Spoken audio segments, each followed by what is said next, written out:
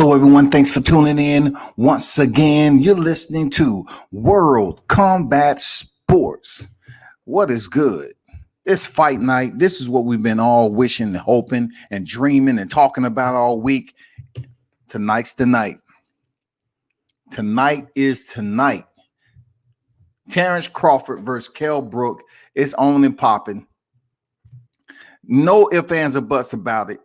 The fight is official. The scales is balanced and everybody's is in attendance. Everybody on the card should be in attendance. Right now, we have Muratalla and Porozo that's on deck right now. This is going to be a 6-round affair. If you want to know what the fight card is looking like, of course, WCS got you. I put it in the description of the YouTube so everybody can have access to it. So far, this first fight, and Muratalla and Porozo is pretty entertaining. But Porozo's, man, you know, he's taken short fights in the past. I mean, he has his share of losses. So we'll see how he fares tonight in this fight. You know, we'll see if he has anything different to push through it. He had some success, you know, in the first round, but Muratalla, man, he came back in the second round with a vengeance. He was like, nah, you playing with the wrong one. You know, I was just warming up. I didn't want to take you out early. But when he got touched up with that right hand, Muratalla said, nope, I'm about to get the business. Shout out D-Ray in the building. What's good? Got 5 in the building, 4 likes. Give me one more. Just give me one more. If you're in the building, man, hit the like button. It's fight night. Plus, we got the UFC that's going on. But, you know, we have Rafael dos Anjos going in against Paul Felder. But this is straight boxing night tonight. I had my share of grappling today. Shout out to all the grapplers I was able to touch bases with today in the Naga tournament. Salute to you. It was a grand experience as always. Shout out to, you know, the 4th degree black belt June Cow, AT&T professor down here in the ATL, man. Had a chance to watch him and his students compete today. Grand experience. This is all about boxing today, people. Absolutely. You look down in the comments, in the description. On deck is Muratalla and Porozo, 6 rounds lightweight division. That is contended at the 135-pound limit, y'all. You know what I'm saying? Next, we got Vegas Larfield and Juan Alberto Flores, 4 rounds bantamweight, contended at the 118-pound limit. Duke Ragan versus Sebastian Gutierrez, 4 round, the featherweights. That is a 126-pound division. And then, of course, Tyler Howard versus KeAndrae Leatherwood, 8-round middleweights, contended at the 160-pound limit. And then, of course, my boy, don't blink, Mr. ESPN himself, Joshua Greer Jr., Chicago's own, Chicago stand up out of Garfield Park. Shout out to his boy, Ed Bad Boy Brown, that was killed back in the day. Promising boxer. You know what I'm saying? But shout out to Joshua Greer Jr. getting back in here against Edwin Rodriguez. 8 rounds, bantamweight, 118 is the limit. And of course, in our co-main event, we have the one and only Joshua Franco going in there to try to get it done again. You know what I'm saying? He's saying it wasn't no fluke. He versus Andrew Moloney in a rematch. 12 rounds for the WBA super flyweight world title, which he lifted from Andrew Moloney in the first outing. And then, long behold, we have 3-division superstar, former undisputed Omaha, Nebraska's own Terence Bud Crawford. His record, 36 victories, 0 defeats, 27 by way of knockout. He is the reigning, defending WBO welterweight champion.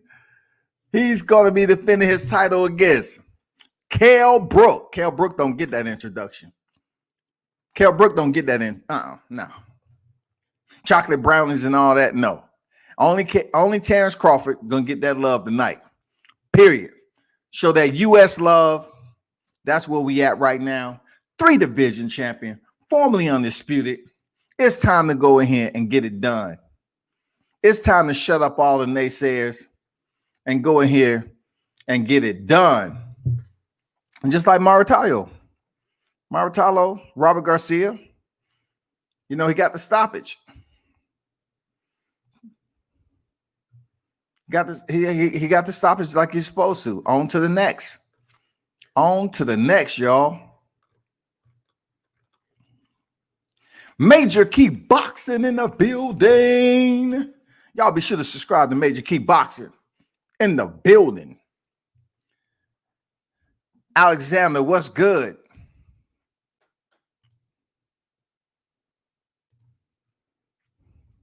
I don't know why I didn't have Major Key Boxing as a moderator, but that was your wrench, homeboy. That was your wrench right there today. My birthday's tomorrow. I'm giving out wrenches to the dang supporters, not the part-time temporaries. You know what I'm saying? Mitch in the building. What's good? Combat, what up? Is the undercard on ESPN. The undercard, I believe, I'm on ESPN Plus. Check it out. It might be on ESPN. I just got home. I was at a grappling tournament since the early morning. Believe me, I just got back not too long ago. Real talk. Lewis said, P. Scott, ready for this work? Who you got? I better not see people hating on the home ground American champion either. It ain't no hating going on today. No, it's not no hate. Crawford gonna get that love, that WCS love, that US love, that black love, that 3-division champion love, that undisputed love. You know what I'm saying? He gonna get all that today. Crawford's gonna get all that embracement today. I ain't worrying about what any other channel is talking about. They want to hate on Crawford because of Spence and showing some temporary love today. So be it. I'm giving them love today.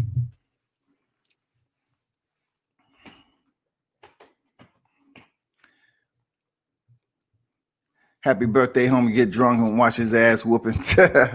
Yeah, man. I might have a. I don't drink though like that. You know what I'm saying? I don't drink, to be honest, bro.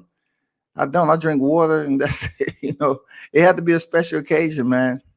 Birthdays when you get this age right here, the motherfuckers come and go, dog. Just like Monday. Your birthday become Mondays, man. Unless you married. If you're married, then your wife might come up to say, come to the table, or let's go out to eat. Let's go to the best restaurant. It's your birthday. She coming there dressed all nice and give you what you're looking for. You know what I'm saying? That's the good times, man. That's when birthdays matter. Big boxing today. Rap star in the building. Salute. What's good? It is, man. The first fight on the card just ended. All right. The first fight on the card just ended. That was Muratalla and Porozo. So next we have Vegas Larfield versus Juan Alberto Flores. Should be a 4-round bantamweight. But check this out. You know how top rank do it sometimes. They have fights out of order and everything like that. But the undercard, I'm telling you, the prelims is pretty damn tight. Seriously, the prelims are all right, man. I think I'm saying that more so. My boy Josh Greer back on the scene. He took a loss against Mike Planilla, Filipino fighter. They had that awkward whipping style left hook. Dropped him twice in the bout, but he didn't make no excuses. He said he just got to get back to the lab and cook. You know what I'm saying? Just got to get back to the lab and cook. That's my boy, man. I still think he's one of the best boxers in the game right now. Everybody don't make it to the championship fight, directly easy. So he'll be back. Real talk.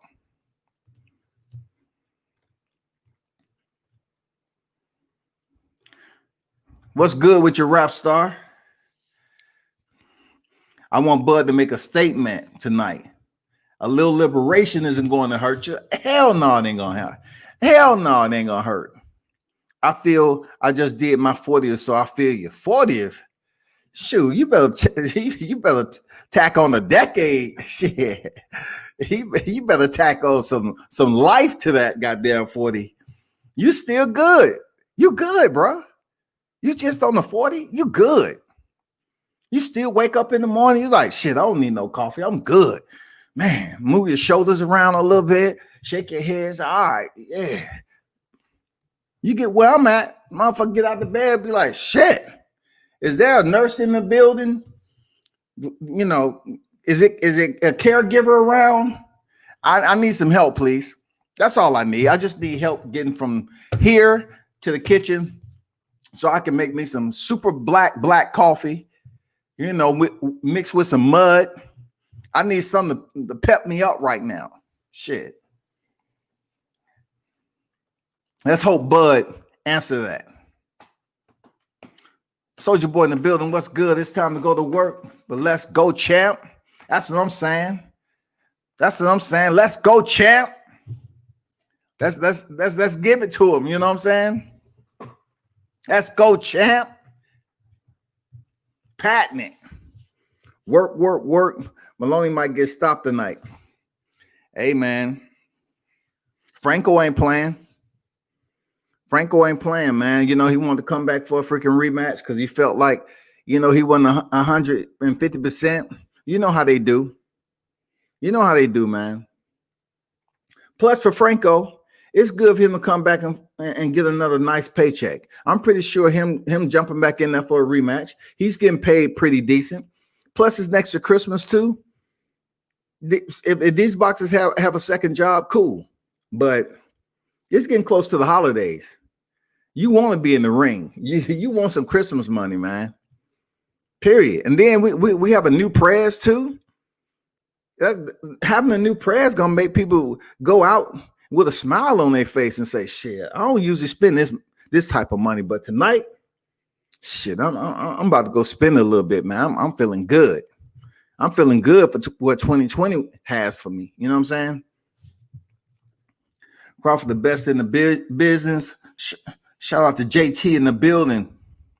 Yeah, I don't know if Moloney understands how bad Franco wants this and want to get revenge. Man, I'm telling you, man. I'm telling you. Joshua Franco ain't coming to play. Joshua Franco is not coming to play, man. It's a lot riding on this fight.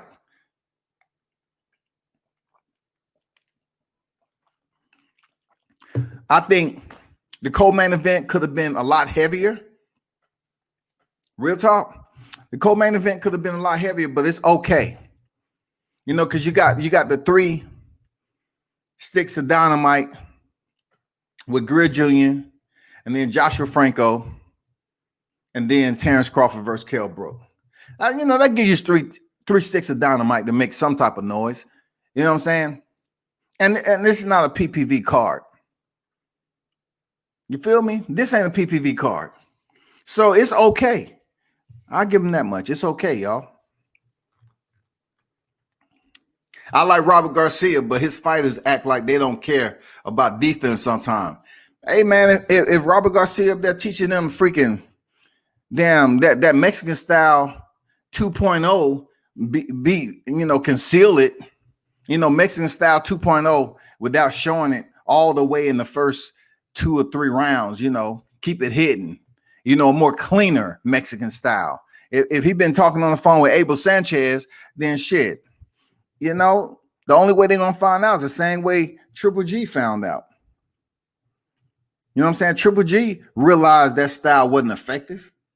He was getting hit too much. Shit, right when he got the fight. What's that one fight? After he got that fight, you know, he signed a new deal. He bounced. He knew he was about to sign that deal. He said, shit, fuck that. Everybody was like, man, Abel Sanchez got you where you need to be. Why are you going to leave him like that? People don't understand, man. The relationships with these trainers are not not the best relationships, man. Let me see who's up on deck next. Now they still talking, man. Andre Ward talking.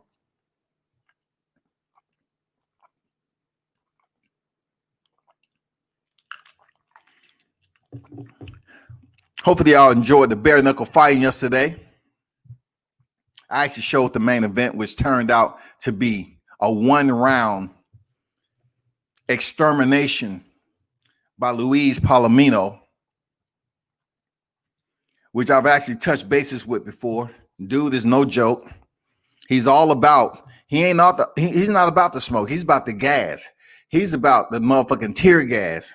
He's about all the other chemical shit that bring people to their knees. That's what Palomino is. He's always put on a show. Look, he does have a lot of losses, but he's a tough guy. Okay, who's next? Okay, Juan Alberto Flores on deck. All right, Vegas Larfield. So far, so good. Top rank is going in order. You know what I'm saying? They're going in order. Kudos to them.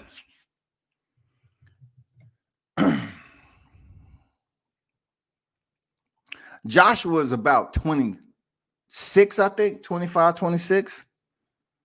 You know, I was supporting him before he got signed with Top Rank. You know what I'm saying? I was supporting Joshua Greer when he was eating eggs at the table, you know, jumping on live. Now, of course, all that shit done changed.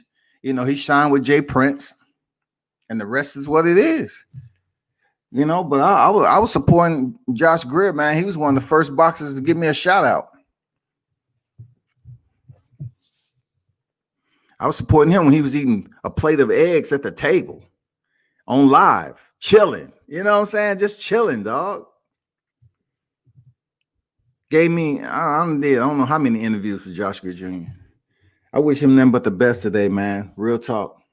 Plus, I think he had 2 kids since then. So, yeah, man. Wish Josh Greer nothing but the best, man.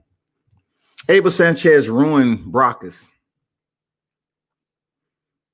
Can't blame she aged overnight. Still a queen, though. She beat Jessica M in the rematch. Look, one thing about Cecilia Brockus is that she was able to get to a point in her career without being truly touched. She was able to maneuver and stay under the radar, man, and do what she do with the medals and accolades, man. And when she came to the point when she got online and started talking about she was about to break Joe Louis's record, I was like, do she understand how difficult that will be? Do you understand that other people probably know the same thing and that's not going to happen? That's not going to happen, Cecilia. Now she easy on the eyes. She's a cutie. No doubt about that. But this didn't have anything to do with looks, because you got away with that for a long period of time. We all know you nice. You know what I'm saying? You let a girl that looked like a freaking Terminator kiss you in the mouth, and you didn't even feel like you was upset. You was like, she's just playing. Man, you know, she need to stop playing like that. What? She kissed you in the mouth because she wanted to. But anyway, she started to get online talking about she about to break Joe Louis' defense record. And I'm like, girl, that's not going to happen. And it was about that time for her to turn old, you know, become antiquated, thing of the past, whatever. If she somehow, some way gets another rematch or whatever the case may be, I mean, not too many people are going to care about it, to be honest with you. We're in the first round of Flores Larfield, man. This is a damn good fight. These guys are staying in the freaking pocket and trading. Hold up for a second.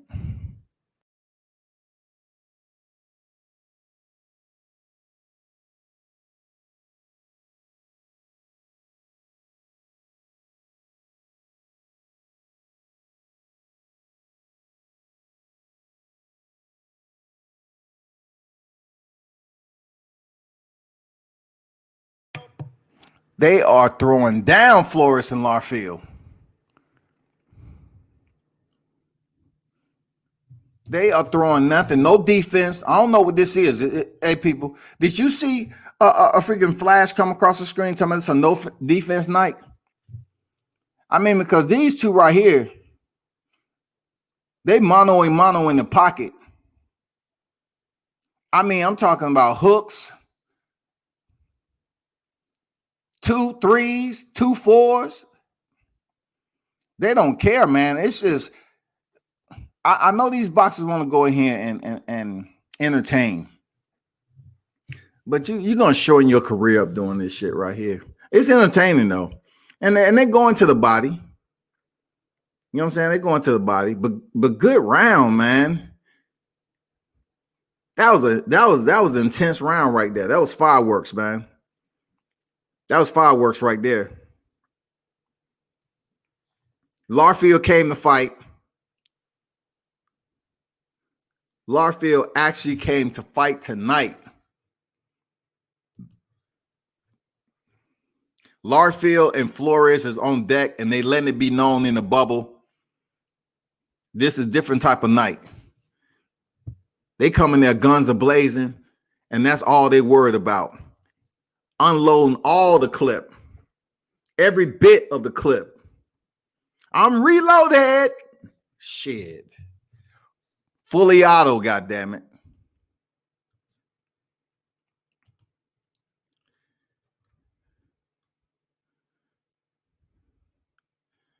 Shout out to Rap A Lot. Yep, shout out to Rap A Lot, man. You know what it is. Them boys move different. I'm telling you. I remember I was in NYC. Shoot, I saw Jay Rap A Lot, the other guy to be with him and all that. Shoot, I say, man, I'm a man too, man. I'm gonna have to ask him for a picture because you know, I just don't get this opportunity. I had to ask Jay Prince for a picture, man. That's the OG, man. I had to ask him for a pic. Shit.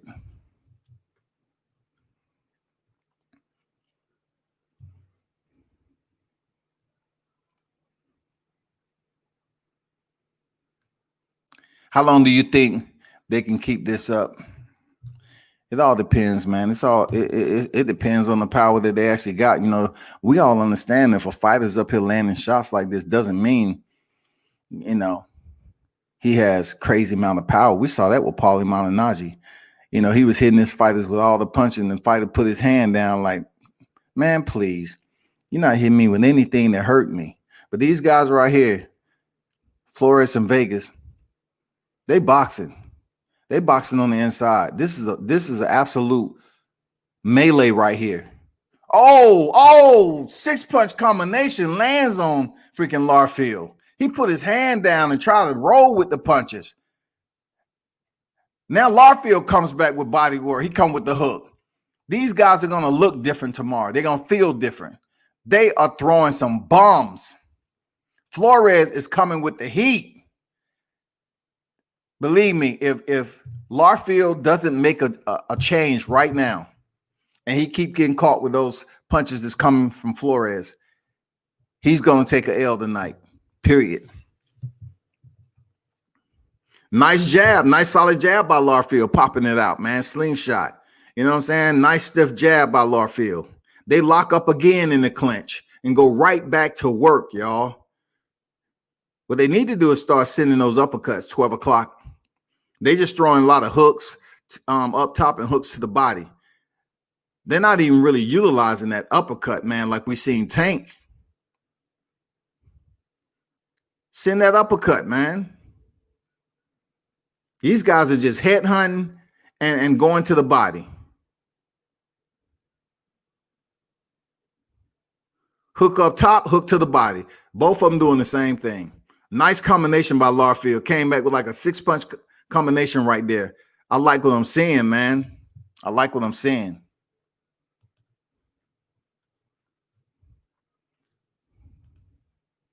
I had to put up the thumbnail. I got to put up the thumbnail, let everybody know it's a top rank affair tonight. It is absolutely a top rank affair.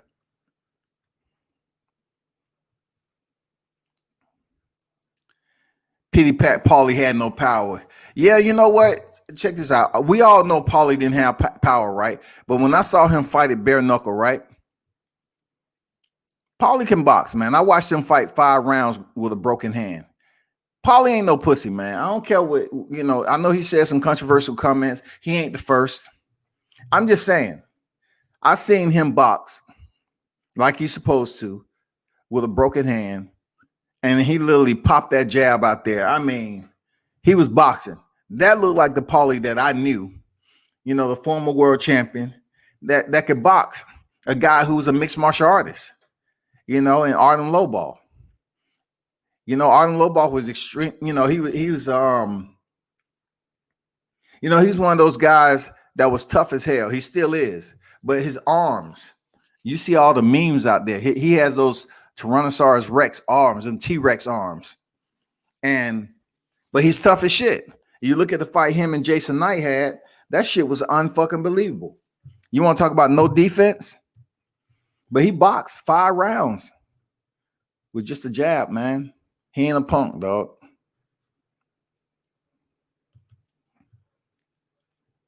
Unfreaking believable. Larfield ended up getting a knockdown. This is the 3rd of the 4th round. Larfield got the knockdown, man. Larfield showing his toughness, man, his grit. Nice right hand. Sent him, lined him up nice, straight to the canvas. Broke him down. Look, the only result that you're going to get from a firefight like this is the first person that breaks. The first fighter who starts to fragment, and that's what we're seeing right here. That's what we're seeing. Bow! Hit him again. Line him up with the 2. I like that dang counter hook. Oh man, beautiful, beautiful. He beat Flores out the ring. Flores' head was out the ring. I got to give it up to damn Larfield for that comeback. He took that punishment in the 2nd. He came back in the 3rd. I like what I'm seeing right here. I like what I'm seeing. Congrats, man. Congrats to a damn good fight. Seriously. He's bantamweight too. He ain't gonna fuck with my boy Josh Greer though. But I give you that. You know what I'm saying? You 118. I give you that tonight, Larfield. But you ain't fucking with my boy Greer Jr. Don't blink. He gonna have your ass laying up on that pillow nice and comfy. I got you. I give you your props. I give you props. Real talk. But you gotta learn how to. You need some damn defense, bro. What's going on, SB90? I'm changing my prediction. Got Bud 5 or 6 by stoppage. Okay. I mean, look, I told y'all yesterday I couldn't really predict the fight. I'm not going to just go out on a limb because I'm going for Bud. I'm not going to go out on a limb and say something just crazy. I think, a lot of me say, okay, yeah, Bud going to win the fight. I mean, I got him. But then I look at Kell Brook. Kell Brook's energy different. His tone is different. He came in super shredded. He fought 3 fights after the Errol Spence fight at 54. He came to play ball, man. He's talking the talk. And a lot of me looking at his 2 fights that he lost and the beating that he took, I mean, maybe he learned something from it, man. I don't know, but Kell Brook looked like, man, who told y'all like I couldn't do shit in this sport? Who told you that? And then, Terence Crawford said, you in my division, and Kell quickly responded, no, actually you in my division. Because he was here before. I get it.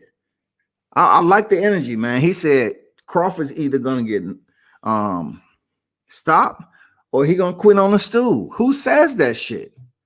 Kell Brook say the man gonna quit on the stool. Now Crawford fired up, but he not gonna let too many people know it. But he like talking to Bo Mac like, Bo, you hear that shit? He was talking. He must be looking at that Mean Machine fight and think he got an easy one tonight. And believe me, they probably did look at that Mean Machine fight. Kell Brook exactly looked at that Kavalauskas fight And they said, hell yeah.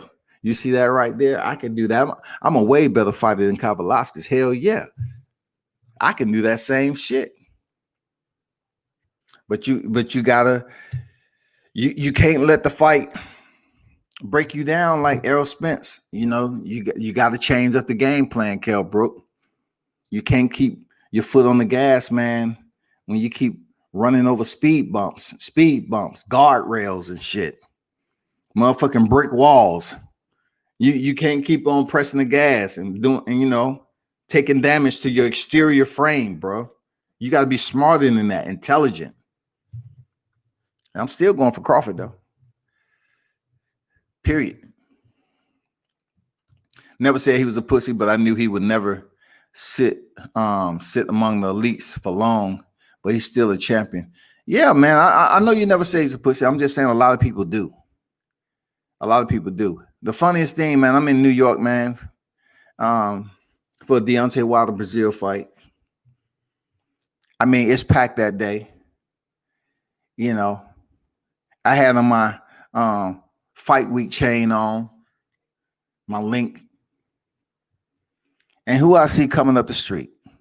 I see Paulie Malignaggi. Now, if that wasn't the time to take my motherfucking camera out and video Paulie walking up the street by himself with a baseball cap on. When nobody around him, Paulie just looking like a little kid leaving school, walking up the street. I mean, it's super packed. I don't know. Look, I don't know what was going on. I don't know if them cats was trying to get enough people and they was going to rob me or what. But you can even ask Tay Jones this from Bomb Squad because he was in the store getting some shoes to walk out to that night. I was saying to myself, damn, there's a lot of motherfuckers out here in the street. Like, it was super packed out there. And then all these little young cats came rolling up. It had to be at least about 35 or 40 of them motherfuckers, dog. I said, you got this many kids living in New York? And they say the shit expensive? They said New York expensive. They must be having babies out there, motherfucker. Seriously, every day. The ER must be motherfucking packed. I think my water broke. Goddamn doctor's appointment over and over again, man. They must be fucking big time over there in NYC because it was like 30 motherfuckers out there. And I'm like, how? What's so important? It ain't shit going on. You know, Deontay Wilder fight going on, but I'm talking about what else got these cats out in the street? And it wasn't even fight day. Y'all. We had just got out the weigh-ins. But anyway, that shit was wild. But I'm from the South. I peeped that shit out. I say, these motherfuckers must think they about to rob me. They must say, damn, that's a tourist right there. We ain't never seen him around.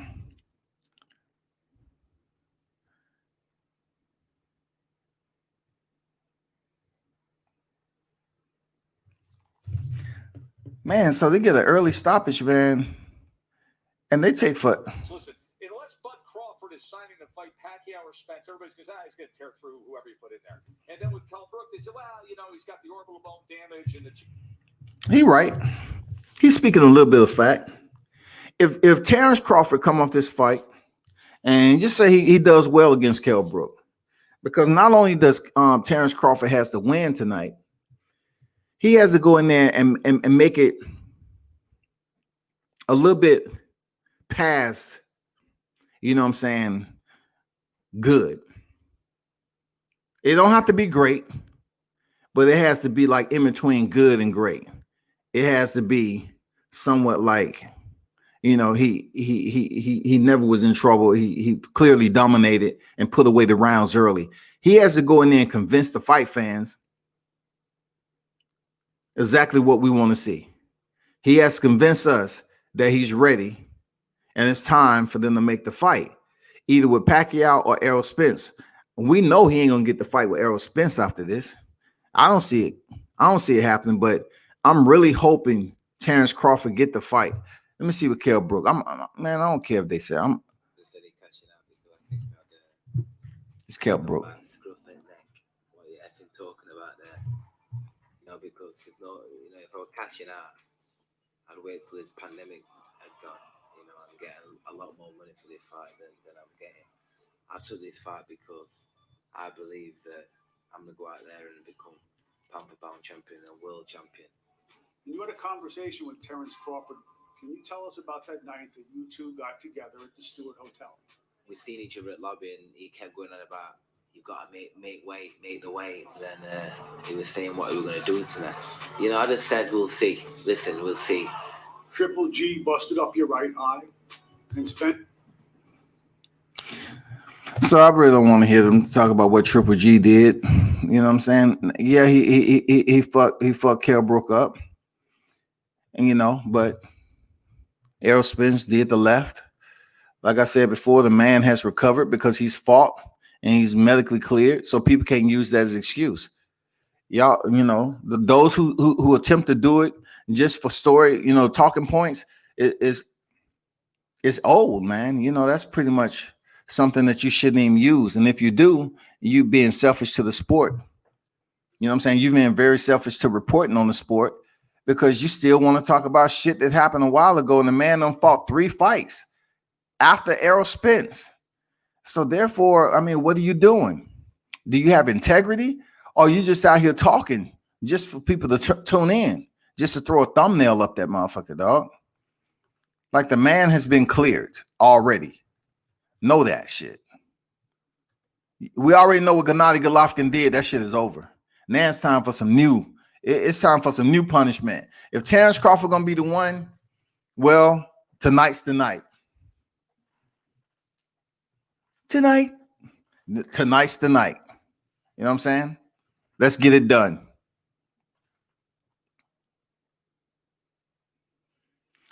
Do you think Kell got on the Bud skin? Man, I look at it like Bud always has somebody saying something reckless to him, man. Gutierrez and Ragan is on deck. Bud always have people saying something reckless to him because he seems like he's not an approachable dude. You know what I'm saying? And for a while, like I tell people, the shit I talk about with these fighters, I'm not capping at all, man. Like, I got the vid to prove it. I just don't put it out there, but I just don't put all this shit out there like that. When I was on the elevator with Bud, I took my phone and I said, "Hey, what's up, champ?" That dude looked at me like, "Man, I ain't saying shit to you." It took me, I think, a year seeing Bud periodically on and off for him to finally say, "Hey," after the weigh-in, because I said, "Hey, Bud, can I get an interview?" He turned me down again. He said, "But hold up." He said, "I'll give you an interview after the weigh-in," because he was focused on Shakur Stevenson. And I said, "Okay, I'm holding to it." All right, cool. All right. He came over there. He didn't allow any other media to ask him a question but me when they was right behind me. Because when they saw that, they was jumping up next to me. He was like, "I'm only talking to him today. That's it." And I respected that. Seriously, I respected that from Bud, for real. Even though it took him a while, I always say all the time, these fighters don't owe us shit. But, when he gave me the interview, I appreciate it. I was like, all right, cool. He told the other media, "I ain't doing the interview with y'all. This is just his interview." I was like, cool. Dude Ragan's on deck, man. This dude got potential. He's 2-0. He's coming up. He got that old Errol Spence look going on. Say I'm lying. Tell me I'm lying. Ragan don't have that old Errol Spence. When they say he was a boogeyman, when he was out here killing him up, he got that Errol Spence look. You know what I'm talking about? That haircut he got, aka that shag. You know what I'm saying? Ragan trying to bring that shit back to life. That shit need to go back to reality. That's what it need to do. This is a featherweight contest at 26, man. Nobody told you try to bring that shit back. It was at one point in time people actually thought that hairstyle was cool.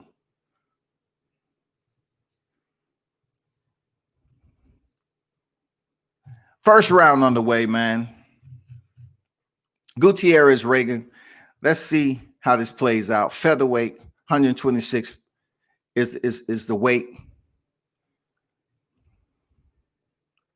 Okay, Gutierrez coming out with the counter.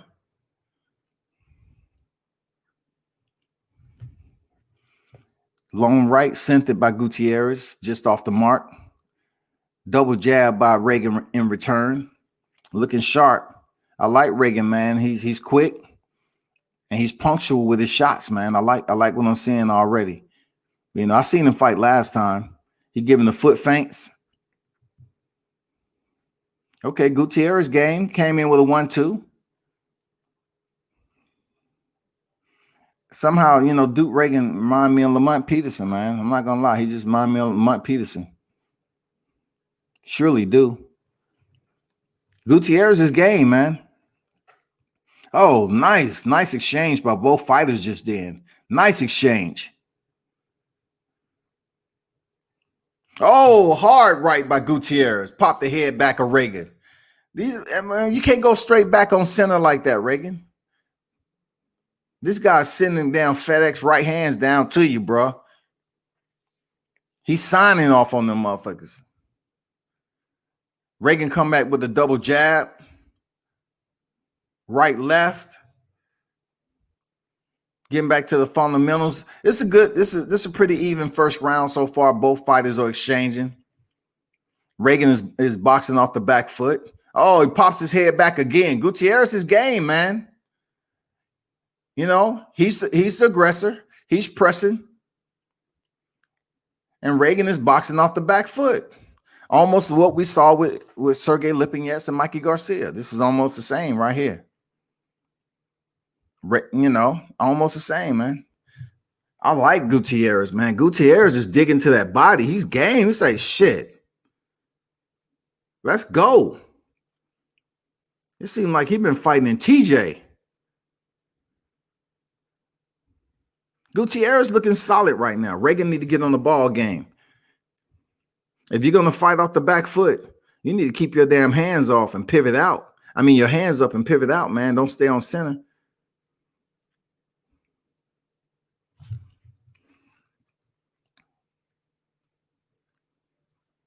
I don't know if Spence will beat Garcia in convincing fashion. He might squeak out, but it won't be easy. A lot of people have that question mark about Spence primarily because, you know, his car accident. Of course, you know, that's reality, you know. I mean, you'll be doing a disservice by sitting up here trying to bullshit the fans. Like we all have that little optimism because it was a bad accident. It was near fatal. That shit was near fatal, man. And you know, we don't know the entire magnitude of Errol Spence's injuries. We don't know. We have no idea. They just said some soft tissue damage and he knocked out some teeth. And, you know, from looking at the picture, you trying to tell me his face swelled up like that? And there was nothing going on with his hold on for a second, people. One of the coaches.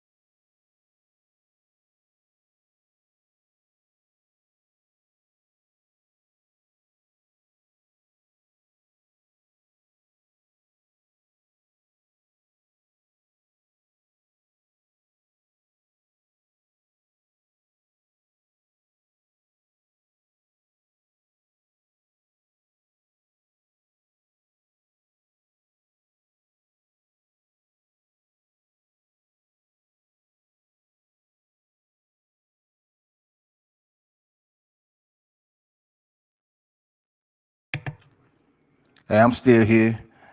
I'm about to get off this phone. Somebody was hitting me up about some business, but y'all hang around, man. Drop some questions in the chat. I'll respond once I get off in a minute.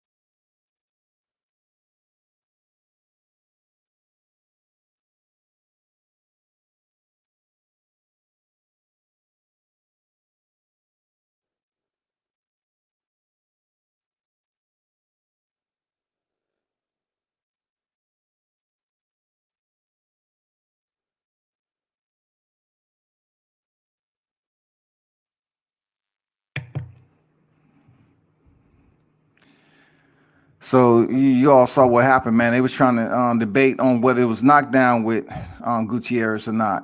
But, you know, Duke Ragan, he improved to 3-0, but they need to slow this cat down. They need to slow him down just a little bit and make sure he gets some, you know, good work in the gym and continue to build up his quality of competition, you know, slowly. They shouldn't be throwing him in there with freaking killers, you know, just to prove a point. We see too many fighters going through that and they end up, you know, taking that first loss and they only like 5-1. They 5-1 and shit. You know what I'm saying? We all saw with Duke Ragan.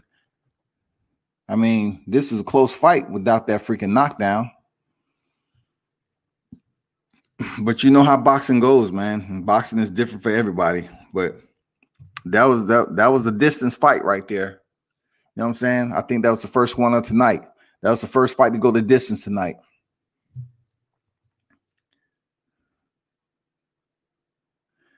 Bud gonna have to do it, but I think he can. The first 3 rounds are crucial for Bud, but can't let Kell get an early confidence. I think Kell's gonna come out different. Kell gonna come out there on a mission. I just feel it, man. I feel that Kell's gonna come out there and try to catch Bud slipping, who try to take his time, you know, getting started. You know, I mean, it's just something about it. If it's not anything about Kell Brook, you know, then he's just going through the weight cut and he's just talking up the talk and everything. Because he say if it was all about the money he was cashing out, he would have just waited till after the pandemic was over. But the pandemic's about the shutdown about to take place again. It may not be as strict as the first time. Now that we have vaccine that supposedly is going to be accessible to the public. I'm not sure what the price point is going to be. You know what I'm saying? But for all we know, that shit, I ain't gonna say it. That shit could be something else. But anyway, I just, you know, as much as I've heard boxers trash talk, I really think Kell Brook is coming in this motherfucker to fight. He's coming in to fight, man. He's giving me that vibe that he's gonna make it a different type of party. You know, that's what I'm getting.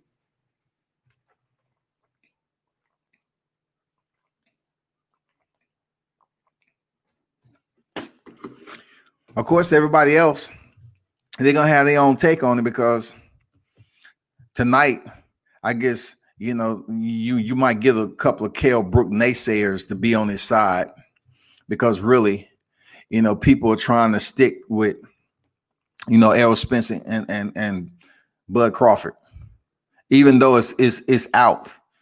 The calendar, the forecast is out there, but they still want to bring it together because, you know, it sounds good. It's a lot of backstory to it. So we still want to bring this fight together, but we like 2 fights out. We take away the fight tonight if they win, both Errol Spence when he wins, and then I think they're gonna fight somebody else. So we'll fight out. We're 2 fights out. 2 fights out because these fights haven't happened yet. You know, Bud happened tonight, but 2 fights out for both fighters, and then we'll see how they link up. Is the fight going to be made? PPV, you know, 2021, near the end of 2021, if possible.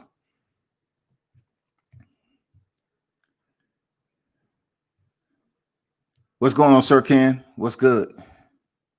World Combat Sports, salute to the wrenches and salute to the chat. Smash the like button. Yeah, man, smash that like button, y'all. This is indeed fight night.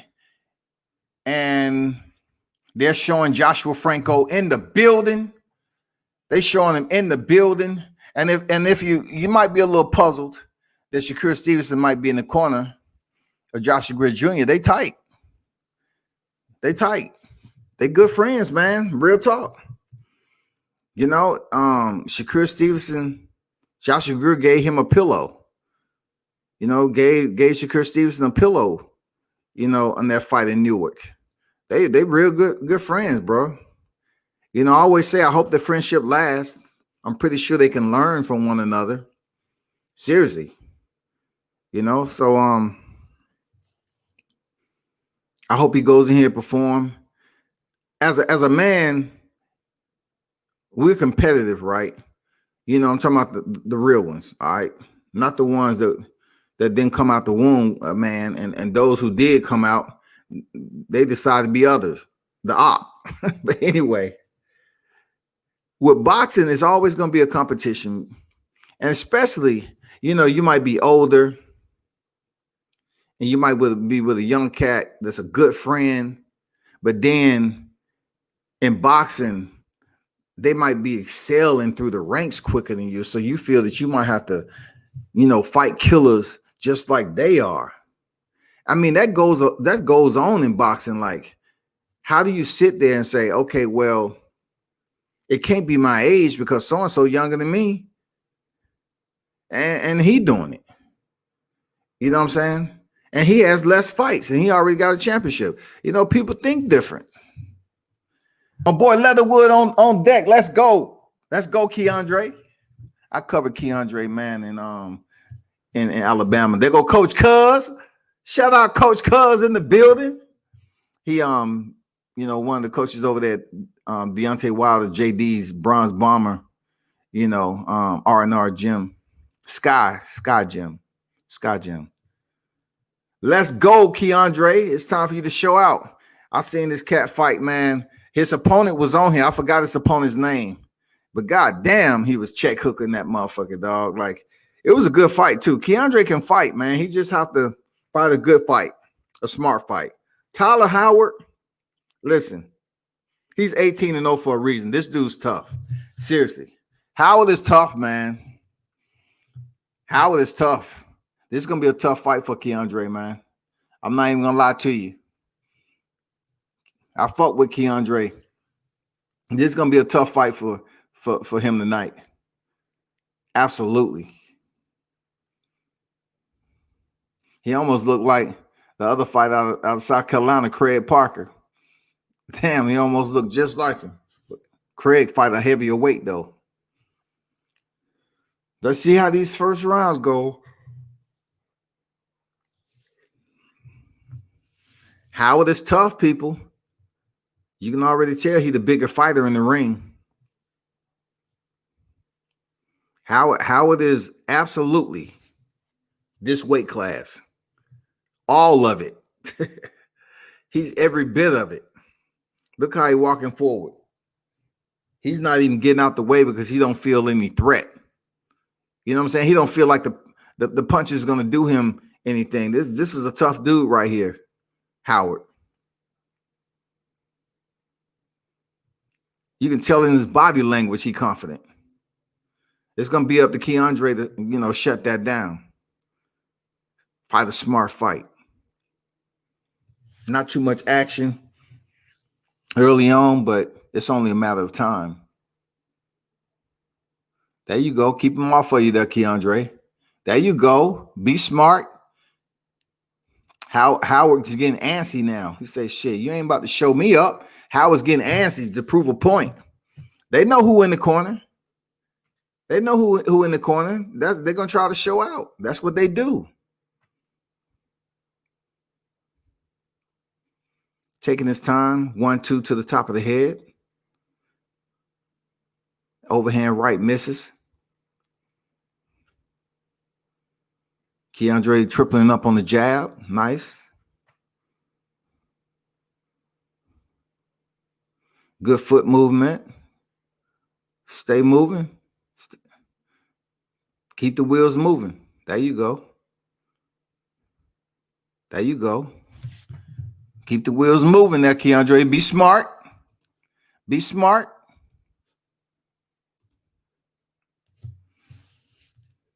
I expect a totally different. There's a minute remaining in the first round. This is an 8-round fight. I expect that second round to be much different than this one. Howard's just walking in front of him with his hand down. Sometimes KeAndrae's still popping the jab out there, which is nice, you know, keeping the stick out there, keep creating that distance. Howard walks in and goes 2 to the body, easy work. It's only a matter of time before Howard starts to open up. That's what he does, man. When a fighter is squared up in front of you like Howard, they don't care. They really don't care. Respect your power. He's just walking into KeAndrae. He's not even freaking curious to know what the power's like. He don't care. Oh, nice right hand by KeAndrae. And Howard, he walked right through it. He caught him on the counter. Good round by KeAndrae. Good round there, KeAndrae. Be smart next round too. Third round. Keep that up, because you know Howard's about to bring that storm to you. You know what I'm saying? He about to bring that beehive. Be smart. Shout out to Jacob Stitch Duran in the building. That man right there never don't have to worry about freaking not getting a phone call to work. The legend himself, man. From the fields to the garden. Pick up his book. Yeah. Pick up his book, From the Fields to the Garden. You'll like it. From the fields to the garden. Jacob Stitch Duran. That man's one of the most notable, popular cut mans in the fight game. Not just boxing, in the fight game, y'all. He was in the UFC. Man, BKFC he's in, boxing. That man never pays for a trip. They call Stitch Duran. They got the schedule planned out. You don't have to worry about nothing, Stitch. Just show up. Got his airline tickets. This man don't pay for shit. This man sat down for me in an interview in Florida at Bare Knuckle Fighting. And he was a cool cat, man. Took his time out. Mad respect for Stitch Duran. For real. Howard's picking up the pace. You know what I'm saying? I like what KeAndrae is doing, though. He's doubling, tripling up on the jab, and he's using his wheels. He's staying active. You got to keep moving with Howard, because time you stop, Howard's just gonna, try to bully and show you how strong he is.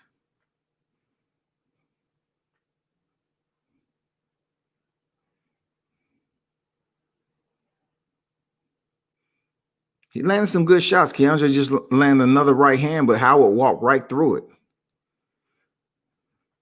We're in the second round of an 8-round fight.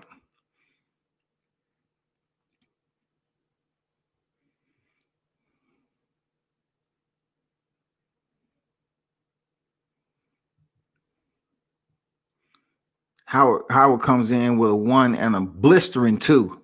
It barely missed his head, though. Okay, KeAndrae lands his right hand.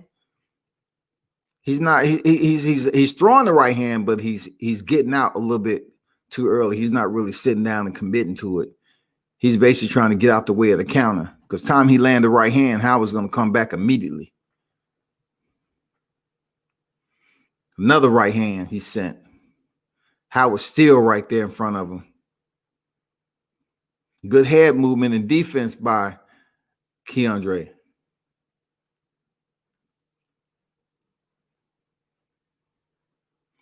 Check left hook. I see you. He tried to come over the top with that right hand again. Howard landed that jab, landed the right hand. He's getting more active with walking KeAndrae down. Good fight so far. Good active fight with 25 seconds remaining. Solid fight so far. I'm telling you, man, this bubble heating up. Fighters both exchange right hands at the same time. He looking good right here. Just, hopefully his lungs are good. If he keep up with this defense, if he can get a bit more accurate, you know what I'm saying? Then we might see a different fight. But there go Terence Crawford. Terence Crawford in the building. Jameer Herring in the back. Steven Nelson to the right. The squad is on deck. Unit. Left, right, squad. Fall in. They rolling up on the scene in unit. Squad up.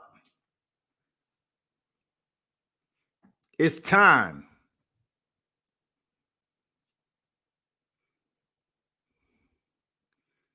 It might be something different tonight. I don't want to be the bearer of bad news. I don't even want to be the bearer. I'm just saying it. Terence is in the building. He's been here, done that. He's been here, done that. You know, a lot of people trying to raise up Errol Spence to be great, but he has a ways to go. He has a gap to go to be on Terence Crawford level, man. Terence is a 3-division champion. A 3-division champion. They want to sit up here and negate the fact of how, you know, who Julio Sindongo was, man. Look at how, you know, when he picked up the titles. He was legit, man. And Dongo was legit with them titles. We in round 3. Let's keep that movement, KeAndrae. You fighting a smart fight, baby. Keep that movement. Active with this jab. I like what I'm seeing, man. You know, Howard get in close, he tie him up. Nice left hand. Keep your head off center.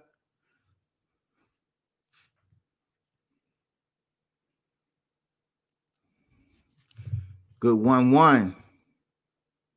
Howard is trying to land that right hand. I'm telling you. Howard is trying to land that right hand, man. And KeAndrae is ducking underneath, is slipping underneath. Oh, nice 1-2, KeAndrae. That's what I'm talking about. Be smart, man. Alabama in the building. Let's go. Give him his first L, man. Good round so far. Be smart. He's still trying to do the same shit. Predictability would kill a freaking undefeated record. Oh, shit. Another right hand land by KeAndrae. Jab to the body. There you go.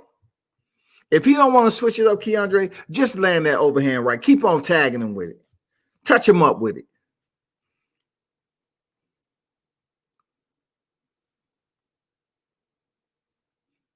KeAndrae tying up. He said, I ain't taking no chances. He missed the right hand. The left hand, he quickly tie up. Good head movement, good defense. Slipping underneath. There you go. There you go. Get out that corner, bro. We ain't park benching tonight. You don't want to do that shit with Howard. Howard keeps on sending that right hand, man, and KeAndrae's ducking underneath it. Great. Keep on doing the same shit. Oh, nice straight jab on the way in. Pop the head back of Howard. You can tell Howard's getting frustrated. Now he comes with the 1-2, lands it, come with the jab. Now he's walking KeAndrae, putting that raw pressure on him, try to pick him up and put him over the top rope. I don't know what that's about. He's frustrated, though. When a fighter square up like that and walk in like it's football, like they're trying to freaking, like they got a helmet on or something, they frustrated. What is that? A stumble? KeAndrae was on the ground. I don't know if he got hit by a punch or what, but he got up slow. Is he hurt? Is that the round? Okay. We headed to the next round. And, you know, Howard's cut a little bit, but we headed to the next round. Yeah, man. Was that a knockdown? Let me see. No, that wasn't a knockdown. He missed that. They just got tied up. He didn't land no shots, did he? Nope. Both of those 1-2 missed. Good defense, KeAndrae. Good defense, bro. You fighting a smart fight tonight. I like what I'm seeing so far. Good work, Coach Cuz.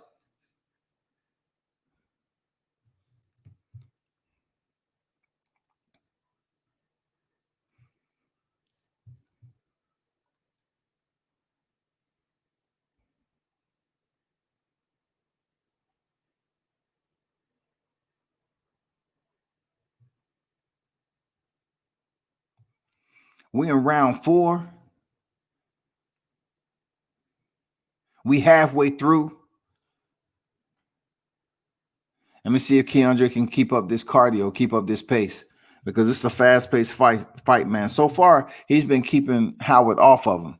You know what I'm saying? He's been keeping Howard off of him.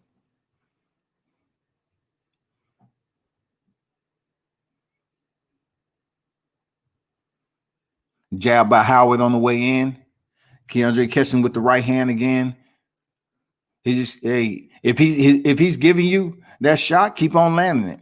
Why not? Popping his head back with the jab. There you go. KeAndrae is fighting a smart fight right now. I like what I'm seeing. He just has to have enough, cardio to the gas tank, man, to keep it going like this. Because Howard, he's walking him down like he just don't care. He's doing the same 1-2 over and over again. 1-2. 1-2 over and over again. That's nothing.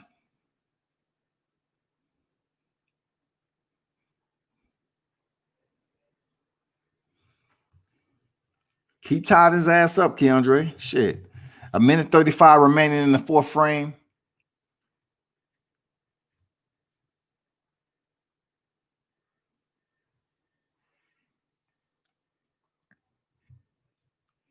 Fighter's top again. He pushes KeAndrae to the canvas. I'm not sure the ref gonna do anything about it. It's boxing. It wasn't that dirty. He's not gonna do anything. Call action. They go back to fighting. Close to a minute remaining in the fourth.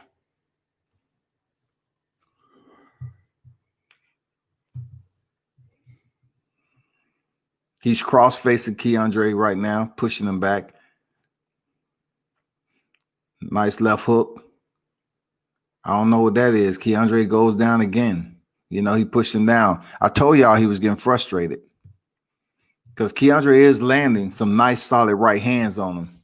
So he's getting frustrated.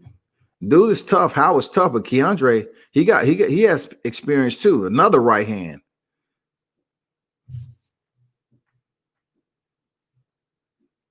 The counter right hand working, cashing checks tonight for KeAndrae, for real.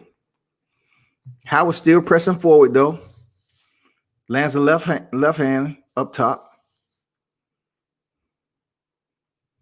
I'm not sure how the judges are gonna be in favor of KeAndrae throwing, 1 or 2 punches and holding. Oh, he caught him again with a right hand and pushed him down. That's not a knockdown. He pushing him down. Howard is messing up. He's the one pushing KeAndrae down, though. You know what I'm saying? He's pushing him down. There go Kell Brook in the building. Chocolate Brownie's in the building. He looked much better than he did at the weigh-ins because he was sucked up. You know what I'm saying? He was depleted. Water gone. So Kell Brook is in the building. Well, he was in the building anyway. I'm saying he's actually showing up to get those hands wrapped. Kell Brook is absolutely in the building. Squad deep. You see the chairs are already there with the towel over it. Those of you that have been to a fight, you know what that means. Those of you that's actually been in the back, y'all know what that setup is about. Usually when they put you in the room, sometimes you be with the person that's the co-main event. It's the A side, B side. Even though they don't talk about it on TV, they usually have the A side, B side in the same room. You know what I'm saying? The A side is going to be with the A side, and then the B side is going to be with the B sides. Okay, we're in the fifth round. Howard comes out with the jab. KeAndrae is trying to keep him off of him, still on his bicycle, landing that counter right hand when he need to. Oh, he did land a shot on KeAndrae. He did land a left hook. I think he did land did he? Man, this top rank replays are garbage. Like, they ain't trying to show you anything. It's just like they just press and play like, yeah, there it is. Next. I've been in the bubble for a week. I'm definitely ain't trying to give you quality shit. I was eating freaking frozen food the whole week. Motherfucking goddamn cold cuts. You want me to give you a thorough damn replay? Hell no. KeAndrae holding a lot, you know. Howard lands a right hand. Get off the ropes. Time he gets on the ropes, then it's a different story. You know, Howard comes in. He's able to put in a little bit more punishment. KeAndrae is pushing off now. When you push off a fighter, that's a lot of energy going into those arms, man. You know what I'm saying? You're just going to push the fighter off like that.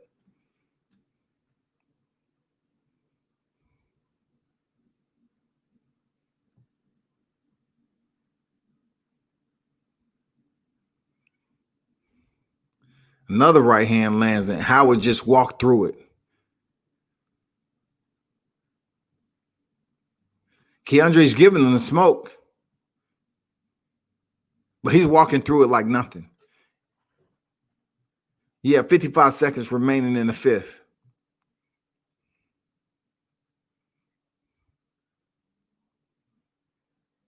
One, two to the body. I thought Howard would have came out with a bit more energy than this and let his hands go. He's just throwing two-punch combinations most of the time. You know what I'm saying? With his hands down, he's not worried about, you know, any power that KeAndrae has. So that's why he's so confident to do what he's doing. He's just throwing 1-2 punches at a time. It's really right now sloppy fight. You know what I'm saying? This is what you call holding. You know, yeah, Gamboa, he was holding it in the second half of the fight. He absolutely was. But this right here has been going on since the fourth round. And that's the, you know, kind of stuff the power of Howard and don't allow him to have success in there. Because he does have strength, man. He got power in them hands. Kell Brook, they're showing Kell Brook again. He all business. 8/16/2014, Sean Porter. You know what I'm saying? Then he fought Spence 5/27/2017. And people still talking about the Gennady Golovkin fight. The worst damage he received, 2014. They still talking about it to this day. 2014. 6 years ago. They still talking about it. Kell Brook up there dancing. Seems, you know, relaxed. Chest out. Kell Brook got that different type of energy tonight, man. And he doesn't look small, though. Just from sitting right there, he looks like the bigger fighter already. Shit. I ain't gonna lie to you. He looked like the bigger fighter. I ain't gonna lie. Kell Brook, he ain't a small dude, man. He looked like the bigger fighter. We're in the sixth round, and it's been pretty much, you know, KeAndrae fighting a smart fight. He really don't want to, you know, allow Howard to land more than one punch on him that's going to do damage because he is the more stronger fighter. But so far, he's just been doing the same shit with these 1-2 combinations.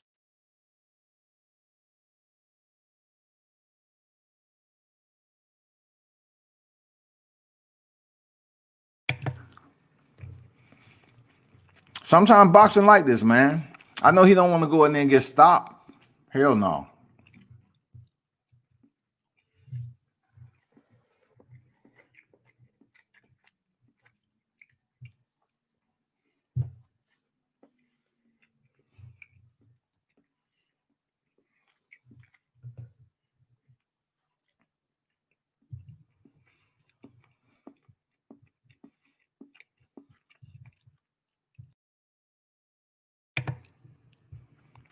So the referee is doing what now? What they want to do? Are they taking a look at the cut?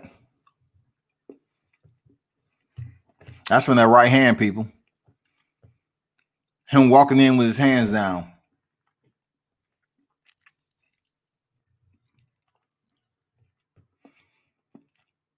It may not look like it's hurting, but it's doing damage.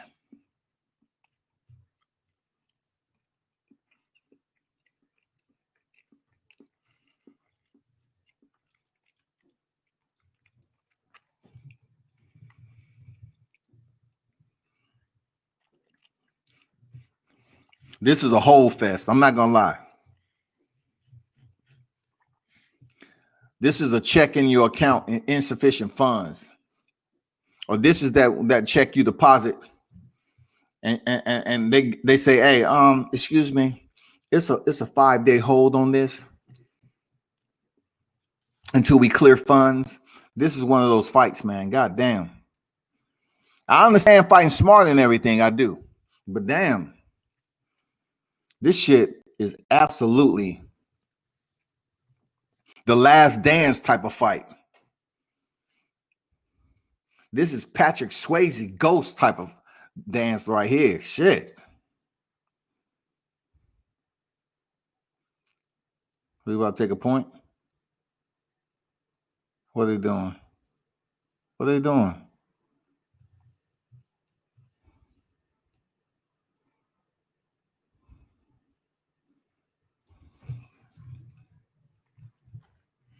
Howard's coming on.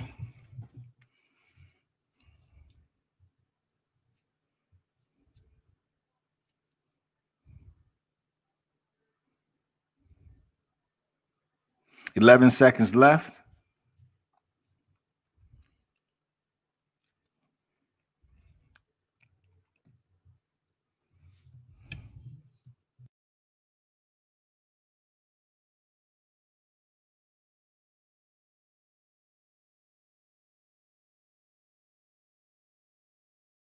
And that's the case in Terence Crawford. Crawford look relaxed. I prepare each fight to better myself. I don't prepare for fighters. I don't go in there and say, oh, well, he's going to do this, he's going to do that. No. I say, all right, well, this is what I need to work on. So this is what we're going to work on. So come fight night, I'm not worried about what he got going on because I know me. Okay. Right, he got it like that. Okay. Yeah, we're supposed to. He does. I mean, I think he has a general game plan, but I also believe. If they asked Andre Ward, you know everything Andre Ward said about Crawford is going to be freaking A-OK. He's not going to say anything bad. And, I don't blame him, man. You don't have to. Crawford is staying true to who his friendship and who his, trust lies in. You know what I'm saying? That's Terence Crawford. Obviously, they're good friends, so he gonna say what he say. Period. That's the way it is. Okay, ain't nobody gonna be able to do shit about it. He's always gonna be biased towards Crawford. That's just what it is. A 1-2 down the pipe by Howard, man. Howard's this fight. I don't know if it's styles. I don't know if the KeAndrae is boxing off the back foot, holding and punching, but he really has looked average this fight, because you expect somebody with an 18-0 record to be able to change it up and come up and come with a different entry point with his punches. You have the uppercut there. If you're gonna throw the right hand and he ducking underneath it, feint, and then shoot the uppercut. It can be a right uppercut. You can make it seem like you about to throw the right hand. You about to throw that counter. Shoot the uppercut, man. If you keep on throwing the overhand right and he ducking underneath it, shit. Switch that shit up.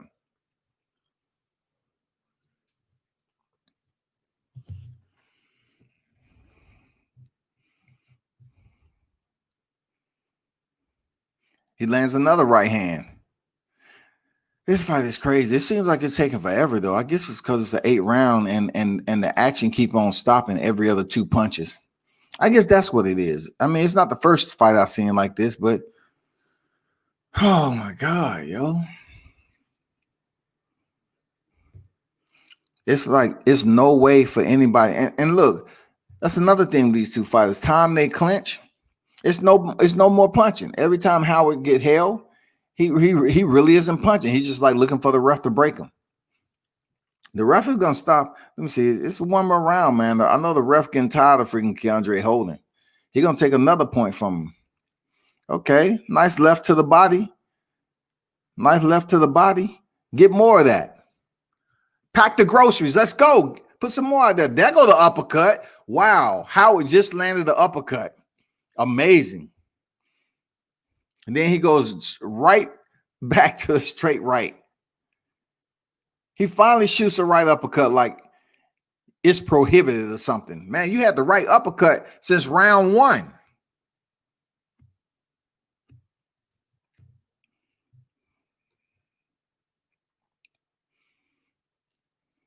The referee is called a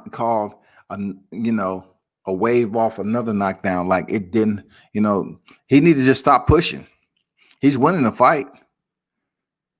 Shout out to KeAndrae for standing there, man. Shout out to his family too, man. His wife and kids. Shit.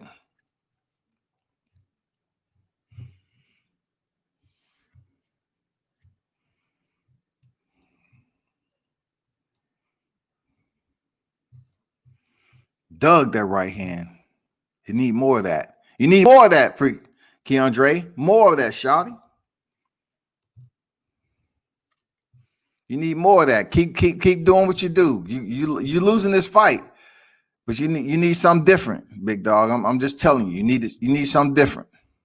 They are not going to give you this fight throwing one punch and holding.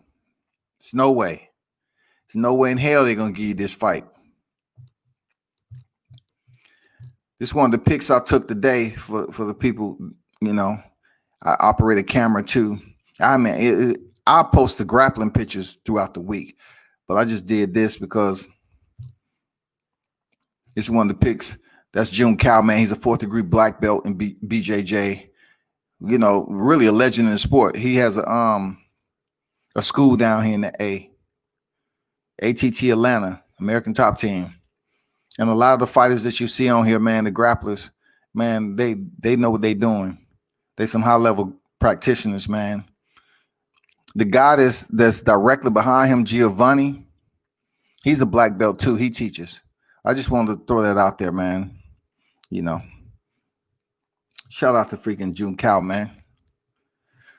Back to boxing. I told you, I go to these grappling tournaments. Mixed martial arts. Why are he arguing though? Why are we arguing? It's the 8th round. It's no need to argue. Just go ahead and finish the fight strong. Try to knock his ass out there, KeAndrae. Let's go. It's no sense of arguing. Just get with it. You made it this far. Obviously, you had a solid game plan, to get you where you need to be. You've been holding and punching, but hey, that was the fight plan, man.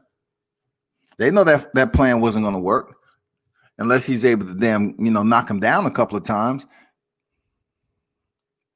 Howard rushes in with a 1-2. Really a robotic type dude. I've seen him fight better fights, in my opinion. He's undefeated, 18-0. And he's just staying to the damn 1-2 fundamentals, hands down. Sitting on his shots, missing. It might be the defense of KeAndrae. But also, why are you continuing to throw the same shot over and over? And KeAndrae has stayed consistent with slipping those punches. He's been consistent. If he slips underneath it, he's going to hold you. Let me see what he's about to do now. Let's see if he's going to steps in, throws the right hand again. Slips in, throws the right hand again. Okay, steps in with a jab. Now the right hand. What are we going to see? Right hand? Right hand? That is. Another right hand. The ref wave off that time. KeAndrae got knocked down. Now he giving him a knockdown. Now he gave him a knockdown. He might be getting a little tired. We have 13 seconds left. Damn, bro. Now how is he don't care now. He has to fight for show.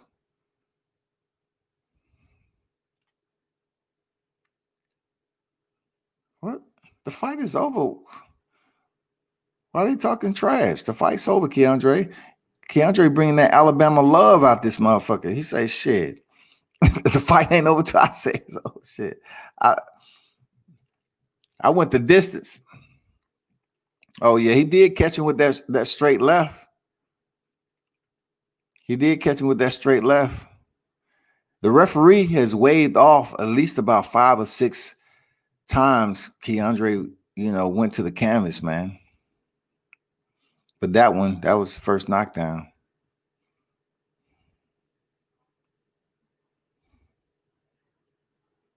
That was one. Oh my God. That shit was like a low wattage bulb in a warehouse, goddamn. That shit was just flickering.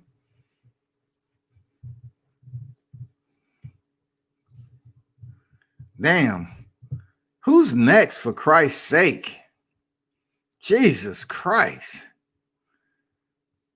Damn. Joshua Greer up next.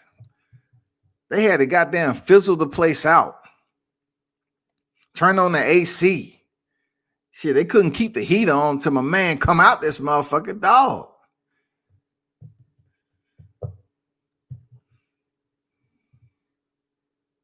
That's a nice little cut over his eye, though, from that right hand. That just goes to show you, man. That's an ugly cut, too. It's beneath the brow. Yeah, that's definitely a bad cut.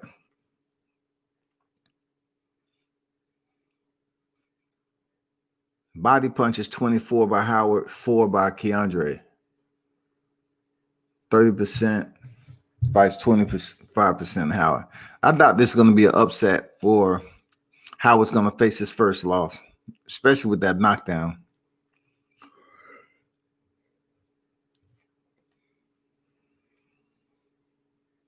Let's see what they're talking about.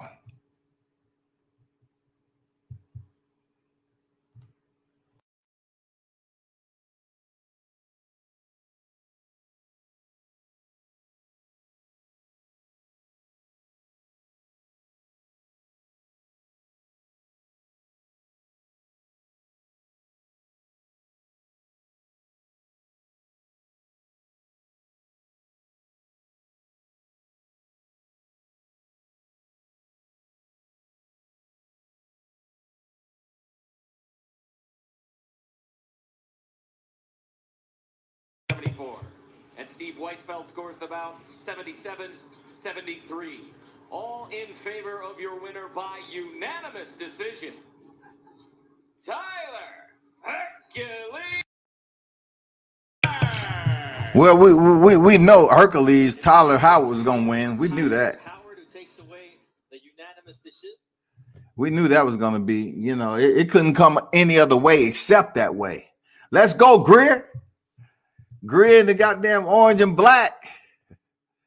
Shakur Stevenson, he's going to be in the corner, like I told you.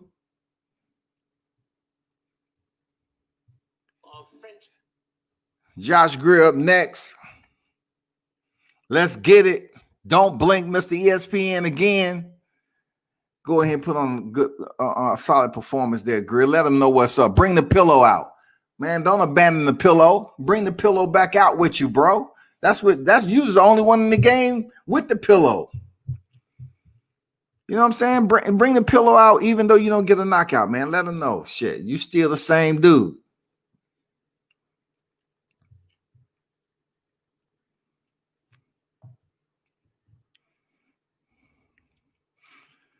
Refs are boxing is going live after the fight. Okay, for sure, man. That's what's up, for sure. Go on training ground.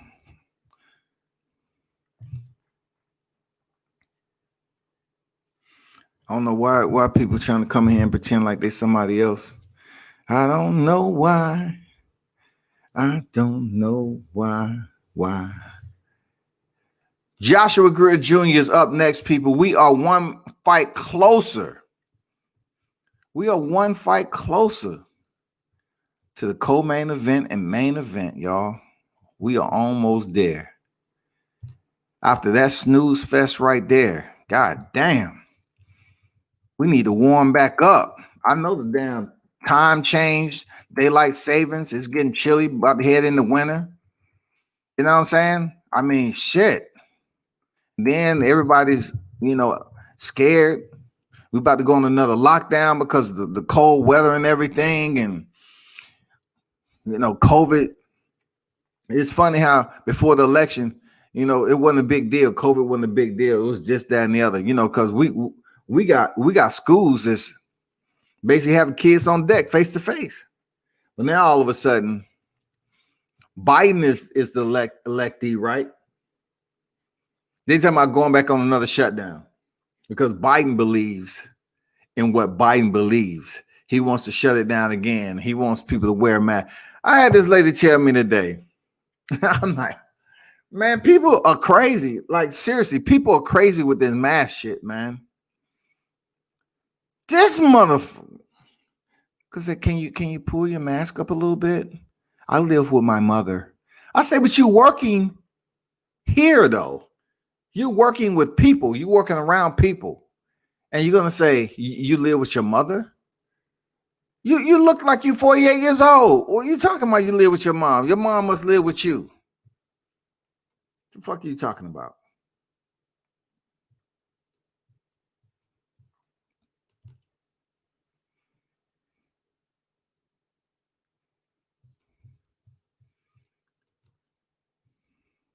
Let's go, Josh. Fight a smart fight. Get this W. Let's go, Greer. 22-2-1, 12 knockouts.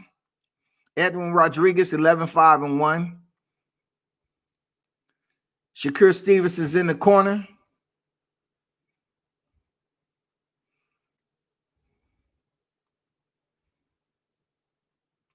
He got the Rap a Lot. Look at the Rap a Lot on the left breast label right there. He got the Rap a Lot stamp right there. Let me see what they got to say about Greer. Don't force the knockout. Don't get caught up in the moniker of night nights. From my last fight, I learned a lot. There was a lot of things that I needed to work on, and I needed to take the initiative ASAP to work on those things. Early on, I got caught with some hooks because my right hand was down. Technical, basic things. It's small things, but they turn out to be big things. I worked on those things with KeAndrae. He came on strong in the latter half of the fight, but those two knockdowns, man. Those two knockdowns did it. He didn't make no excuses, though. He'll never make no excuses, man. You look at the tattoo on his chest, across the top of it, it said no struggle, no progress. You know? If anybody knew what it was like to come up, you know, and have it hard, it was him. He made it out, though.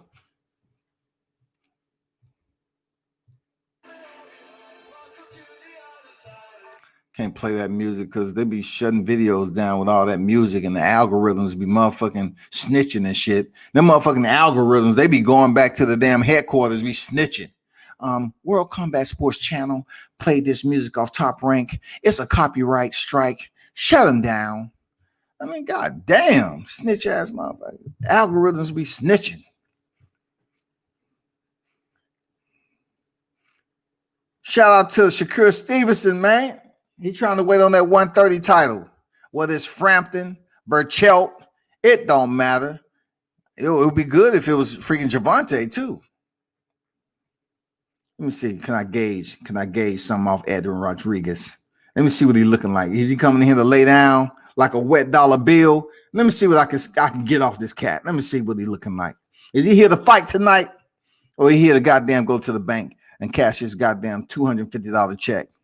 Night is in the building. He brings a record of 22 wins, 2 losses, 1 draw, 12 of those victories. Night. Way of knockout from Chicago, Illinois, Joshua. There it is. There it is. Don't blink. Don't blink. Introducing out of the red corner. He weighed in at 118.9 pounds. He don't get no shine on here.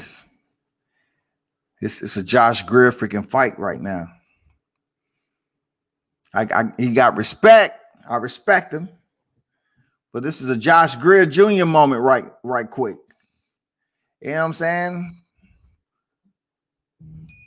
We trying to goddamn cheer Josh Greer back in the fray, get close to that title contention. That's what we trying to do.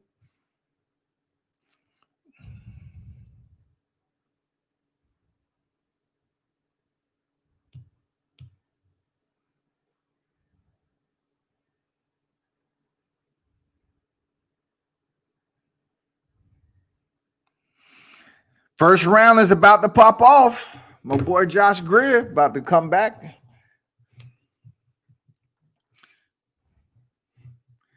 And here we go. First jab sent by Greer, one up top to the body. Okay, left hook early. You know what I'm saying? Old boy's hand is tight. He has the earmuffs on early, like they Beats by Dre, goddammit. Okay, double jab by Rodriguez.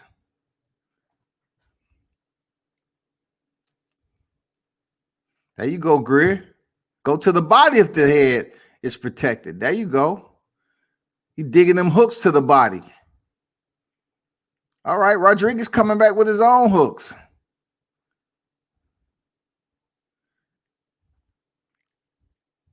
That just goes to show you Greer ain't scared to stand in the pocket just because he got knocked down. He's standing in the pocket trading with this dude. From the first round, they already going mano a mano. He has a high guard, though. It's early. This is an 8-round fight. He has a high guard early, though.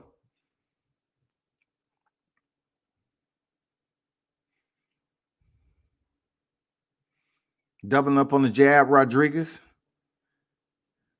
Greer is sending that 1-2 down the middle, but, you know, Rodriguez has a pretty decent guard. Nice left hook on the counter. There you go. The 1-2 by Greer, man. He got them hands up tonight, bro. He got them hands up tonight, though. He got them hands up tonight. Discipline. Discipline, Greer. There you go. This is head to head. Rodriguez, I have to say, he came to fight. Rodriguez is staying there.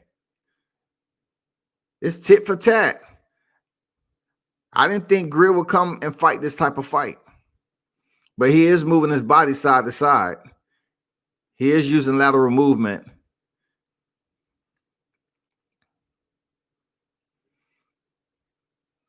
It's an exciting fight, though. It's better than the last one. 1-2, lined him up nice. Rodriguez came to fight, though.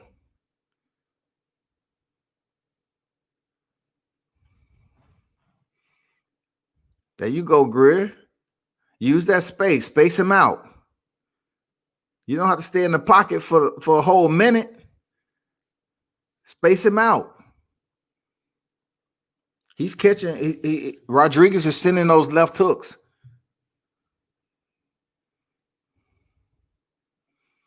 This is an exciting fight, man. This is a nice fight. Greer, keep that right hand up there.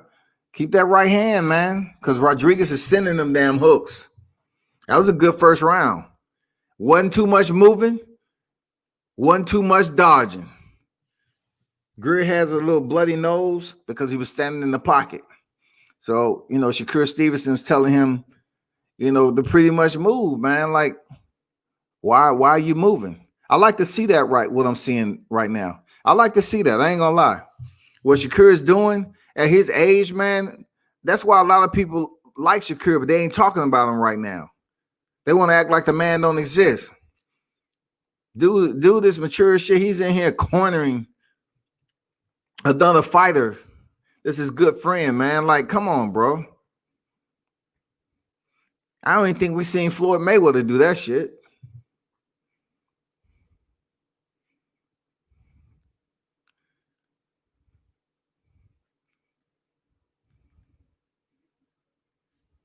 That's the future right there. Shakur Stevenson. Let's see how Greer fight this second round. Come on, Greer. Be smart about it, bro. You got foot movement. You know how to box. You don't have to prove you can box on the inside. Fight the smart fight. He's taking it to Rodriguez right now. Rodriguez still with the earmuffs on. Rodriguez landed 29. Greer Jr. landed 25 in the first round. That is the punch stats right there.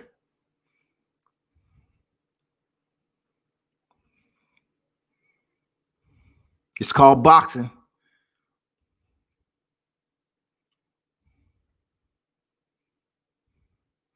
That's it. Stick to that jab, Greer.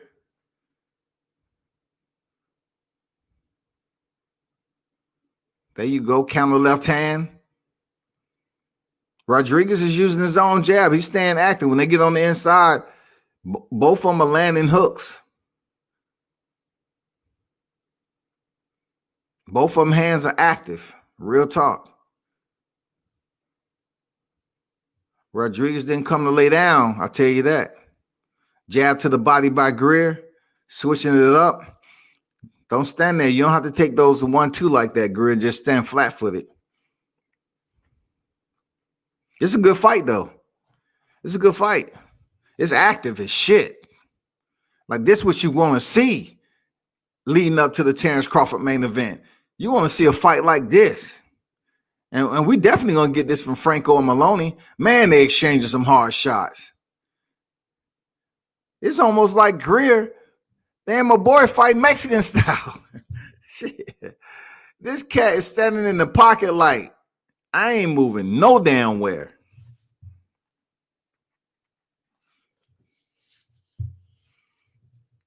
They have more space now. Let's see who take advantage of it. Good doubling up on the jab, Greer. There you go.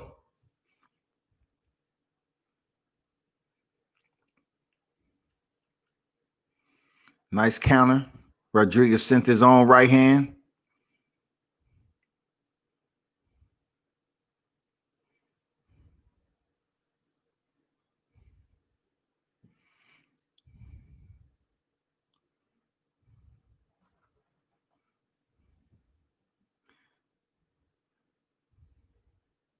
Rodriguez to the body. You know, Rodriguez is trying to come with that left hand because they feel that Greer might be vulnerable to it. Greer just went to the body twice with that hook, but Rodriguez ain't backing down. That was a good finish by both fighters. This is a very tough fight. There go Franco, Joshua Franco right there getting his hands wrapped up. WBA Junior Bantamweight World Champion. Of course, we know where he got that from. So he's back already for another paycheck, you know, to cash it in before Christmas. There go Moloney, Andrew Moloney, the brother of Jason Moloney. Last time his brother was in the bubble with him, I'm not sure if they showed if his brother there tonight. But he did just get stopped by Naoya Inoue. So I'm not sure if his brother's there tonight. But let's go, Greer. Let's box. Third round, y'all. Third round of 8-round fight. Let's go.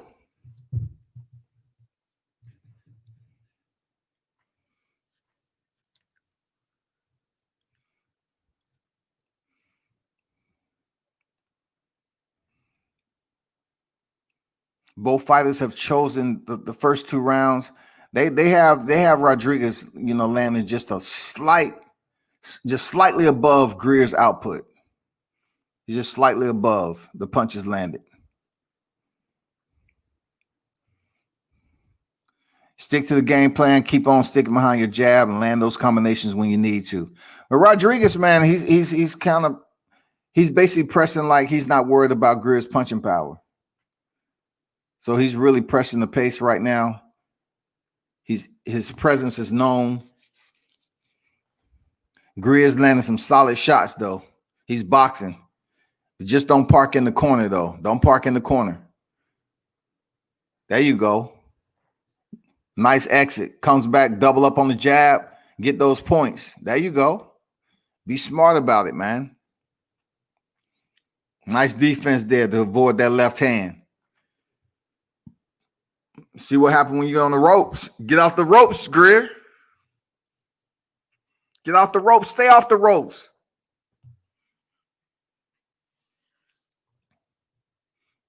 Nice right hand.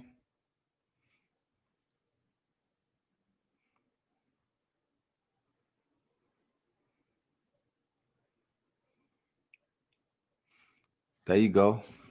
Greer comes back with the jab, misses. Now he's opening up with the combinations. Rodriguez changes the pace up on him, though. You know, he wants Greer to come in now so he can try to catch him with the left hook. You can see what's going on. You know, first he'll pressure, and then he'll kind of change the pace. He caught Greer with a right hand right there. Again, he's trying to counter. Because, you know, basically, after coming off that Planier fight, of course they're going to look at film and think Greer is easy to counter. That's exactly what you're seeing right here. They're trying to catch him on the counter with that hook. Of course. See, he just tried to damn land that counter left hook just then, too.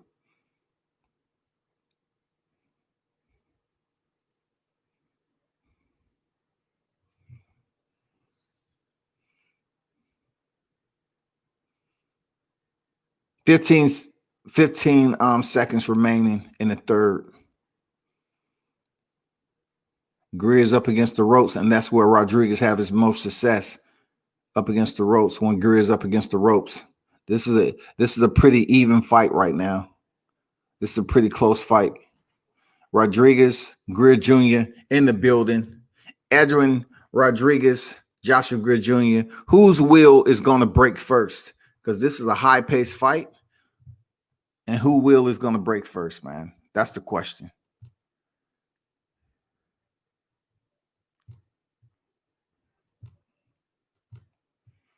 But the good thing about it, this is the last fight on the undercard. The next is the co-main event. That's the positive part of it.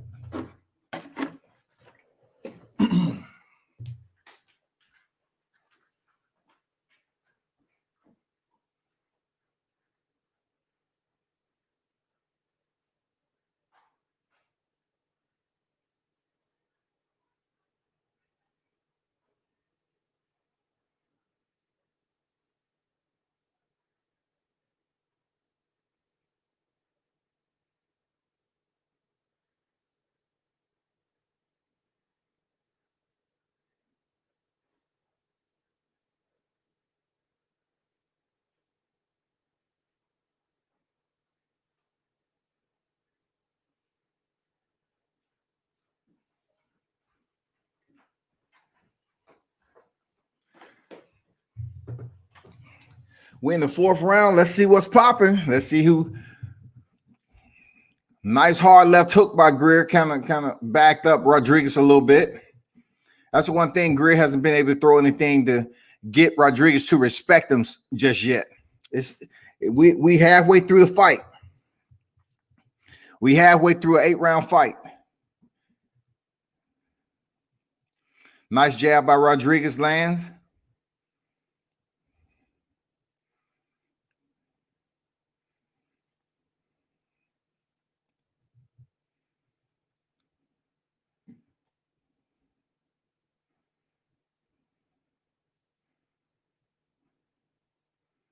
Okay.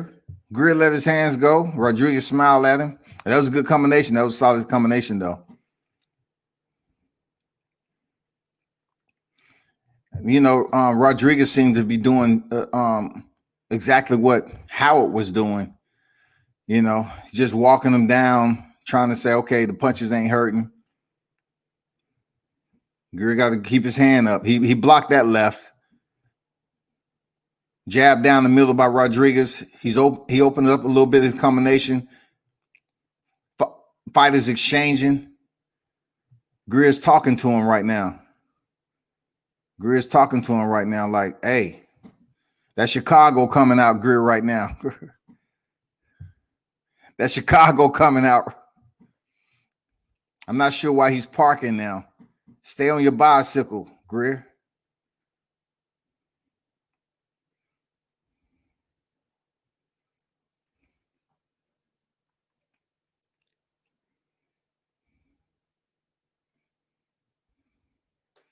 That jab quick. Both of them got quick jabs, but Rodriguez is having success when Greer park up on the ropes, man. He's letting his hands go. Now Greer is opening up. Now Greer is opening up, just like he did on the back end of Planier fight. If he want to make it a dog fight, he can, but He's trying to stay disciplined. You can see it. Like that Chicago come out of him, he started talking.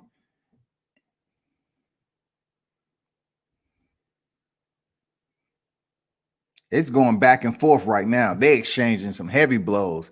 End of the 4th round, man. That was a good round. This fight's been a good fight, period. Much better than the one we just seen. Much, much better. He is going to Greer's body.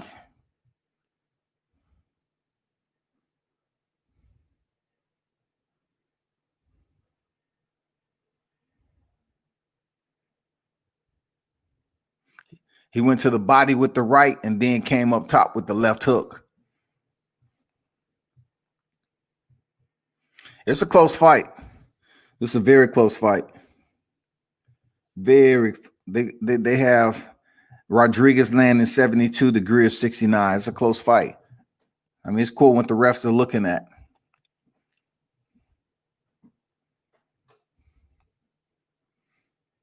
Let's go, Greer. Let's get it. Let's get it.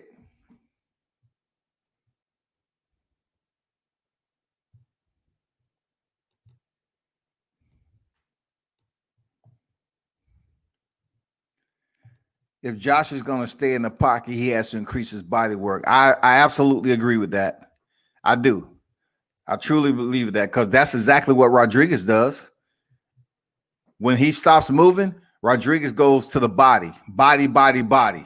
I agree with that, man. That's a good point, Lewis.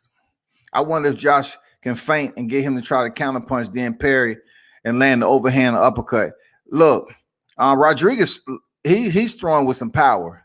I'm pretty sure he can do that. But it's no feinting going on here. There's no feinting going on in this fight. They sending the real, the true. He's standing some hard shots right now. Even though that bounced off of Greer's shoulder, Rodriguez is loading up.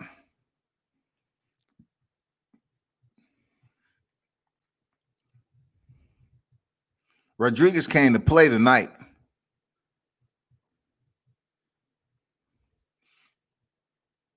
But I'm going to be honest, I think Greer's still maintaining this discipline, trying to box a solid fight.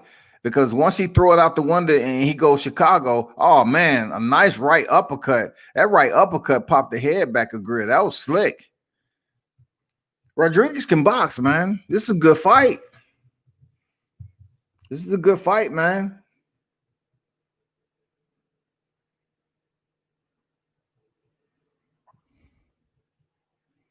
Rodriguez is active. Let's go, Greer. Let your hands go, man.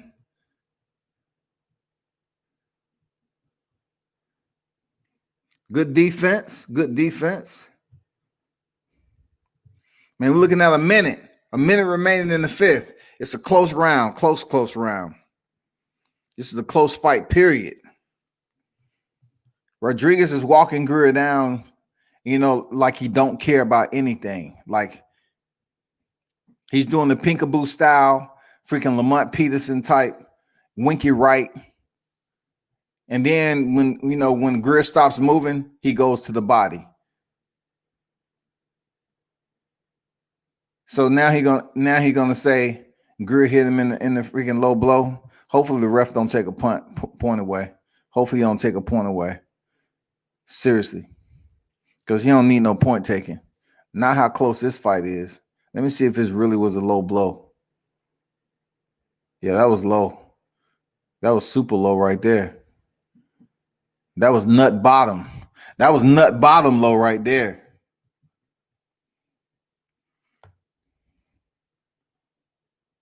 That was have no more kids bottom.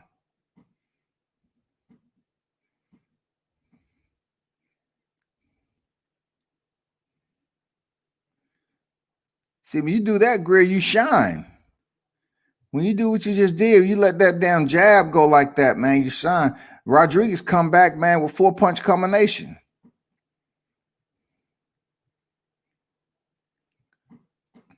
Bud got the trunks on already. Hey, Bud is, they say Terence 7-0, 4 knockouts versus world champions.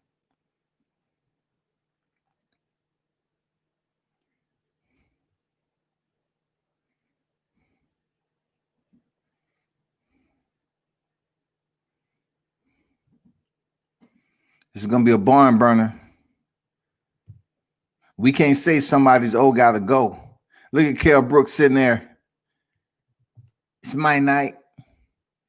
I get it done. I get the chocolate brownies. I'm gonna serve it to everybody.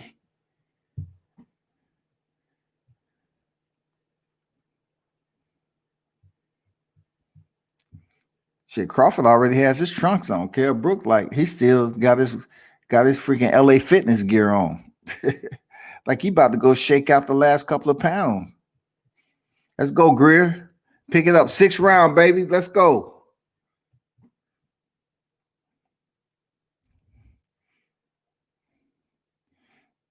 See, Rodriguez willing to fight that dog fight, though.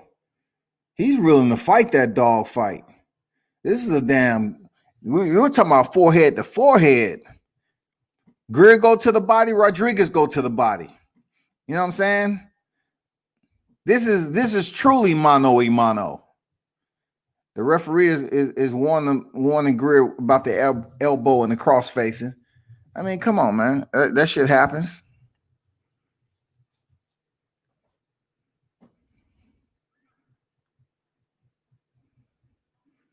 There you go. I'm not even gonna call right, left hand. These guys are exchanging. They head to head, and it's overhand rights. Freaking Rodriguez going to the body, Greer going to the body, uppercuts. I mean, this is a dog. Look, this is a doggy dog fight right here.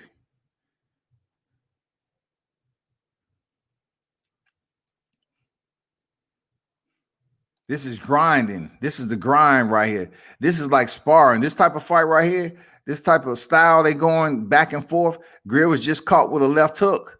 He need to be careful to keep that right hand up because Rodriguez is going to it right now because he can reach out and touch him. Nice uppercut by Greer. Dig, Greer, dig. Don't let him get 4 punches off your one. Just keep your hands up. There you go. Because he's still trying to send that left hook, though. See, he just sent it again. Oh, there you go. Straight right. Back him up. That's Chicago coming out. Let's go, Greer. You having success, man. Back him up. Back him up. This is Blaxican style right here. Shit.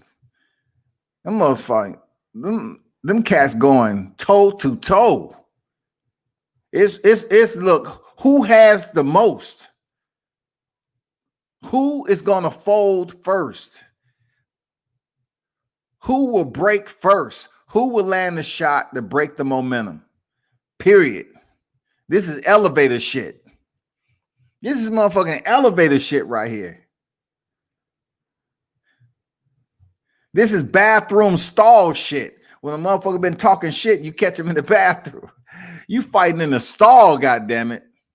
This is telephone booth. See, right when Greer fight that type of fight, real talk, he shines. You know, he shines, but I can see what he was trying to be disciplined the first part of the fight. But when he fight just that grind and fight like it's Mexican style, that shit's like, it's very entertaining to watch. That he get that shit done.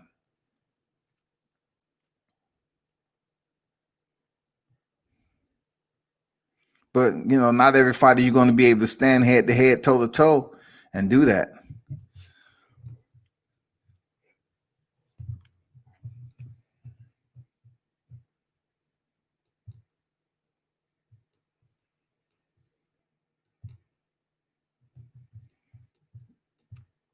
The 7th round on deck. The 7th round is on deck.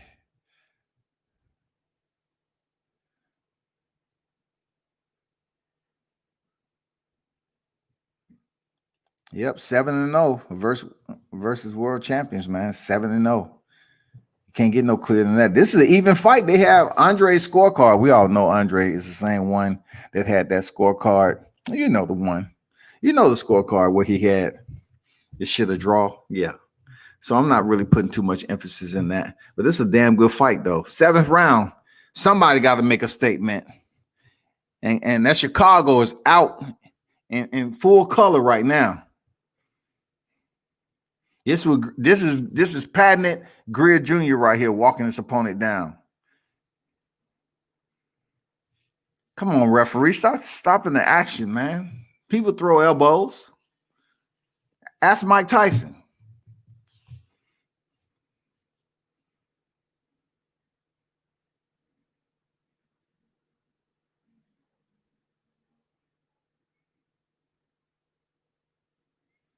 Good round so far. You know, minute 55. Minute 55 in the 8th. I mean the 7th.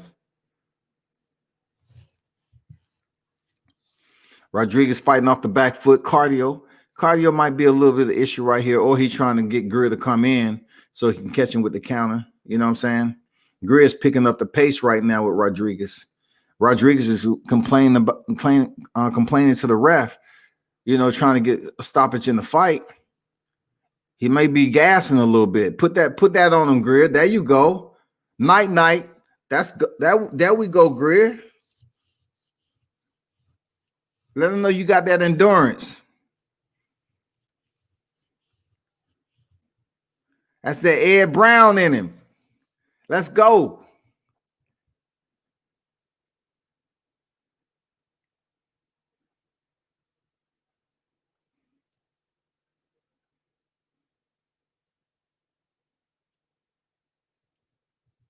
$50 seconds remaining in the 7th.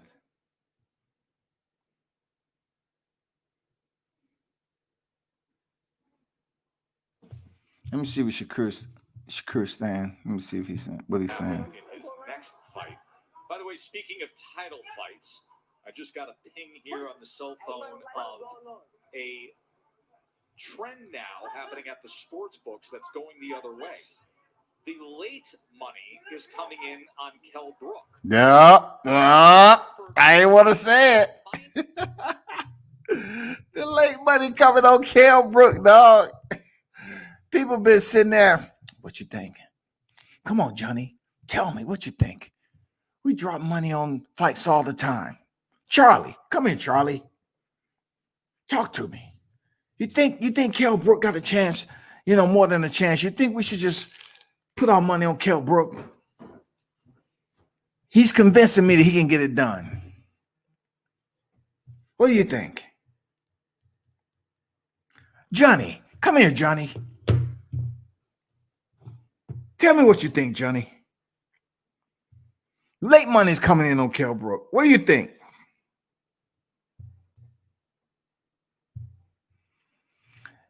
Eighth and final round. Let me see what they're talking about. Is our man who keeps us informed. And look at even the latest update now has Brook getting more support. The over-under is 9.5 rounds. The Sharps love that play right there. The minus 225 versus the plus 225 on the distance and a win by Crawford. And there is Kell Brook. See, of course they're going to come in with the over-under and stuff like that because, you know, they're getting it close to the Errol Spence fight as possible. You know what I'm saying? They want to play that ball game right there. Back to the Dan Greer Jr. show. 8th and final round. Let's go, Greer. Let's get it. Let's get it, Greer. There you go. Take control of the fight. Rodriguez breaking down. Rodriguez breaking down there. Greer. There you go. Don't blink. Don't blink, shawty.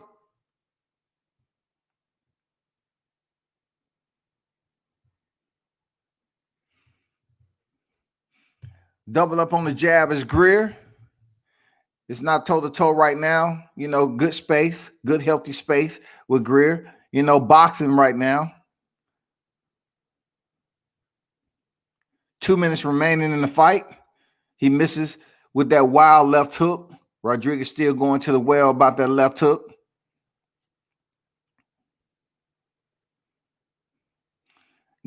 Greer boxing fantastic right now.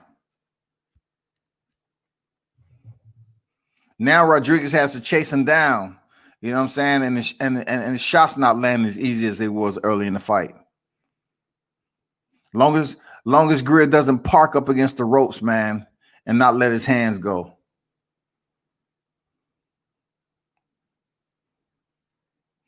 Rodriguez is still swinging periodically. You know, he's trying to let 3-punch combination go if possible, but the shots are not landing as punctual as they were early in the fight. But it's good they're not, you know, Greer is not choosing to go head to head with Rodriguez in this round right here. Just box him. They forget this is the way Greer fights.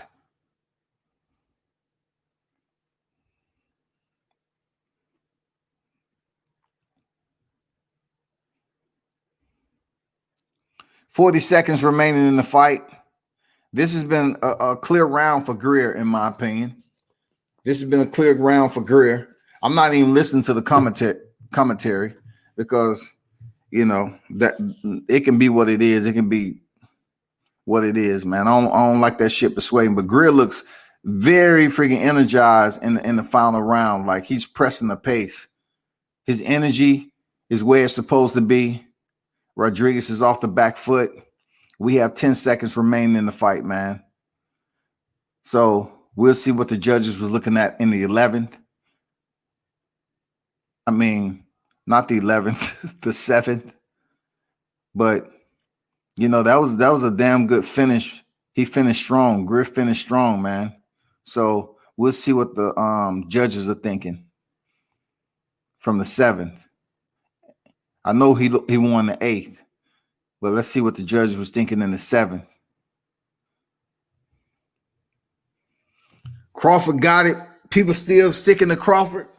I'm still sticking to Crawford. Shit. I don't do that bullshit. Let me see what they're talking about.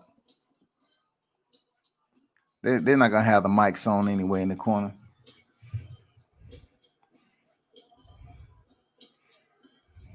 Oh, boy was getting touched up. Box numbers have Greer outlanding Rodriguez 131 to 124. We noted that 8th round, last round, Greer was 15 of 53.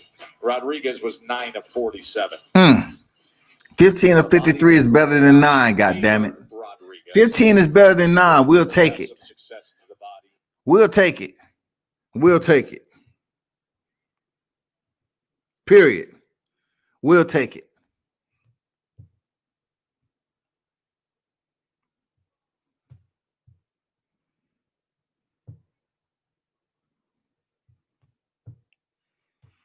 So they have Greer pulling away 77 to 75, which should be just about right.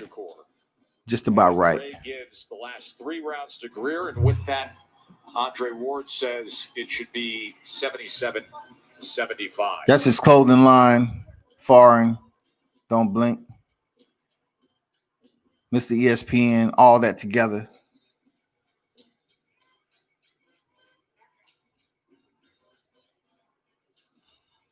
Six-year-old Chicago native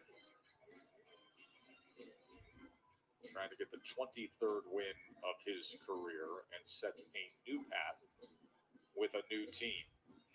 I'm telling y'all better look at Shakur Stevenson. That man gonna be. I'm telling you, before it's all over with, he's gonna be shaking boxing up. Remember, I told you, Shakur Stevenson is gonna be shaking boxing up. Watch when he get out of 130. Watch. Adelaide Bird scores the bout 77-75 Rodriguez. Max DeLuca and John McKay both score the bout 76-76, declaring this bout a majority draw. What a draw. Rodriguez. She must have banked many of the early rounds for him. And oh, snap. Greer earns a draw after coming off a loss. Damn. Interesting, because I saw a different fight. I thought that Greer won the back end of the fight, won a middle. Greer ain't happy with that shit. The fight as well, around in the middle. He ain't happy with that shit. I ain't gonna lie. And I thought he dictated the pace, honestly. I don't agree. I don't agree with that. I thought Greer won this. I thought Greer won the fight too. And Greer now is I thought he won the fight too. 2-2, and it's the second draw in the career. Oh shit, man! Boxing is tripping, man. Boxing is tripping.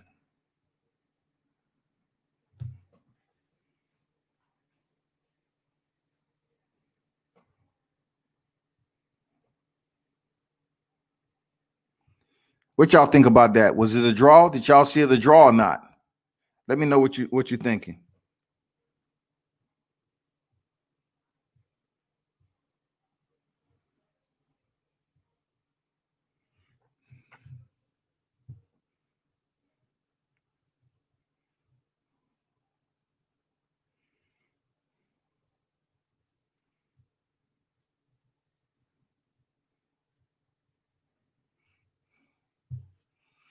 Well, people, this is what we've been waiting on.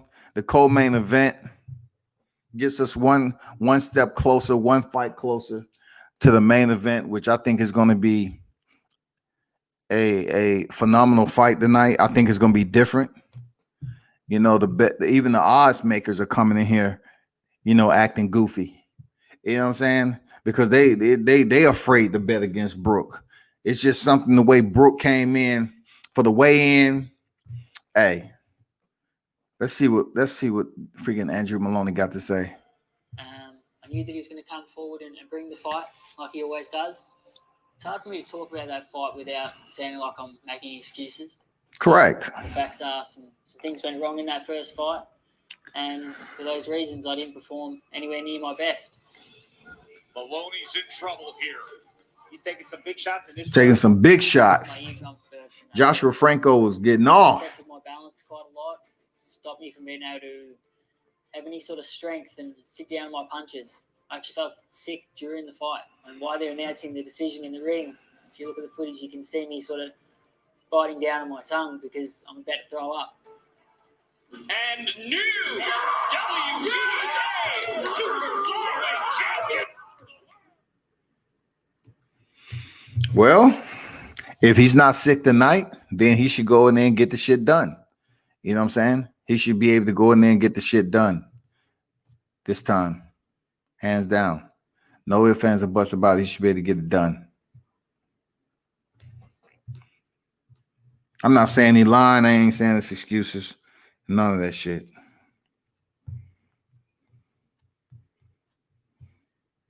I'm just saying. Shouty.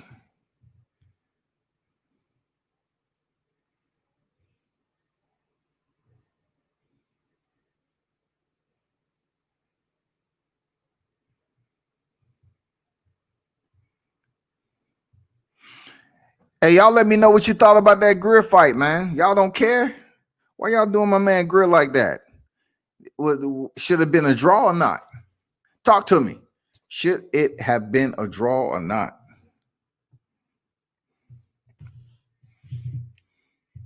Let me know.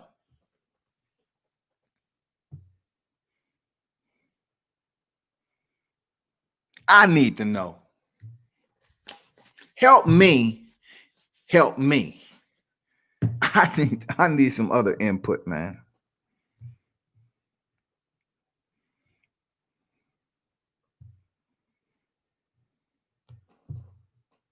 That's all I'm saying. Help me.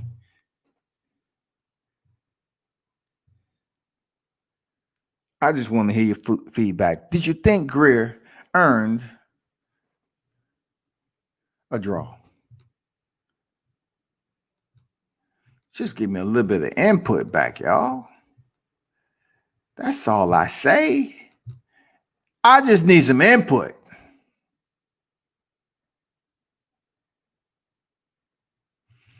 You know, basically, the first 4 to 5 rounds is going to tell us what's popping. I truly believe that. The first 4 or 5 rounds, I think is going to tell us what's popping. That's what I think.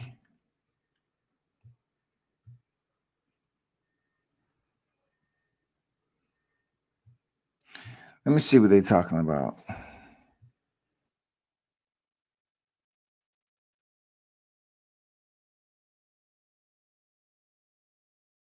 I don't do that online betting stuff, man.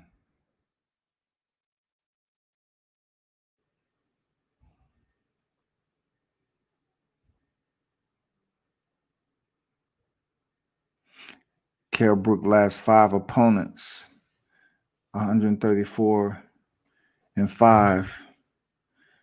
Record in title fights 4-2-2. 4-2, 2 knockouts.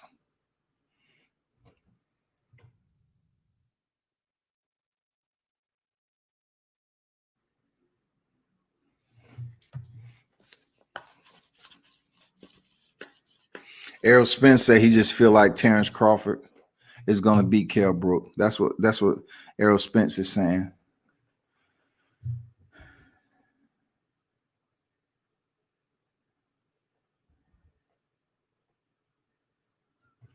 Okay, I'm gonna let that slide. I'm gonna get back over here. Man, y'all tell me what you think, man. Drop some comments in there, man. Don't tell me what you're popping, what you're thinking about, man. I just need to know.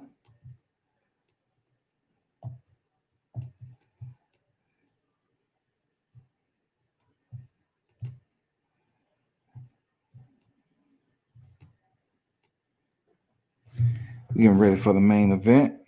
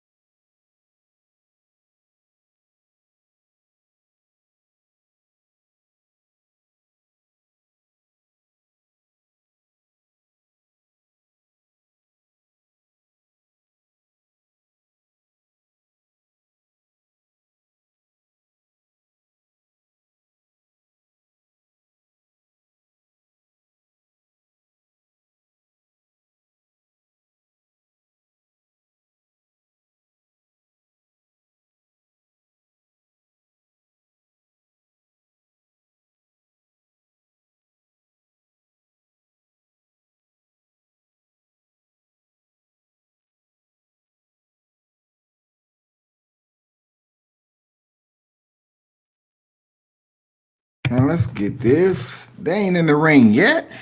Damn.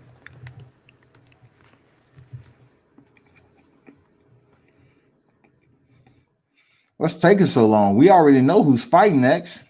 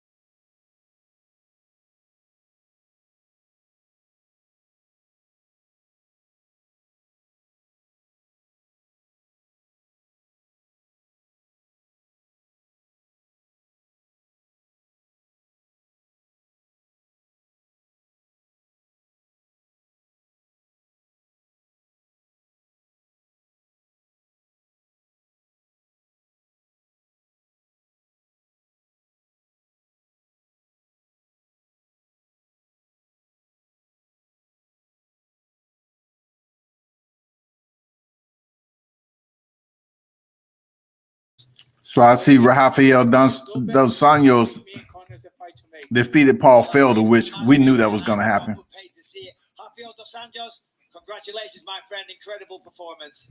Thank you, brother. Big night for Rafael dos Anjos, executing the game plan, and of course, respect to him for taking the fight against Paul Felder. He mentioned it. He was scheduled to go against southpaw wrestler. Instead, he gets orthodox. Well, we got that out the way. The main card is not coming on at 10 o'clock, of course.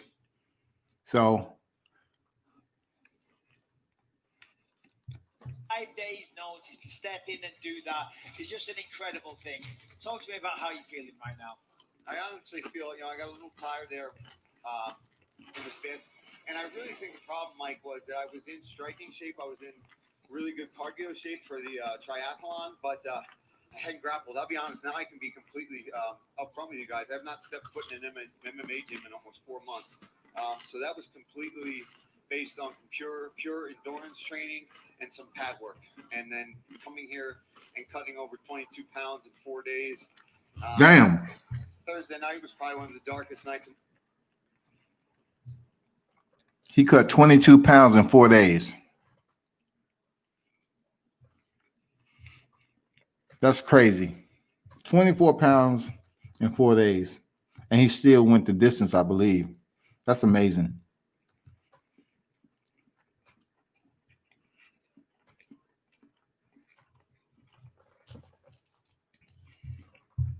So the fight card, the co-main event and the main event, the co-main event is probably not going to start at 10 o'clock. But in between time, I want to show you something. Why my mentality is the way it is when it comes to these weight classes and stuff like that. From watching grappling and, just have my understanding about it for quite some time. I want to show you something right quick.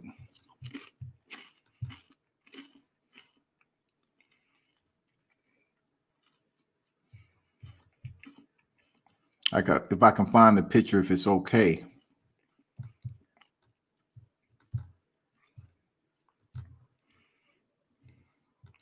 Let me show you why I look at, people complain about weight classes different. I mean, people frown upon it because I'm taking it from a different sport, but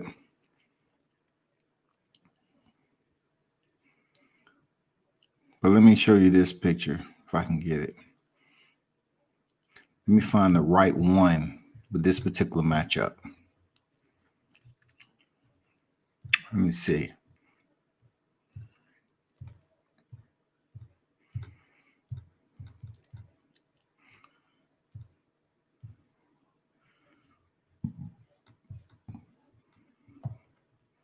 Let me see where you at, Shawty. Okay.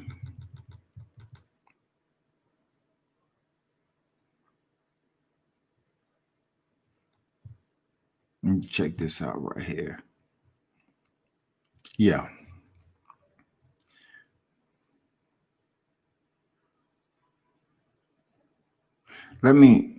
I'll let you see this picture.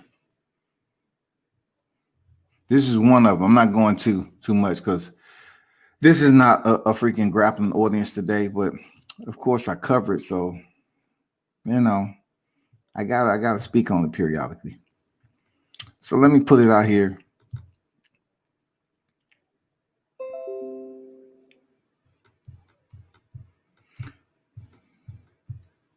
This is why I look differently, as my comments are a little bit different when it comes to these weight classes and shit. People want to go up and some people go down. Yeah, it's not for everybody, but just the way I think. So I'm about to put this up right quick. You tell me what you think. Those of you that's tuned in, tell me what you think. Tell me what you think about this picture. Now, I'm not saying it's bad. I'm just telling you it goes on in this particular complex system of grappling and combat. This weight differential, it happens. Tell me what you think. There you go. I'll keep that up there a little bit. You tell me what you think. How much more do you think that guy outweighs that dude?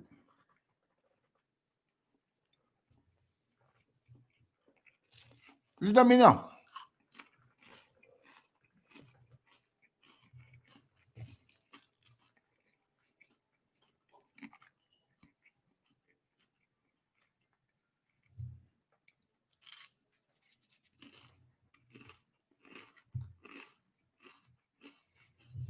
Let me know. While we on intermission, need to hurry up.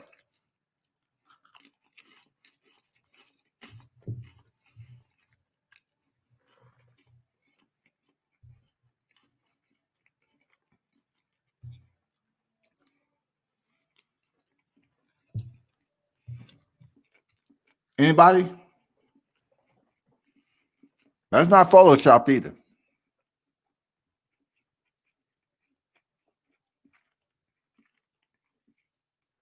And the reason why the guy's in that position is trying to keep his knees close so the guy won't take control of his back. But tell me, what do you think that weight differential is?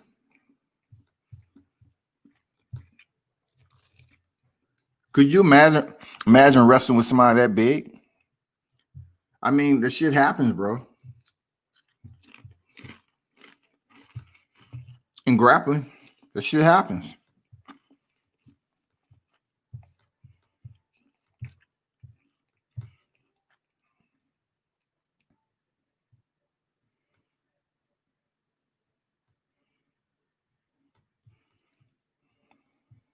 Real talk. That stuff happens. You try to explain to people that you might be up here grappling somebody that's 100 pounds heavier than you. They say, hell no, that ain't true. There's no way. And they still get beat. I mean, the fight started on his feet. That's why I love the muddy flats, man. Okay, Crawford and Brook should be on right now, and Moloney. And, let me see. Oh, it haven't started yet, so I'm gonna show you another one because this shit haven't started yet. So of course I'm gonna take my time and goddamn show you another one. I'm gonna show you another one, people. I mean, because this is what I do. It might not fancy, you know. This is way past the views. This is all my shit. I want to show you another one of a guy that's grappling against a teenager now. A teenager that was like 4 and 5 and 0 in the day until he met this guy. Like he was freaking undefeated.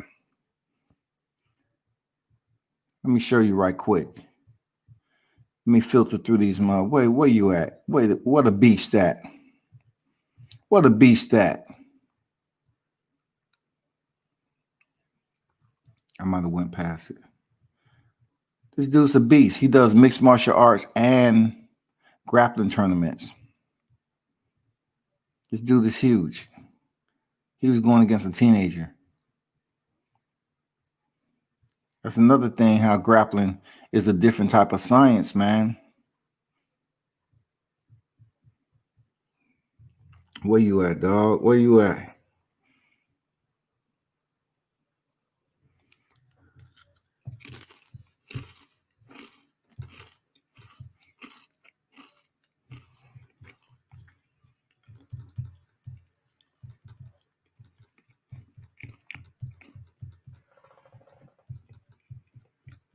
Where you at?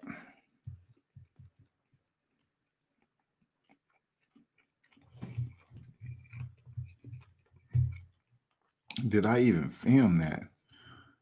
Yeah, I know I took some pictures of it. I know I did.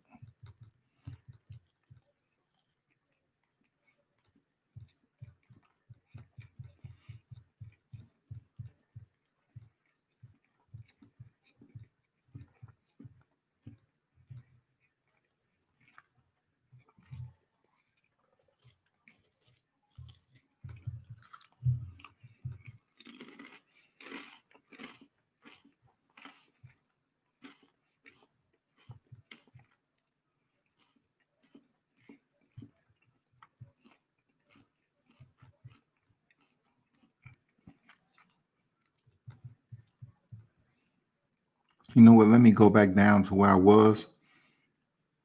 Because I know that pic is in here. Oh, this is like close to 2,000. But the one I'm looking for, I should be able to pick it out pretty quickly. I want to show you this female who was grappling.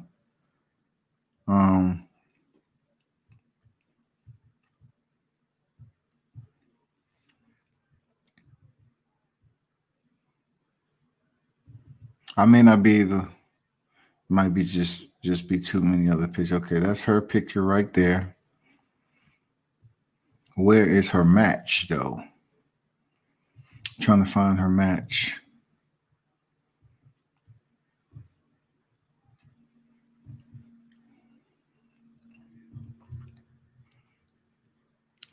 Don't seem like I'm gonna be able to find her match though.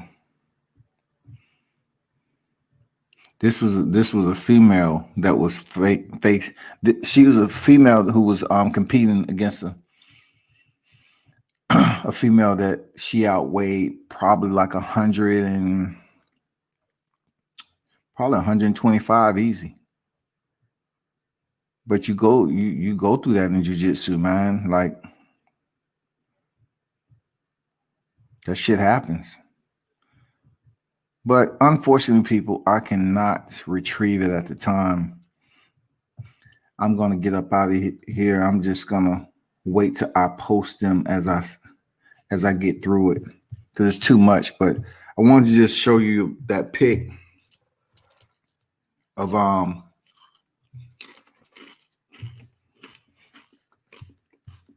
You know what?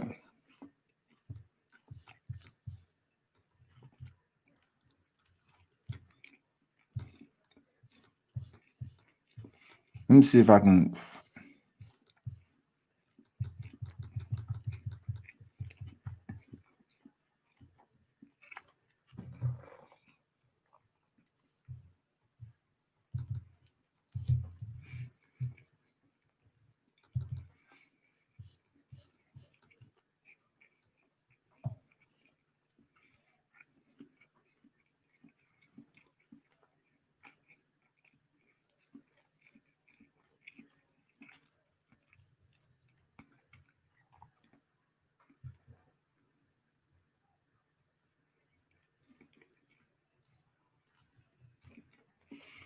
No, I'm gonna leave it alone.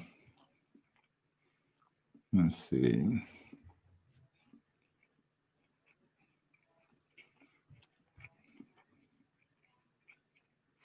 Oh, check this picture out. Here's a one for you. Of them standing.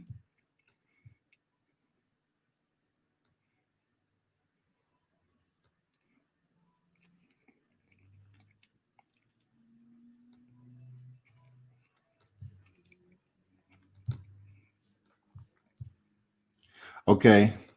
Here's before that fight of the picture I just showed you.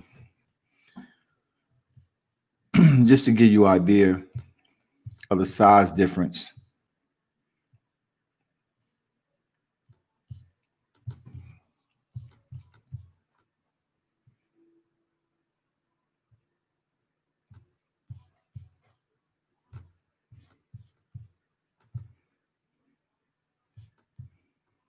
The fight should have started already. What's taking them so long? So I'm gonna put it back. I'm gonna put that up here. Check out this though.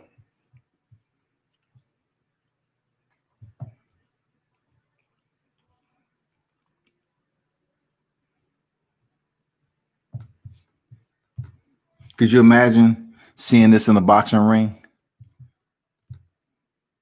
No, that's not it. My fault. This is it right here. Could you imagine seeing this look in a boxing ring?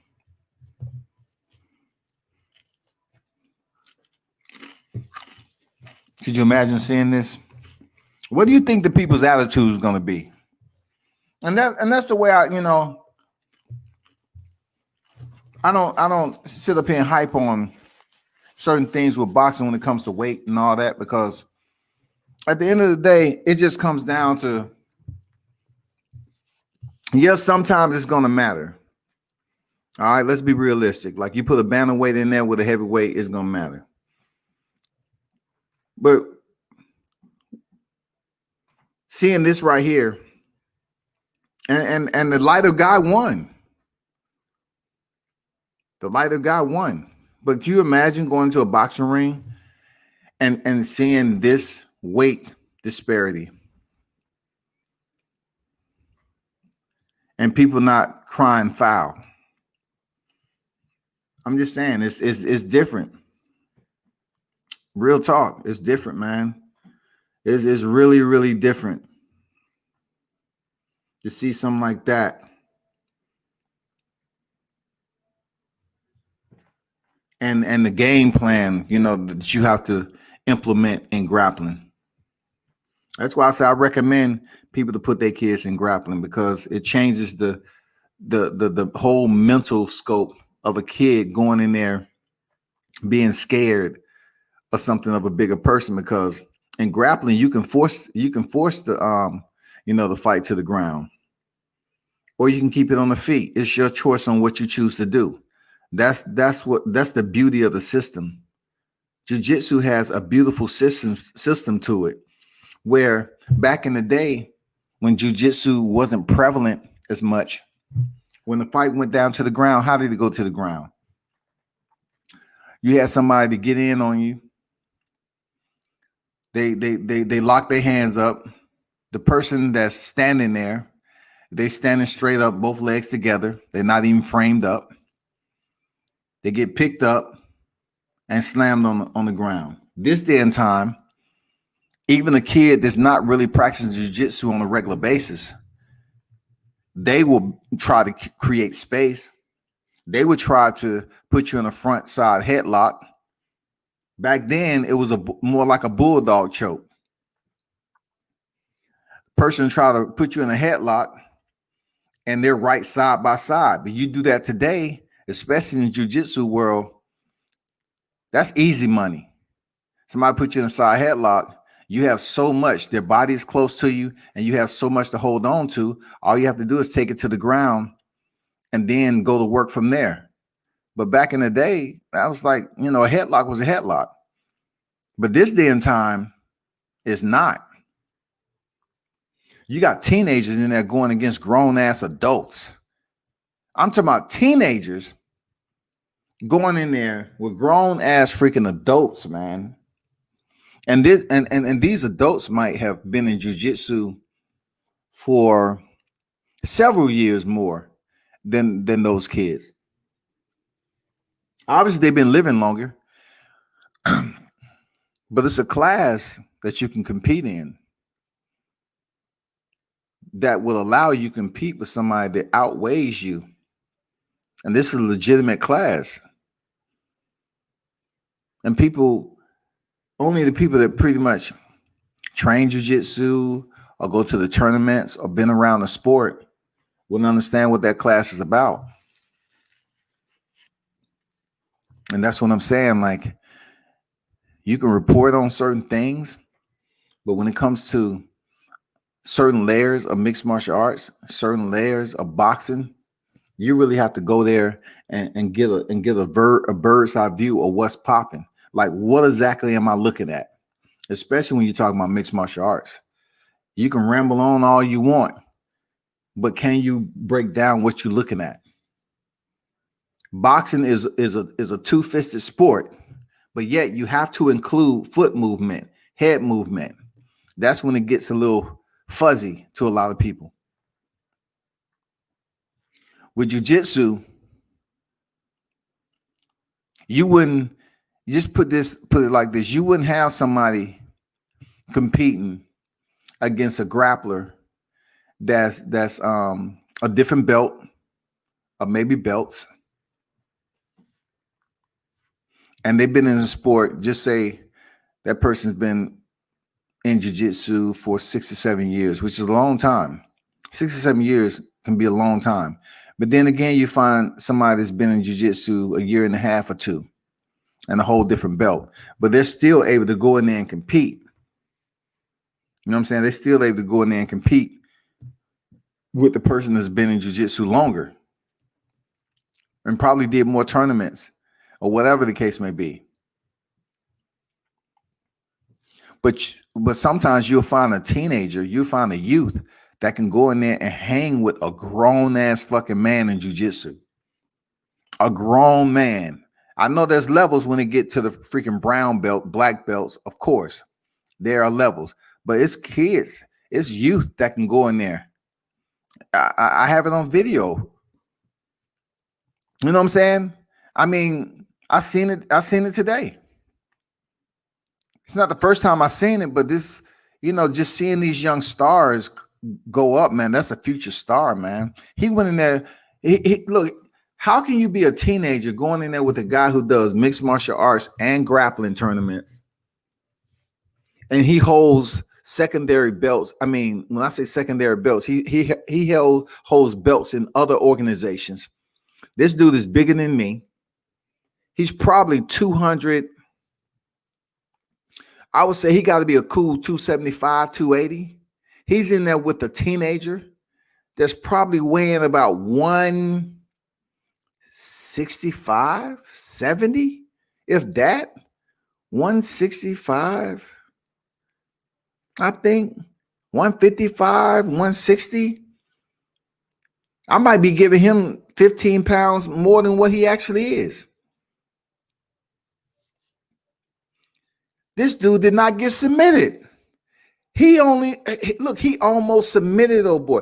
The only reason he didn't submit the giant was because he had been in, like, this dude was like undefeated most of the day. I think he was like 4-0, 5-0 before he stepped in with that guy. And he was exhausted. I mean, this dude was subbing dudes. Look, he was subbing out his opposition in triangle chokes. He was taking it to the ground in a different way. He even pulled off the tornado. I think I'm going to break that video down when I put it up here. This dude obviously is crazy. He's built for the BJJ game. And for him to go in there with a dude that big and damn near submit him with a heel hook, damn near submit this big ass dude with a heel hook. And this dude has not even had the same amount of matches this youth has. The youth probably had, I would say, 8 to 9. Let me see if they brought this show up yet. I don't want to be up here talking and Andrew Moloney's fighting.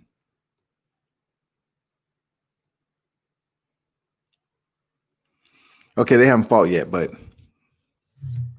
damn, I can't believe I don't have no pictures. You know what? Fuck that. Let me get my other card. Y'all hold on. I'm gonna get my other card.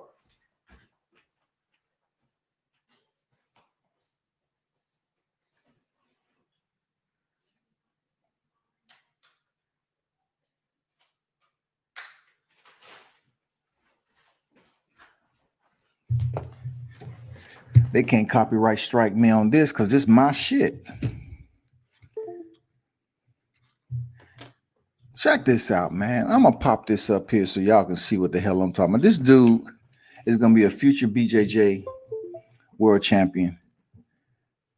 Remember, I told you for the hardcore grappling fans, cool.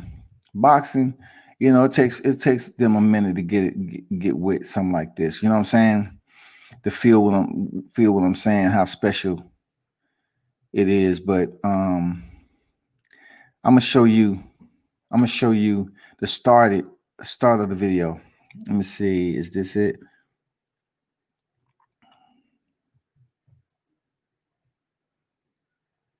Is that it? Let me see.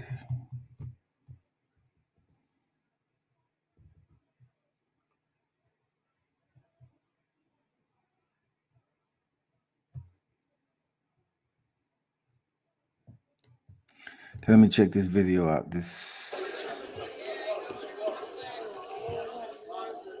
Okay. This is it.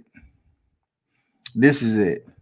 So let me screen share this right quick while they getting this fight together.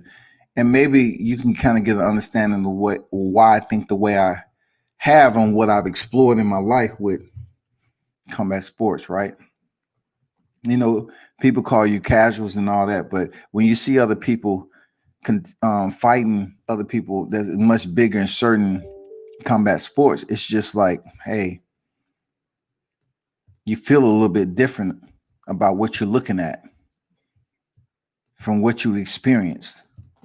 Check this out right here. Look how big and muscular this dude is, and he a power lifter. That's why I say BJJ is a magnificent. I mean, it's an unfucking believable. That's why I call it the muddy flats, man. This shit is just unfucking believable the way this sport is. And I will hope somewhere down the line more people gravitate to it. But check this video out that I did today of this fight. I actually had several bouts of this guy when he was subbing out his opposition up to this fight.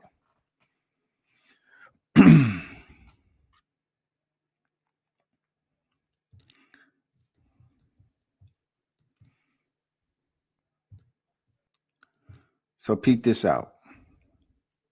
Obviously, the one on top is the one I was talking about.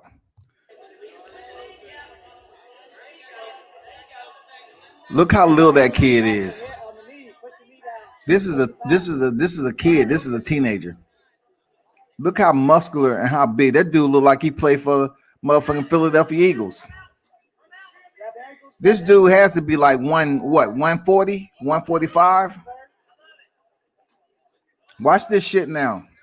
Look how crafty this kid is. This kid is the truth. This is like his 8th fight. His 8th grappling session. 8th or 9th, I don't know.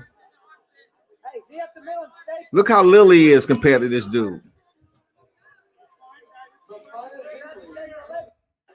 I'm gonna fast forward it though.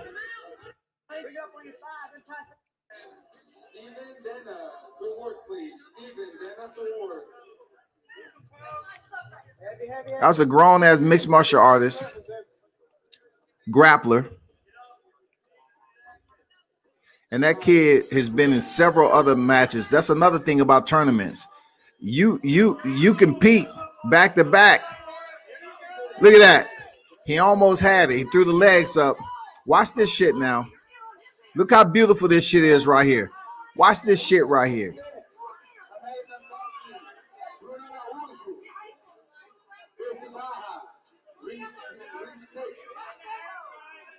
Look at that shit. Look at it. Look at that shit. This motherfucker is on a whole nother planet. Can you just fathom what he just, look at that shit. You know how much mat time you got to know how to do that, pull that shit? He actually got the reaction from this. Look at him. Now he in trouble. He wanted the leg. He got the leg. Look how big this dude is. He's in trouble. He just don't have enough strength to hurt him. At the end of the day, the dude is still outweighing him. Now he has the foot. Look, he's pulling. You can tell he feel it. He's in semi-panic. Look at his legs shaking. Look at his legs shaking. He say, damn, this little motherfucker gonna sub me out. He almost did it though. Look at it. This is why I love the muddy flats, man. Man, grappling, I'm telling you. You go to these grappling tournaments like this. Look, he kicked him in the face. This is a teenager, y'all. This dude almost subbed out the biggest guy on deck. Look how big this dude is.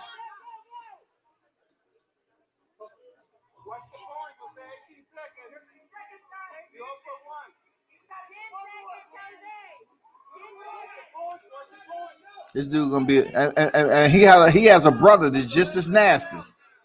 Him and his brother look just alike. His younger brother.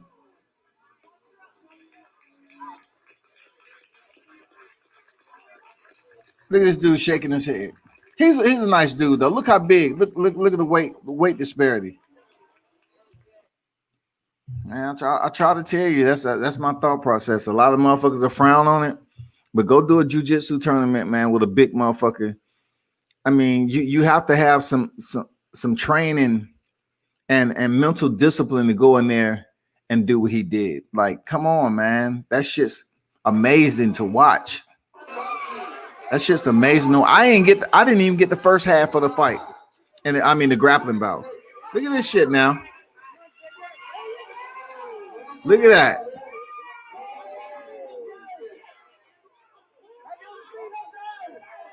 He had this dude that weighing 275, 280 in trouble. Let me get up out of there. He had that dude in trouble. You know what I'm saying?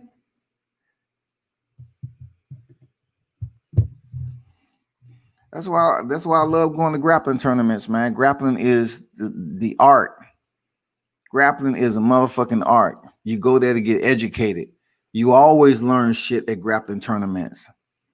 Always. This shit don't stop. Check this out though. Here go another one. Why grappling is beautiful. It's a beautiful art. It's an absolutely beautiful art, man. Let me see if the fight came on yet.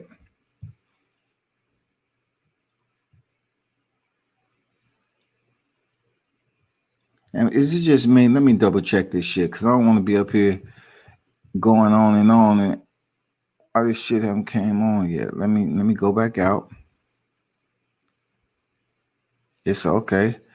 They say it haven't started yet, so I go back to my stuff. So I know this is a bit off topic, but fuck it. You know what I'm saying? Okay. Let me take you to another where's she at?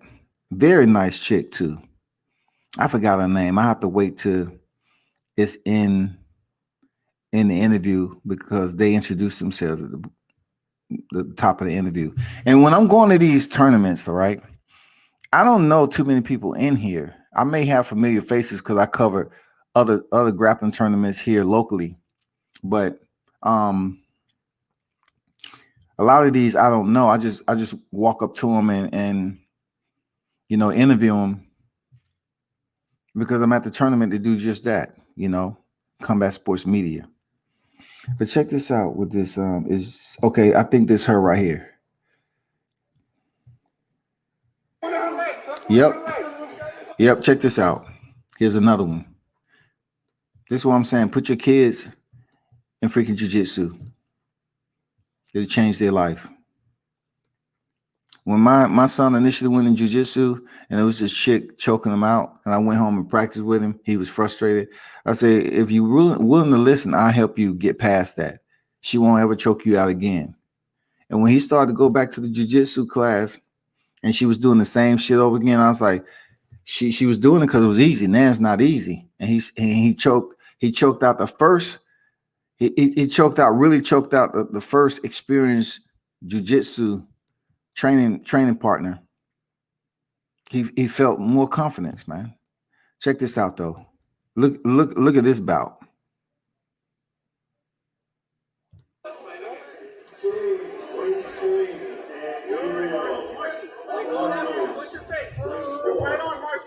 You see where I'm coming from? The mat game is no joke.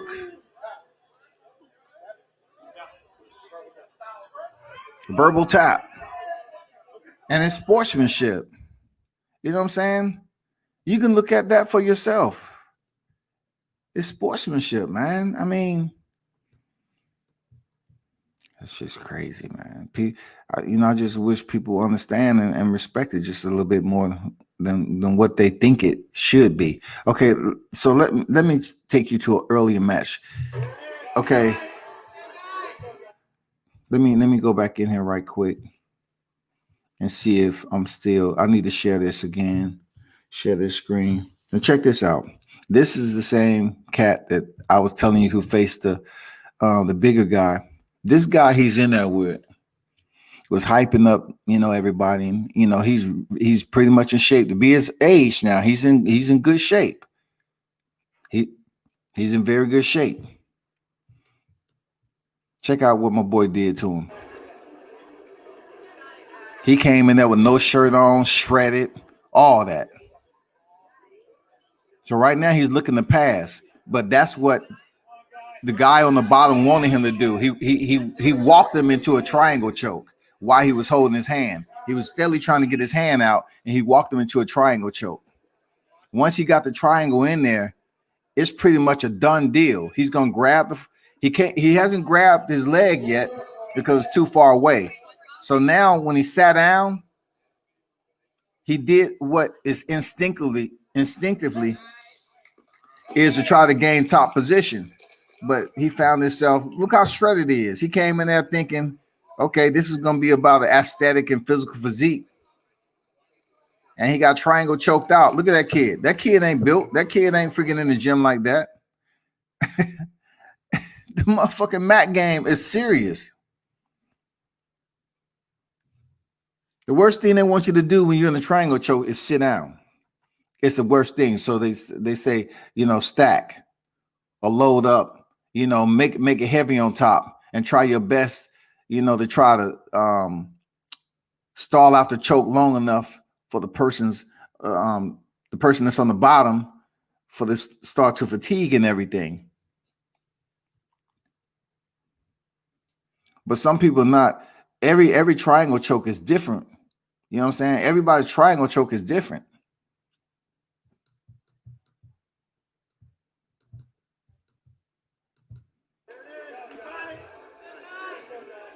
Look how he traps the leg, lets it go. Look how he's setting it up. He has the guy's right arm.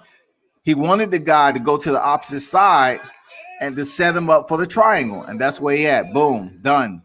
Pull down on the head. He pulls down on the head. The guy is trying his best to posture up. He can't do it. So now he's feeling a little bit. He sits down because he's in a bad place right now. And he remembers, like, damn, get back to my knees. That shit is so damn tight. He say, fuck it, I can't get out.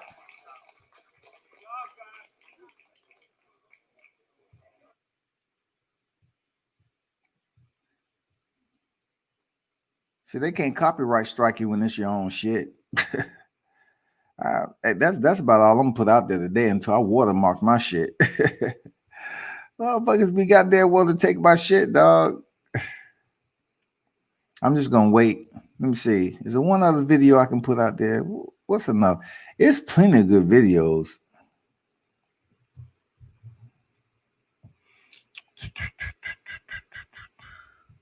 Let me see if Top Rank came on yet so we can get back to boxing. Oh, shoot. You kidding me? Are you freaking kidding me? Okay, now I guess they're on because they want you to. Okay, give me a minute. I guess the fights are on. So let me get back to the task at hand. But yeah, I just wanted to give you all a little bit of, you know, why I love the art of grappling so much, because it's a beautiful sport to put your kids in. Real talk. It's a beautiful sport, man. Like, it's no way I can just cover boxing. And I know some boxers or boxing media so per se will frown upon it. But I even say this. I say, you can have all the viewerships all you want, but there's certain levels that you won't be able to talk to me about unless you sat in the fight, unless you sat in the entire fight card, unless you actually box in general. You know, you can go down in history and talk about headlines all day, but when it comes to boxing, media is different. You have the media that's on site. You have the people who cover the fights, who know the fighters, who understands, you know, the regulations from wrapping hands, who have sat to a fight card and know all the in-betweens because they actually experience, you know. Then you have the people who actually go to different type of formats like Muay Thai, you know, BJJ, kickboxing, and stuff like that. But then you get the people who's strictly about one sport and say, fuck it. No, don't nobody care about that. Yeah, people do care about it. There's people out there that do care. It's just like social media has an attraction that you have to get those type of followers to tell other followers. And then they say, okay, tune in to so-and-so. He talk about grappling and stuff like that. I haven't been on here. Look, if this pandemic wouldn't hit, I probably wouldn't be doing lives, though. Consistently like that. I'll just be out doing what I was doing before. So this is not a competition for me. It's more so a passion. Just like I didn't put out there, I was going, I say, hey, I just go out there, go to what I'm doing, get the media coverage, and then I take some time to edit it and put it out there. Regardless if it's amateur or professional, the person that's taking the cards and I'm telling them, hey, it'll be up here this week, they have access to the shit. You know what I'm saying? I'm not charging. I'm giving them access to the shit. That's the respect. You know, I'm giving them to access. They don't have people there filming their shit all the time. You know, filming their matches, taking pictures. So when somebody like myself show up, I know how to do videography, freaking photography, edit both pictures and videos, and do shit like that. I mean, I ain't no motherfucking big time expert, but you know, sometimes I care enough to then put more content out there than I do on a regular basis. But that's just to get the damn coverage of the sport out there. You know, just so somebody can see something different. Whether they look at it or not, that's them. But I put it out there. I'm satisfied. You know what I'm saying? Jiu-jitsu changes lives, man. That shit is a dynamic freaking sport.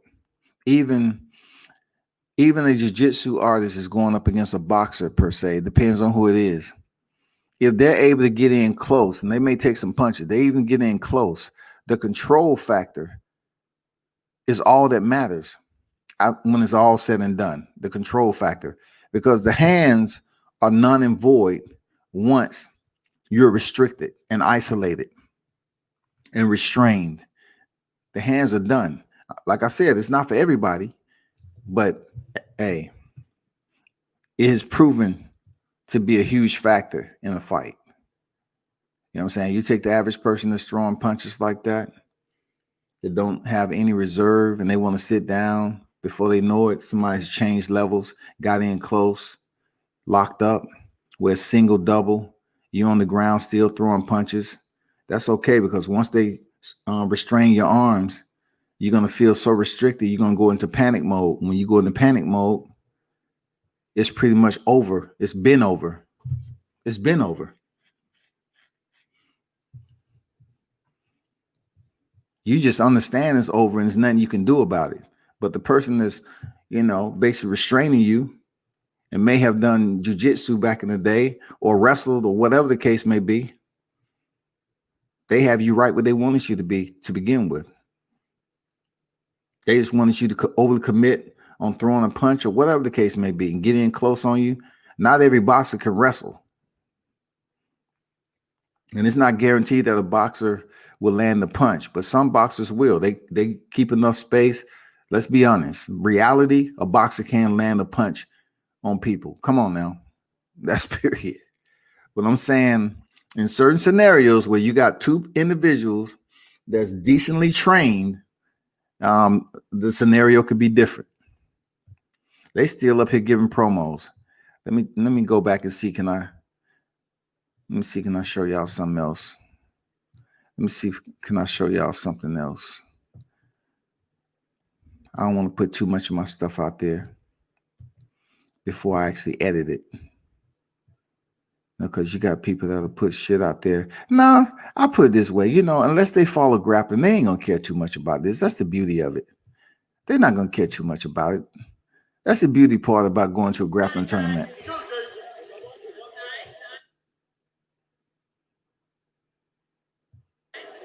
Let me see. Is this old boy again?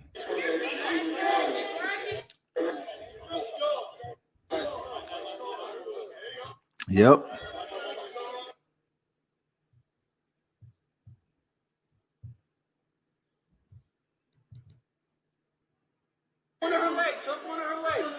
I already showed you that.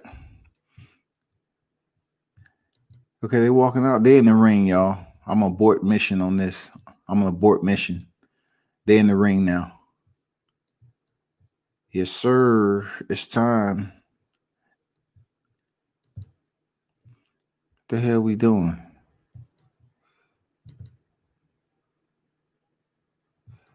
No, that's not what I want. Why did they switch?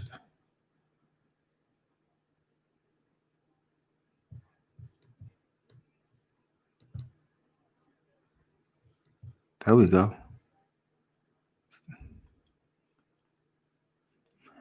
Let's get back to the plan, people. I just wanted to kind of, show you what Moloney is in the ring. Franco's in the ring. Let's get back to boxing. Andrew Moloney, 21-1, 14 knockouts. Age 29. You know what it is. He has a brother, Jason Moloney, who's usually there with him, but, he just was in a tough fight with Inoue, and he was stopped. So I'm not sure if he's in the corner tonight. I haven't seen him. They introducing Joshua Franco right now. Of course, his trainer is Robert Garcia. He's 17-1 and 2, 8 knockouts. Age 25. Junior bantamweight. Junior bantamweight. A lot of people don't talk about this weight class because they just don't care about the names that they're not used to having familiarity with. But that is indeed junior bantam. That is light.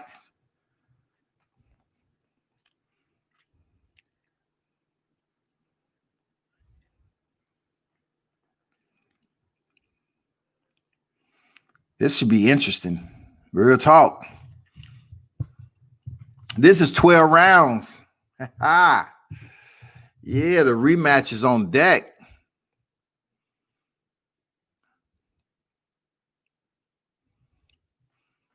Moloney looks ready, man. He said he was sick the first fight. He looks ready.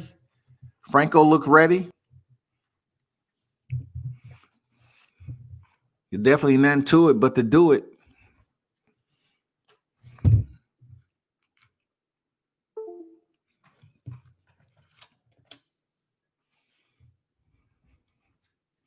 This is the co-main event, people. The first round as started. First punch was landed by Moloney. He's coming out quick.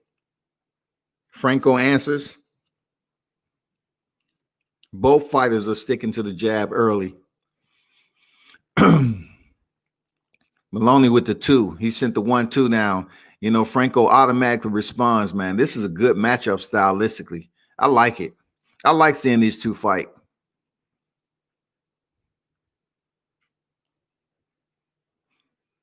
Joshua Franco is here to prove, like, man, y'all can make up all the excuses all you want. I ain't a freaking punk. First clinch of the fight. I like it already. Franco was still punching in the clinch. I like that. Don't stop punching just because you're in the clinch. 1-2 by Franco over the top. Once again, they clinch, and Moloney is throwing the uppercuts up the middle. No real damage, though. Franco pops a jab out there. Moloney responds with a jab of his own.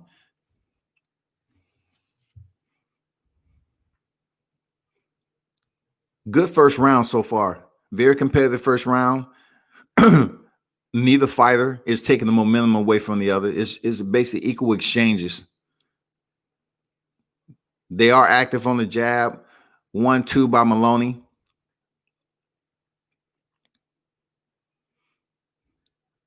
These two are actually boxing.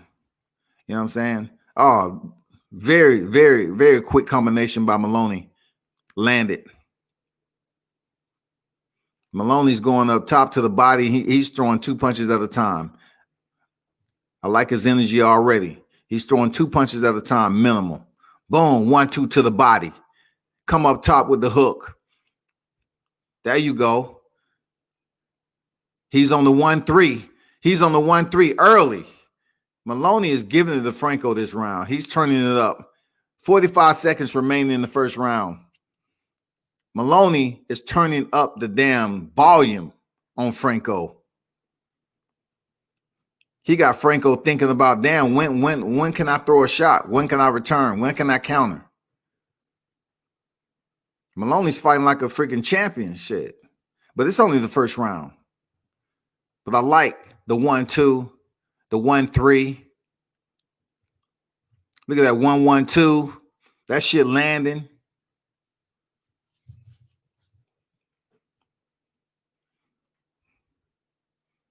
Digging to the body. Look at Moloney work. And he's boxing off. And he's boxing off the back foot a little bit. You know. That first round was Moloney easy. Easy. It's no question.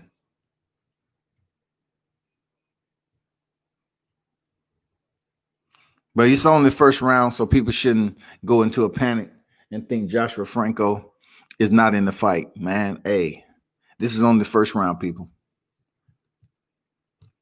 Tell me what you think in the comment section. I would definitely enjoy to hear your comments about this fight already. You want Franco on this one? Okay. All right. Yeah, more black kids need to learn wrestling and grappling. When I was on my BS, I saw many dudes who had hands get mauled by Hispanics or white boys who snatched him up and then choked his ass out. Hey, man, that shit is absolutely scenarios that play out all the time. You know, like the fight game has changed a lot because you got more schools that's open with jiu-jitsu and wrestling. It's just so much is out there, man. Man, Moloney is keeping, I'm talking about the hornet's nest is open. This dude put diesel in the tank today. Moloney's punch output is amazing, and he's boxing and moving, boxing and moving. Look, He's punching and moving. Get off on the jab, land this down 2. He exit out, reset, and then comes back with another set of punches.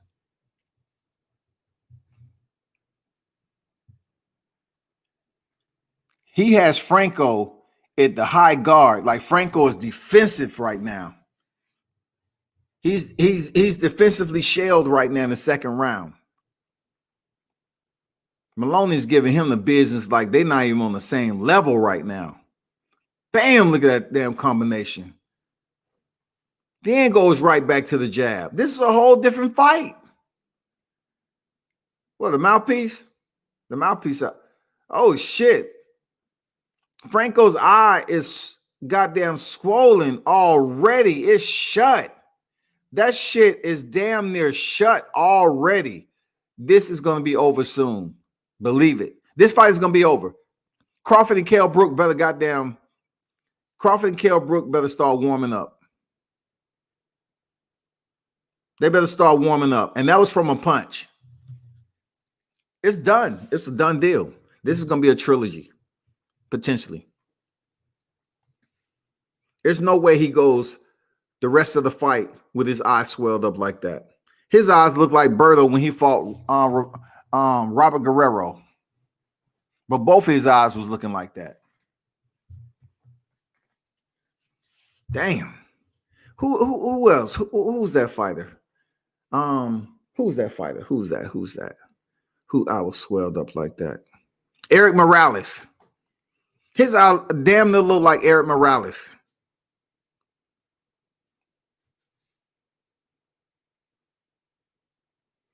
Just look up Eric Morales, man, when he fought. Just slipped my mind too, but look it up, man. Moloney is giving Franco the business. I mean, with a capital B. B. The better business Moloney, goddamn it. He's giving Franco all the goddamn work right now. Franco can't do shit. I mean, it's like two levels of fighters right now. Robert Garcia looking at this shit like, damn, this dude probably was sick on that night because this is a totally different fighter.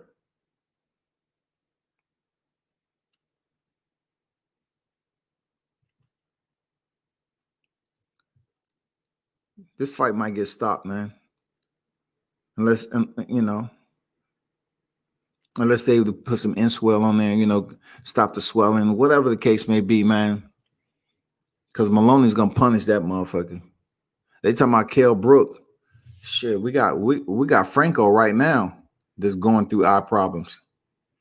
It's not looking good either.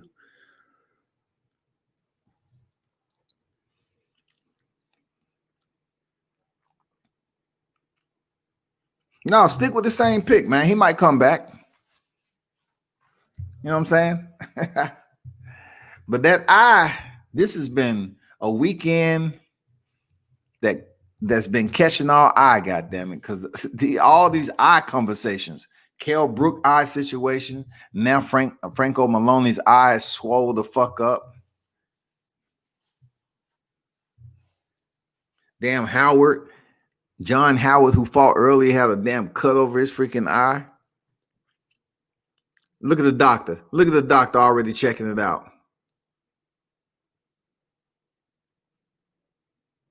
The fight's over. The fight's over. You can definitely change your pick now, Lewis. The fight's over.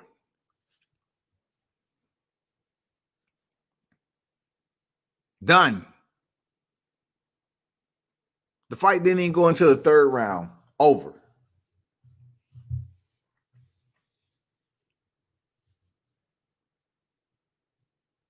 Damn. That eye look bad.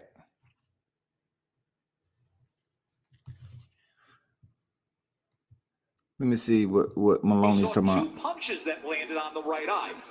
That shit is shut. This should be a TKO victory and a reclaiming of the title for Andrew Moloney. However, Russell Mora said that there was a clash of heads in the first What? round. They calling it head buzz? He won't get his title back? And can initiate instant replay and correct this. The referee can request an instant replay review. We have not seen. Are they gonna jack Robert Garcia like that again? Damn, they must got it out for Garcia. This is a new rule that was put forth back in Jackson Marinez, now freaking Moloney. Damn. Do he owe him money? Are y'all seeing what I'm saying? Like, do he owe him money or something? That rule and get a replay to get this right. It's right now. It was an accidental headbutt in the first round. It was an accident.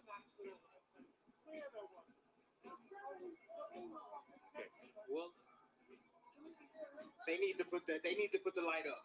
There are ringside observers who are telling Russell Mora when he is informing them of his decision. They cutting the mic off. Now, this is one of the most experienced commissions in all boxing with Executive Director Bob. See, that's what I'm trying. This is another thing I'm trying to tell people that's saying stuff can't happen in boxing. It can happen. Look who's standing back there. Who is that guy with his hands crossed? Those of you who go to the fights, understand, get a picture. Who is that referee sitting down there too? They tell my stuff can't happen in boxing because it's so airtight. Shit go on in boxing that you don't expect to happen all the time. And this is one of those moments. Let's see if he telling the truth. His eye already has swelling at this point because of a previous punch. This is where they could possibly make the claim of a clash of heads based on the way the bodies come together. But you be the judge. Is there a clash of heads here on that right eye? No. Terrible. No. By the way, that's the Hall of Fame promoter, Bob Arum, who is speaking to Robert Byrd, the replay of it. Bob Arum speaking to Robert Byrd. Robert Byrd been around him forever and a day. They really need to get looking through. That's the reason why the replay is set. Look, now they getting upset to my. Hey, you can't come back here, Bob. As of right now, that's amazing, Bob Arum. He is the head. He can't even stand over there and freaking advocate. We did not have 4 rounds completed. Here's another one. Look at the right eye of Franco.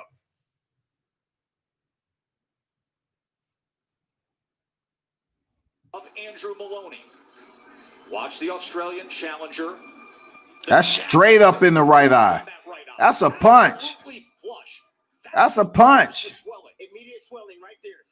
Immediately you see the swelling happening. It was absolutely not a clash of heads. Ooh, that was a stiff jab. That was a stiff motherfucking jab right there. And right away, Franco also puts up his right hand to cover that right eye after the jab. So disappointing. Damn, that was a stiff jab. That was a hell of a stiff jab, boy. Should regain his world championship. Should avenge his first career loss. He came out on fire. He threw 101. For real, he came out on fire, man. He came out on fire. Significant swelling as well as a right hand that followed up. We have scoured the tape and cannot find the clash of heads that referee Russell Mora claims. This boxing. Nevada State Commission now is using replay. That is the delay. That's the good news. So it is in the hands of Executive Director Bob Bennett, Chief Assistant Jeff Mullen, and the replay official Robert Byrd. There is Robert Byrd looking at the replays that we were able to just show you. Think about how much is on the line here. Moloney, who came to the United States undefeated, lost his title. To this point, if they can't determine if the swelling was caused definitively from that punch until they clash heads and then cause it to close, they're gonna talk about, it enhanced it. You know what I'm saying? It enhanced the swelling to close the way it did. Or partial thumb to the eye, a punch right there, like we just. I'm gonna take that off there. I'll wait till they come back.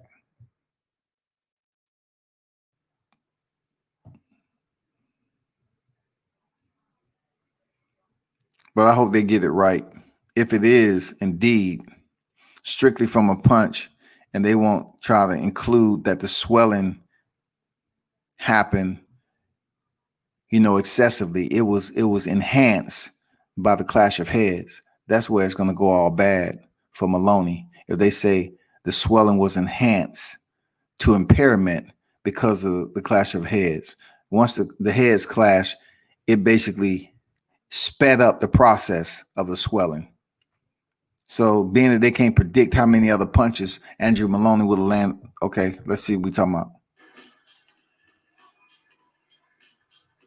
Let me see what they're talking about now. Russell Mora and Robert Byrd.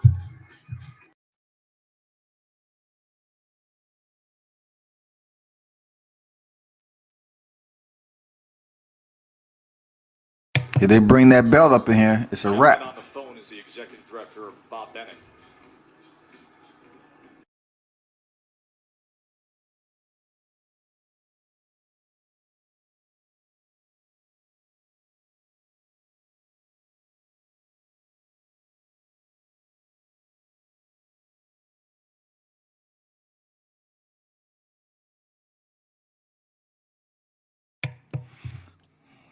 Mitch said ref got it wrong, but he did warn both fighters. Yeah, he did warn both fighters a few times to watch their heads. Moloney deserved his belt back. They just have to determine. We already know a punch landed, the jab, right? A stiff jab landed. We know that. But then when it comes to the impairment of the swelling, you know what I'm saying? For him not to be able to see out of the eye, was it caused by a punch? Because a punch did land initially to the eye that may have, began the swelling. But was it the headbutt or another punch that caused it to impair Joshua Franco's eye to be swollen shut like that?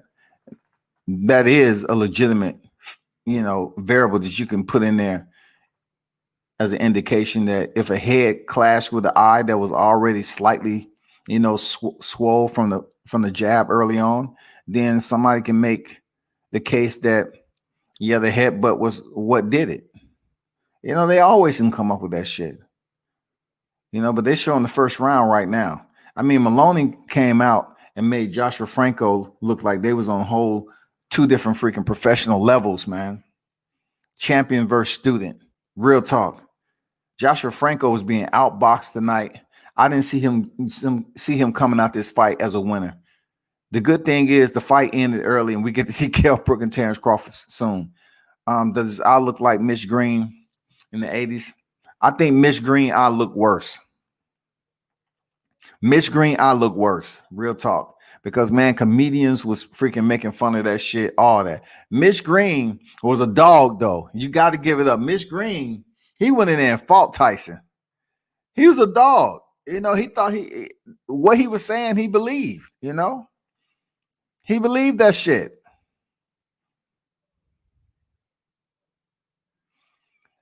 Bob went to the replay table and put pressure on them. Yeah, Bob said, hey, you better make this shit right, or else you won't make it out the parking lot. I'm just letting you know. I already got my people lined up. You won't make it out the parking lot. Don't fucking play with me. You won't make it out the parking lot. Man, they coming up here with that. Looks like another rematch coming soon. Of course they're going to do a trilogy. They're going to step in there again. Moloney looked ready from the start. I thought he was going to get whooped. I thought it was going to be a more competitive fight, but Moloney is on a whole nother stratosphere tonight. Franco, man, I'm not saying he was getting off the canvas. I'm not saying none of that. All I'm saying is the punch output and the volume that Andrew Moloney was delegating to Franco was just a lot. Like, look at that eye. That eye is not extremely shut. Like, I'm talking about swollen around it, shut. It is shut up to a point. I mean, it's shut closed to a point. It's not like the Mitch Green, the Eric Morales or none of that. Their eye was much more fucked up than that.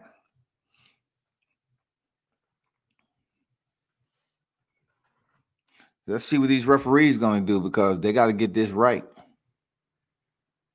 And look at those uppercuts that Moloney's sending up the.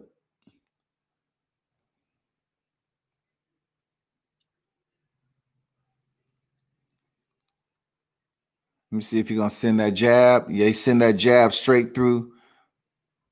He lined them up. I mean, that jab was landing on that eye, man. Look how he popped that jab out there. Wicked! It looked like that touched the eye to me. She judged the Greer fight, but why does Adelaide Bird still have a job? Man, I'm telling you, man, that's why Greer had to, you know, he had to keep himself calm and composed so he won't get fined anything. Because Bird, man, once that motherfucker show you that she can motherfucking grade a scorecard like she did initially, she's bound to do it again. She just got to pick the right fight card. Let me see what they're talking about.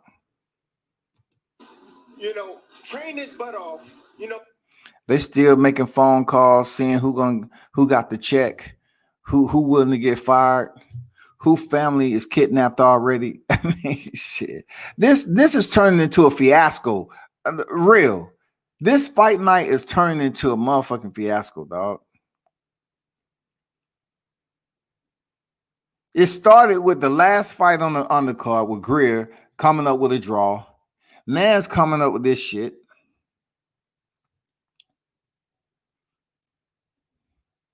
I can't imagine what the Kell Brook and Terence Crawford fight is going to be like now. This shit is just putting a curse on it, man.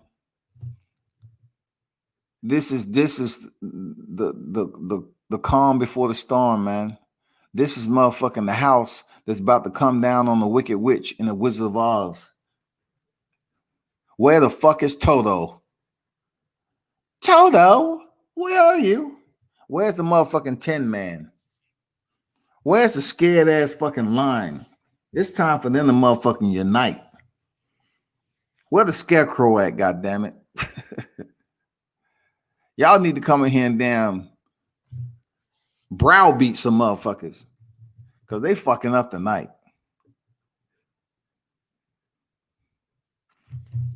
They are fucking up. Let me get my shit, man.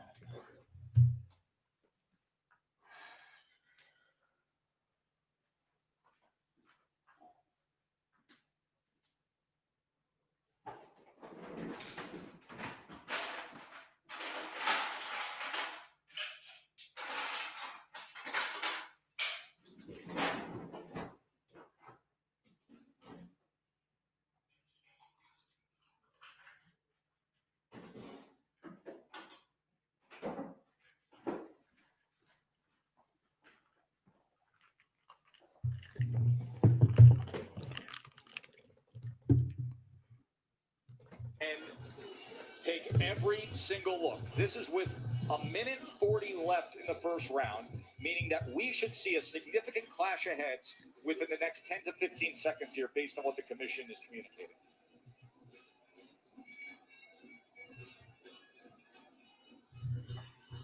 Man, they still showing replays, y'all. Man, come on.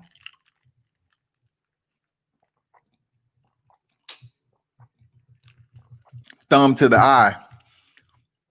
That's illegal.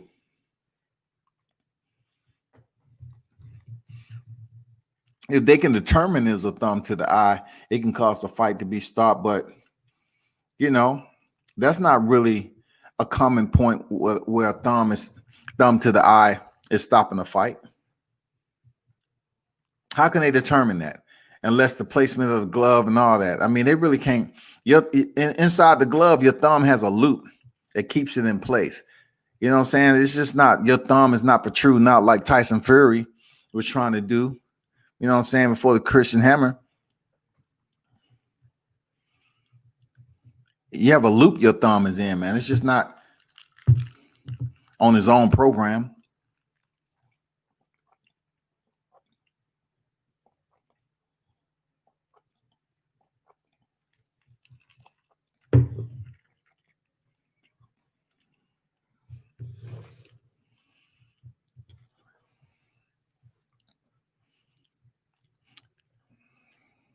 Man, Mitch was a dog. Mitch was a dog even when he felt the right hand, man. Mitch went in there and fought Mike Tyson, dog. Let me see what they're talking about. Lost his title. Worked hard here in Vegas. Now this just fucking up the whole vibe for Terence Crawford and Kell Brook. It's fucking up the whole vibe, goddammit.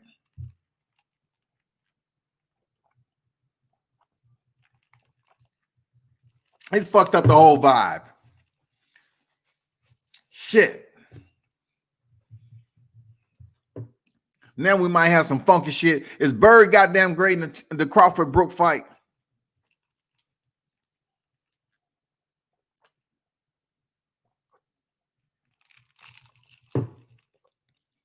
Is she? Because they need to give her termination papers. I'm telling you.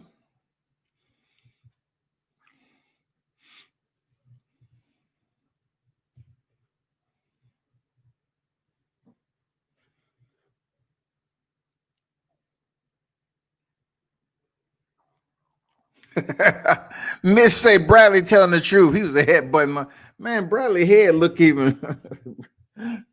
You know what I call Bradley head? I call that motherfucker helmet, dog. Okay, what are they talking about now? Andrew, not from an accidental clash. What's it like to be in the corner and through all this time not still have a definitive answer as to what happened? It's frustrating. We don't want any injustice here. We want just justice to occur. Andrew's worked for 5 months for this moment. He's given everything. You can see what's happened to the opponent. He needs to win this world title because he deserves it and he needs to have it. Now, if it were to be overturned, would you be willing to have a third fight against Dr. Franco? We're open to anything. We'll talk with Bob and see what. Of course they would, because Moloney was dogging him this fight. Period. Easy work. Moloney was dogging Franco out. It wasn't even close. Shit, by the time he leave the ring, his eyes gonna be back the way it was before the damn opening bell. He gonna be like, ref, can we continue to fight? My eye good now. I'm good. See? Put 3 fingers up there. Put 3 fingers up there. I can see him now, man. Shit. I can see 3 fingers now. Put them up there. I promise you I can. But you know we can't do that there, Joshua. You know that. You've been in the ring damn near 30 minutes because motherfuckers trying to, you know, fuck over Andrew Moloney, who should have the belt. You know you don't supposed to have that belt no more. He fucked you up. You know damn well you don't supposed to have that belt. That shit was from a punch. If it was from a headbutt, God damn it, they would have came back with a decision already. But it was from a punch. Punches, plural. Man, this is the ugly face of boxing, man. It comes down to this shit. It's the ugly face of boxing. That's why I always recommend to people collectively to study more than one sport. Because sometimes, you know, you have fight cards like this, it gets disappointing. You know what I'm saying? It's just like, damn, how can you be so blatant? See, when that shit started happening in the UFC, Dana White, he felt he was gonna do something about it. He said, we're gonna clean this shit. We're gonna clean this shit up. Don't worry about it. You're not gonna be over here. And they still working on it, but it's got way better than what it was. Because the one thing about mixed martial arts, the judges are sometimes boxing judges, and they don't know what they're looking at. And that's what I try to explain when certain people are trying to look at damn mixed martial arts as boxing. You can't do that. You just can't look at the plain shit that's going on and describe it like it's boxing. Because some things are more effective. Some strikes are more effective than they would be at boxing. Like punches in boxing are more effective than punches in mixed martial arts. It depends on how they land, of course, and how the opponent react to it. Like, you know, a 1-2 in boxing, if it lands flush. Okay, you might say, okay, they scored that 1-2 because it was a jab and then a hook. If you threw a jab in mixed martial arts and a hook, they're like, okay, and what is that supposed to do? You throw a 1-2 and then, you know, zip it up with a damn kick or elbow, then they say, okay, cool. I think the word is coming back. Left Robert Bird, the replay official assigned here, and executive director Bob Bennett. Remember, the initial ruling is that it's an accidental clash of heads that causes. He just touched his head. That stops. He just touched his head, so it might. If they stick with that, we will have a no contest. Andrew Moloney will be denied regaining his championship belt.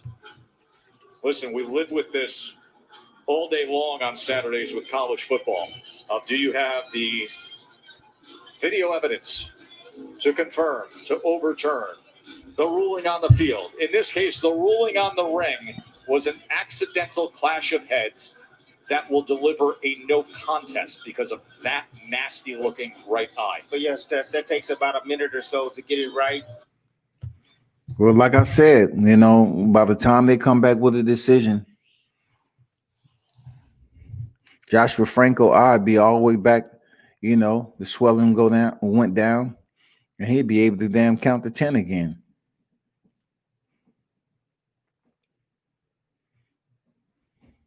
But it's not his fault. He was getting outworked. Seriously, he was getting washed. Seriously, he was getting washed, man. It was a lopsided fight. It was absolutely lopsided. I didn't see him coming back at all. And I truly think he would have got stopped if the fight went on. He probably thinking to himself, like, damn, that motherfucker must have been sick. I believe him. He must have really been sick that night.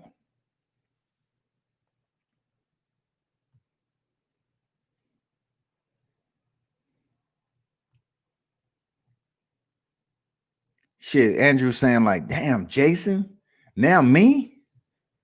Damn.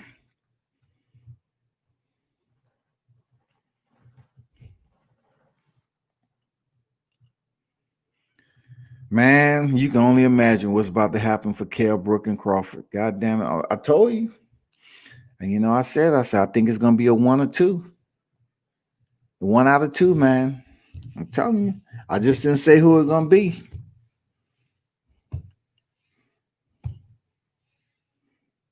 Boxing trying to goddamn get notoriety the wrong motherfucking way.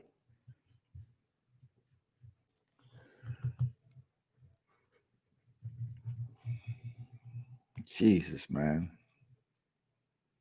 How long does it take?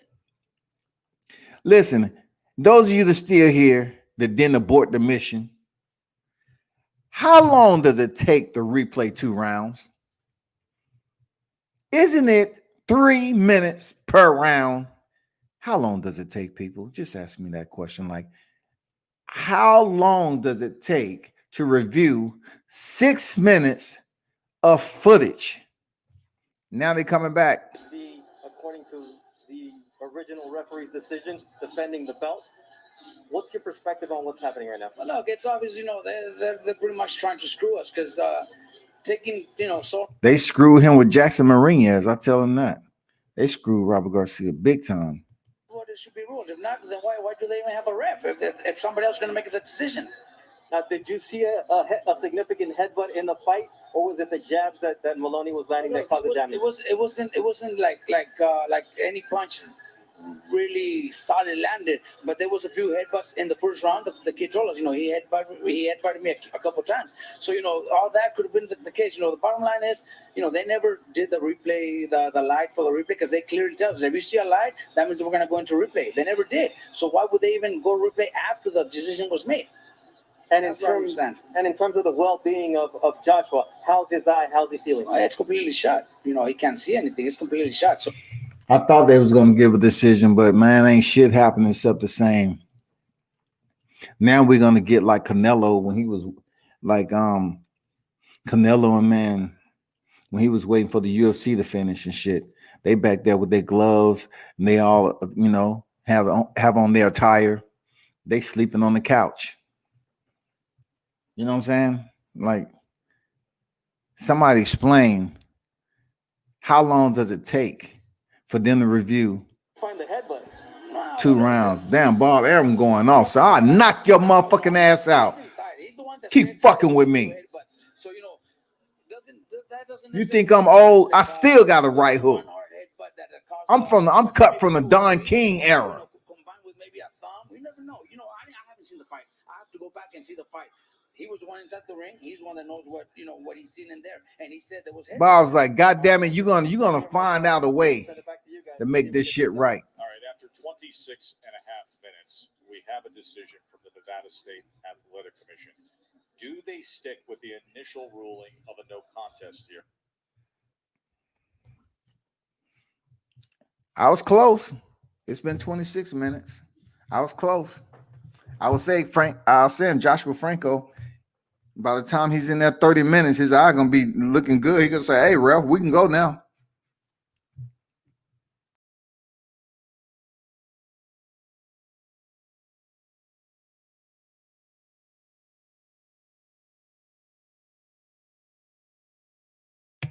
Man, it's considered a no decision. Bob Arum is fucking pissed. Bob Arum is pissed. Mutiny on the bounty. Mutiny on the bounty. Bob Arum is fucking pissed, dog. Some told me to stay at the motherfucking tournament.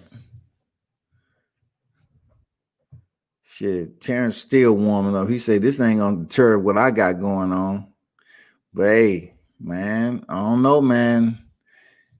This shit is shit haven't been as simple as we thought. I don't like what I'm seeing. I don't like it. I don't like it. I don't like it. We get to the comments.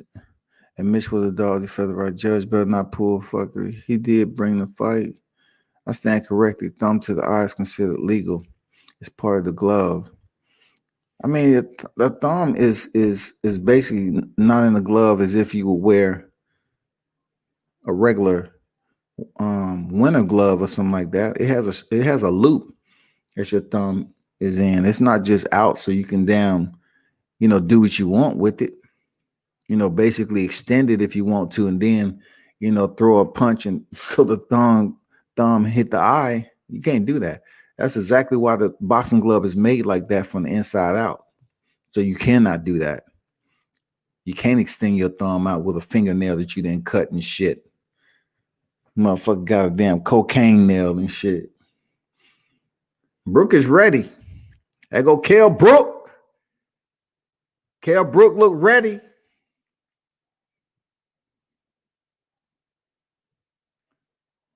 He looks like he looked like a middleweight right there, to be honest. Kell Brook look like a middleweight right here. Tell me he don't. Tell me Kell Brook don't look like he in the middleweight division. Andrew Moloney is going to fuck off. Andrew Moloney is yelling at the team of Joshua Franco. All right, so Andrew, what's going on with Joshua Franco's team? His team's talking shit. They cut the mic off. They cut the mic off. He did not touch me, and that eye was closed by 50 jabs. I see. Hey, I gotta agree with. I have to agree with Moloney, man. You did what you're supposed to do tonight. Oh my God, man! You did what you're supposed to do, bro. I'm not even gonna lie to you. Moloney came out here boxing beautifully tonight. I mean, I'm talking about the combinations he was putting together on Franco and the movement.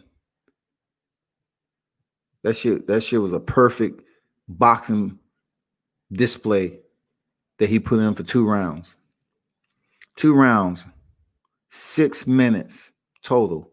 It takes them 30 freaking minutes to figure out what happened in 2 3-minute rounds. You don't even have to look at the damn, the minute in between the round, because that's not where the contact was made.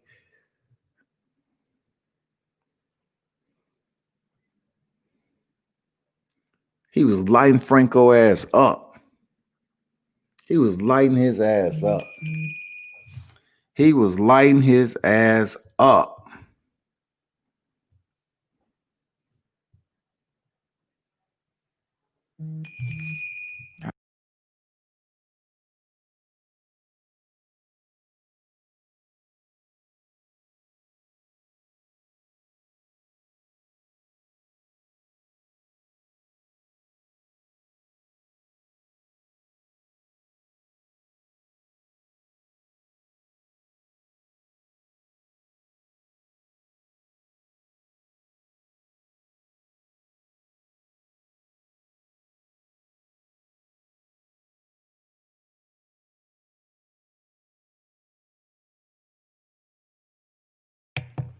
Shit, Robert Garcia said, y'all keep on fucking around. We're going to throw hands.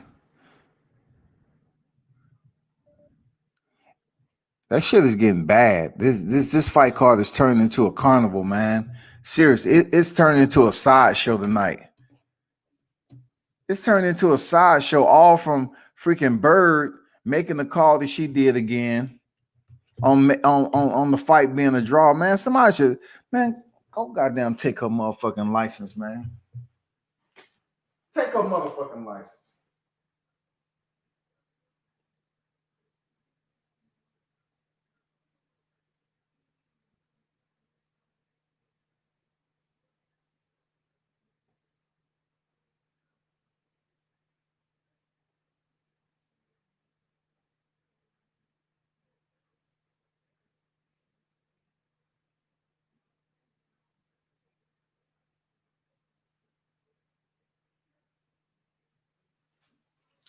Just so y'all know, Shakur Stevenson is taking on Toka Khan Clary, Junior Lightweight Showdown. That's December 12th. So Shakur Stevenson will be in the ring in less than a month to take on Toka Khan Clary. Yep, sure will.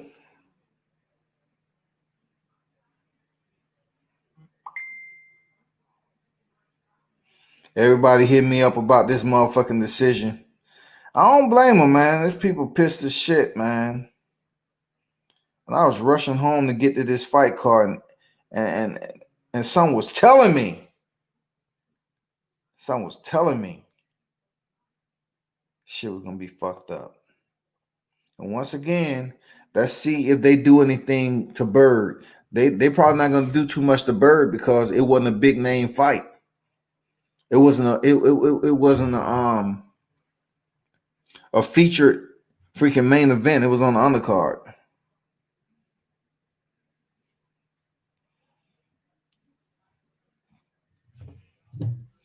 Damn.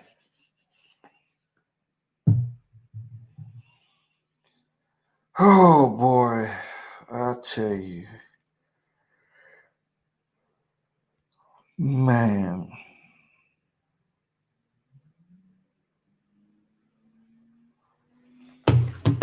This is some garbage. Bob pissed off, blood pressure high, as Snoop Dogg, Wiz Khalifa, and Redman put together. No, man. If Bob was that high, he'd be already on the stretcher. For real. Bob can't fuck with that shit. Goddamn Snoop got. Redman, none of that. He can't fuck with that.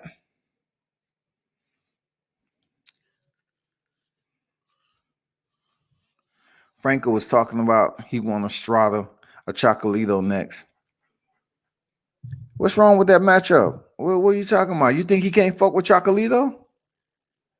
Juan Estrada, why not call out Juan Estrada? He been on the top pound for pound list for the longest. Hell yeah, call his ass out. He been sitting up there around 8th, 9th, according to where you look. Why not call him out? Man, motherfucker can box, dog. The only loss the only loss that Andrew Moloney had was the one that Franco gave him. Last time I checked, just like Nip, let's look at Chocolito shit. Let's look at Estrada. Don't Estrada have 3 losses? Then Chocolito get knocked out twice? Shit.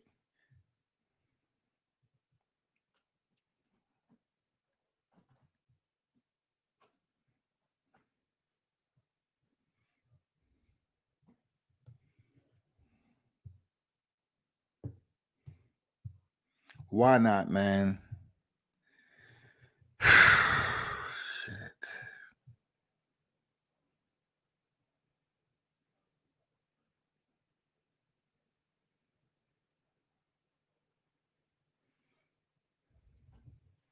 Now it just messes up everything. Now we at 11:30, and we should have had the fight on deck already, man. It's some bullshit, dog.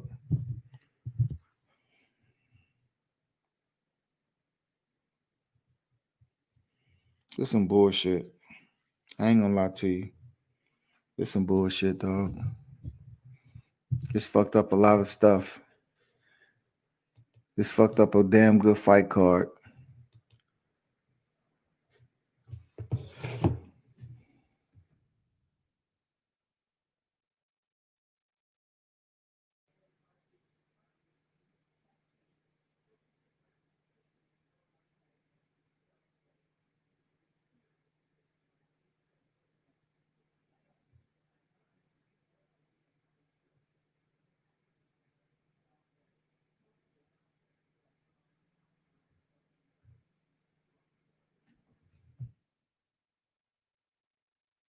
They still going over promo.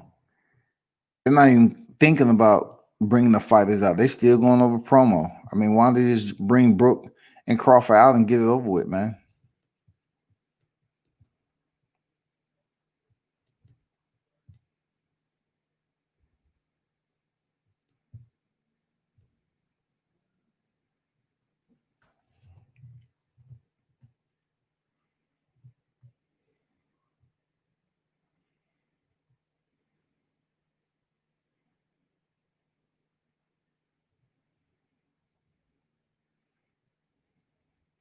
At least Crawford still look focused. I know somebody had to tell him the shit that was going on. He's seen it on TV. You know what I'm saying? He know what the fuck is going on. He's just trying to stay warmed up for the fight.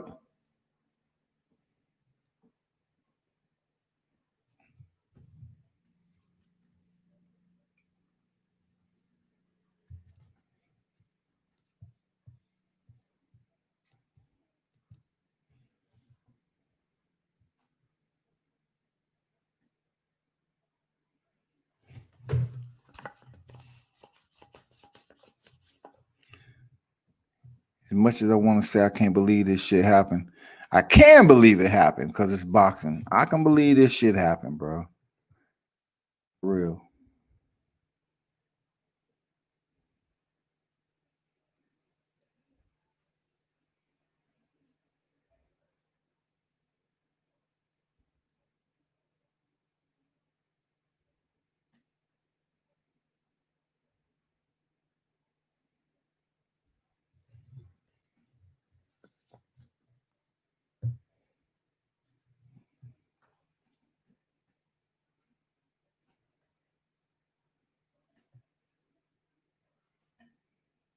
They still talking, man. Ain't nothing changed, nothing.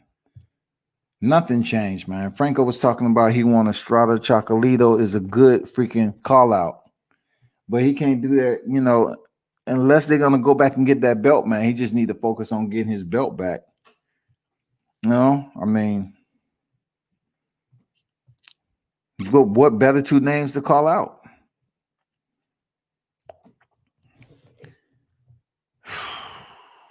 Man, it's fucked up the whole evening. I ain't gonna lie, this shit fucked up the whole evening. Why boxing still got to keep around the scoundrels, man? Bird already made bad decision, one of the worst decisions in boxing, and she's still able to serve a freaking probation or a suspension, come back and call fights again, and then give this fight a draw. They're not going to care too much about it because it was Joshua Greer. He's coming off a loss. They're not going to care too much about it. They're not going to make a big deal about it. They're not going to say, well, suspend her again because she fucked over Josh. No, they ain't going to do that shit. They're just going to say, hey, People can say what they want. That's how she saw the fight. Because guess what? The female who scored the judge that scored Tia Female's fight.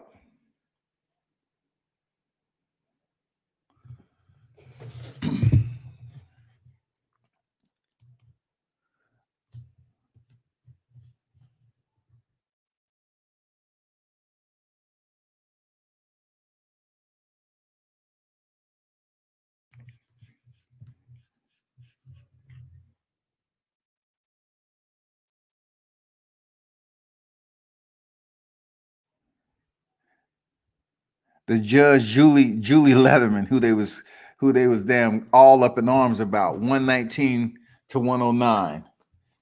Hey, she had a disparity. You know what I'm saying? Tim Cheatham scored at 116, 112. She scored at 119, 109. And Steve Weisfeld scored at 117, 111. They didn't get fired. Shit.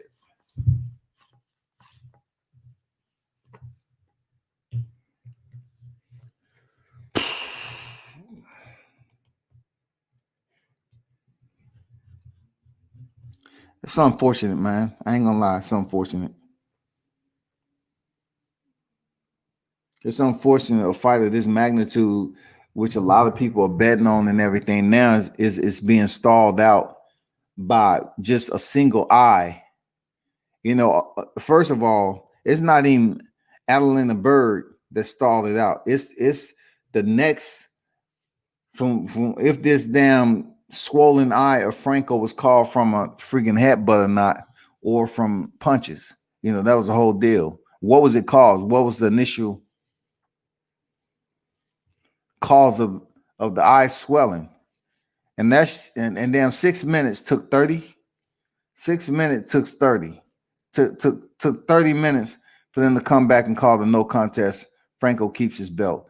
So I guess what they're doing in reality is basically compensating. They're compensating Robert Garcia for robbing him against Rolly Romero when he wasn't even in the corner. That's what they're doing tonight. They must be reimbursing Robert Garcia for robbing Jackson Marinez that night. Rolly picked up that damn interim. That has to be it. That's my shit right there. And I'm not even putting too much emphasis in it because I'm irritated. That must be it. They must be, reimbursing him, saying, "Okay, your fighter can keep the belt because we know we fucked you over when Jackson Marinez fought Rolly Romero. We'll let him keep the belt. We know he was fucking Joshua Franco up tonight, but we're just gonna allow you to keep the belt just a little bit longer, and then whatever you choose to do after that, that's up to you. But don't say we didn't look out for you, man. We gave it back to you. So be happy, be pleased, and definitely don't complain too much more because we will come back for your ass." I'm serious, man. I mean, goddamn. Look, why hasn't Brook and Crawford walked out? They're in the bubble. They're in the bubble. So what are we waiting on right now?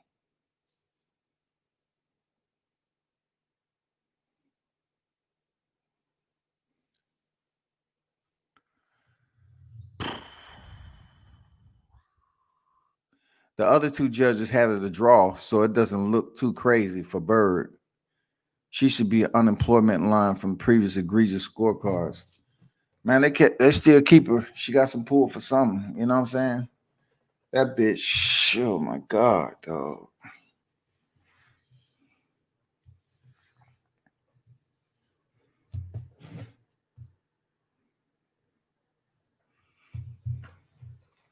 This shit don't supposed to make no sense.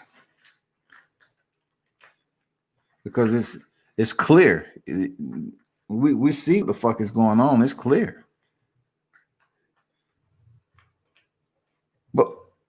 But why hold the fight up though? Why hold that shit up though? What's the point? What's the point in holding the fight up?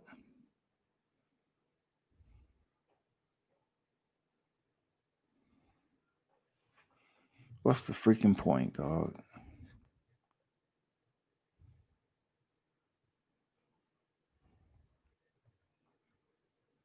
These cats running commercial after commercial after commercial. When we're supposed to be looking at it down, one of the most important welterweight fight.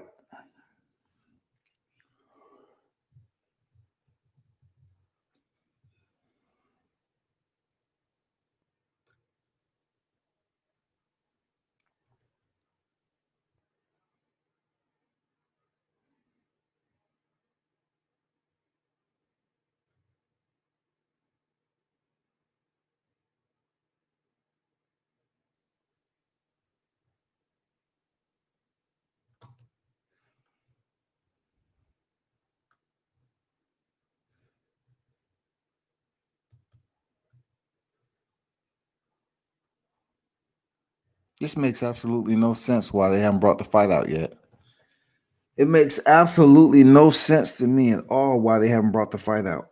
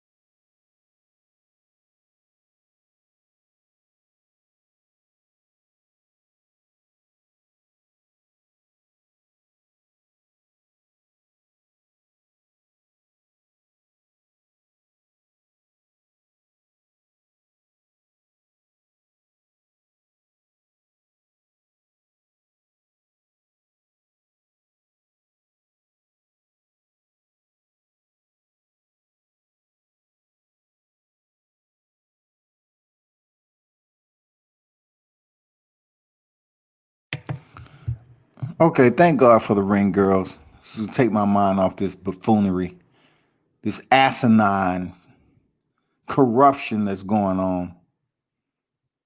Give it up for the ring girls. Give it up for the ring girls, period.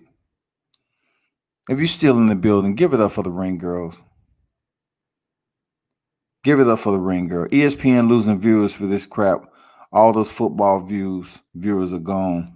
Now they're gonna bring somebody out to sing the motherfucking anthem or whatever they're doing, man. Like, give it up for the ring girls, man. That's all we can do right now. Because this other shit don't make no sense. It's going on 12 o'clock. We're about 20 minutes off 12 o'clock, man. I got 900 in the building, man. Smash the like button.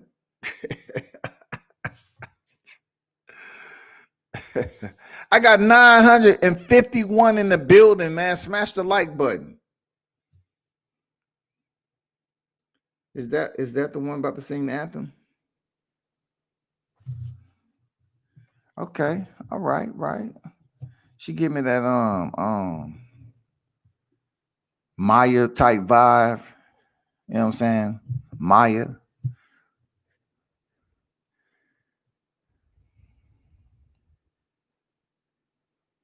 I can't believe they singing the anthem right now.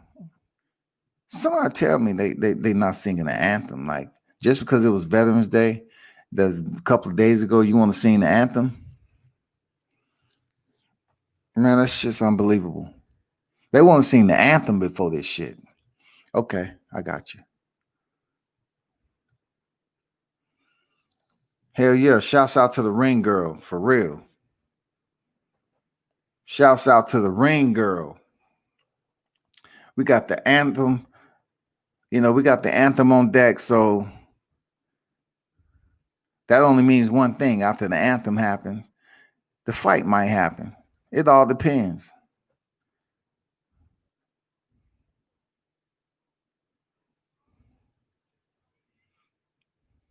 They want to honor those who serve. Shout out to the vets, man. Shout out to the veterans. At least we can do that, man. I don't know why I should be giving a shout out right now to my comrades in this particular setting, because it's all about goddamn capital corruption. Goddamn it, capital corruption rear this motherfucking ugly face again. The Geechee ass return, goddamn it.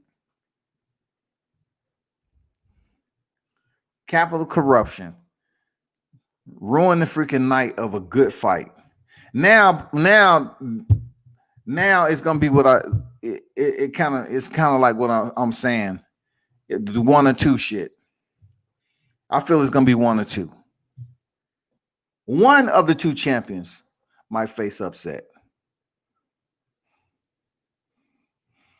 After all this nonsense taking place tonight, it makes no sense at all, man. And then the fact that they're going to sing the anthem to recognize the veterans and keep on pushing this fight closer and closer to 12 o'clock.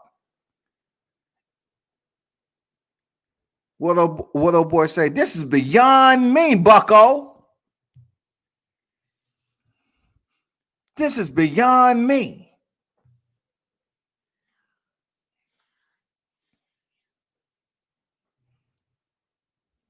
Damn. They still showing promos, man. ESPN, man. What y'all doing, dog?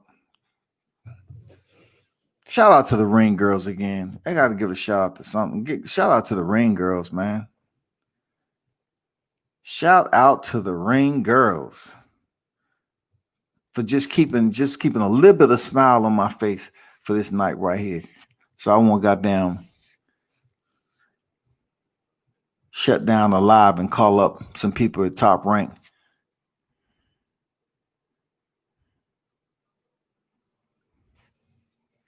This don't make any sense, man.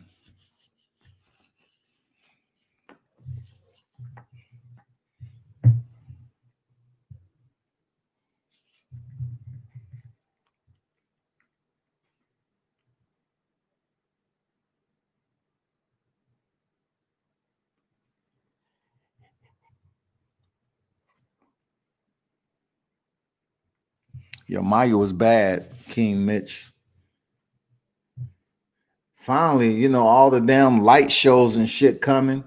What's that for? Halloween? Motherfucking fighters might not even be in the dressing room still. Shit. Finally.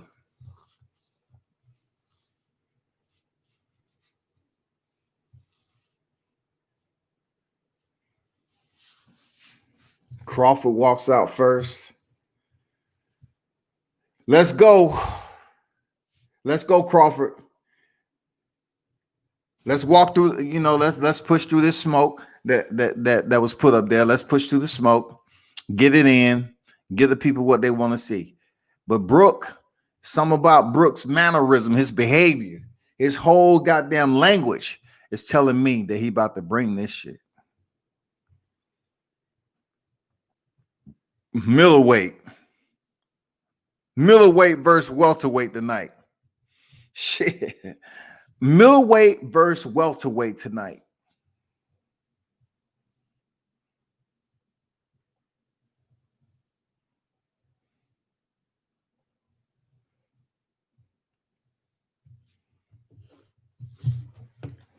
Come on, Brook. Hurry up and get to the ring, bro.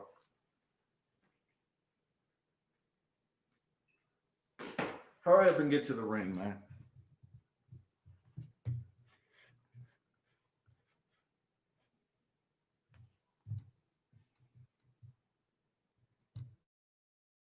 Brook is on his way to the ring. Hurry up. Get to the ring so we can kick this out. We can kick this off and go on about our business. Last minute predictions. Who you got winning? With all the damn drama that's going on. Does Brook come in here and shock the boxing community, or does damn Terence Crawford keeps the title, does what Terence Crawford do? Is it going to affect? You know, Brook looks warmed up, and we know Terence Crawford warmed up. You know what I'm saying?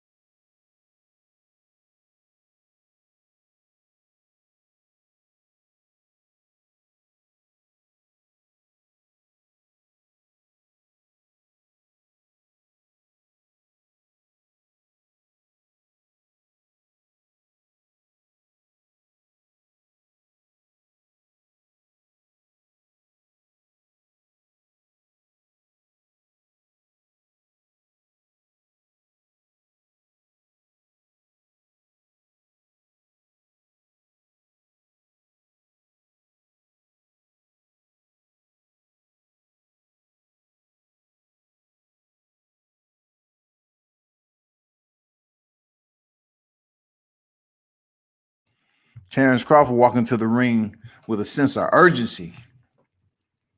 Let's get this on.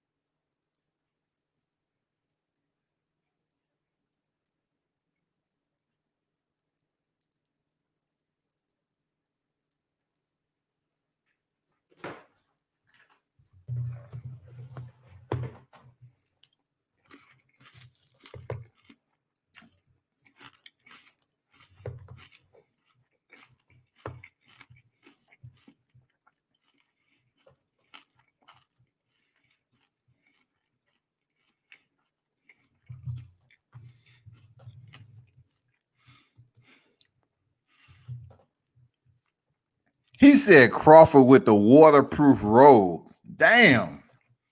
He said Crawford with the waterproof robe. God damn. The fighters finally meet, goddammit. Finally, let's go. Let's get it.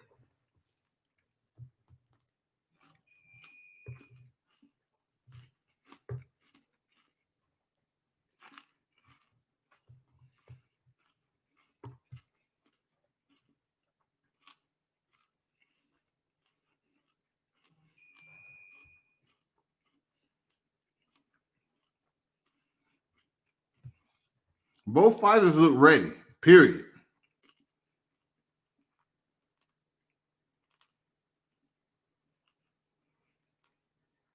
Both fighters, I can't tell if one look readier than the other. Both of these dudes look ready, period.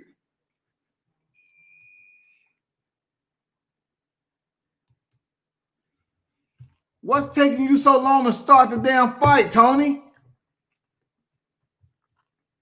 Thank holy Jesus. Look how big Kell Brook look in there against Crawford. Look how big he look, man. Kell Brook look like he got damn super middle right now.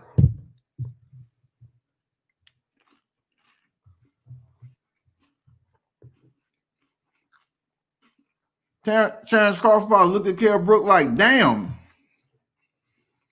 No rehydration clause? This dude like 180 right now.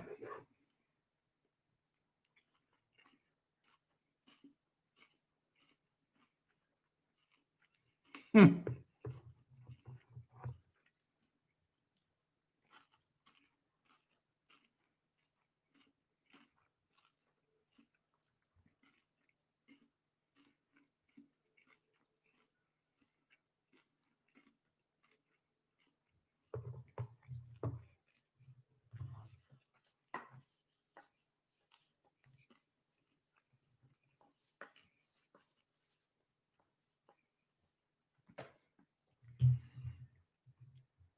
This is interesting. With all the actions going on in the first round, I don't know what to do with myself. Like, this is unbelievable action from two. This is unbelievable.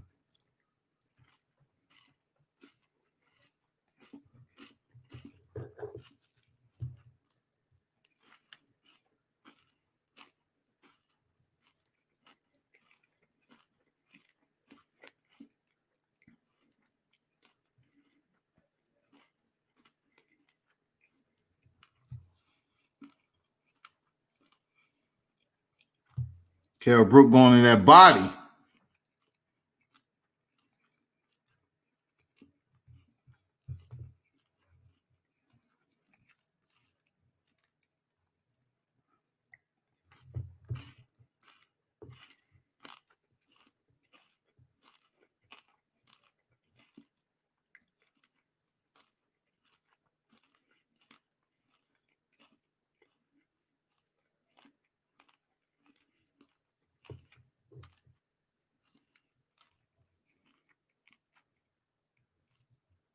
$25 seconds remaining. I think maybe 10 punches been thrown so far.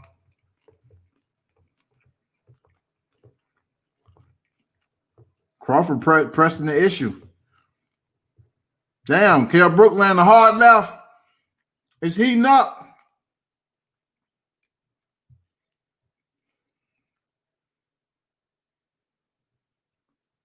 That was an okay first round. You know, put a little heat to it at the end. That's it. What y'all think about the first round, man?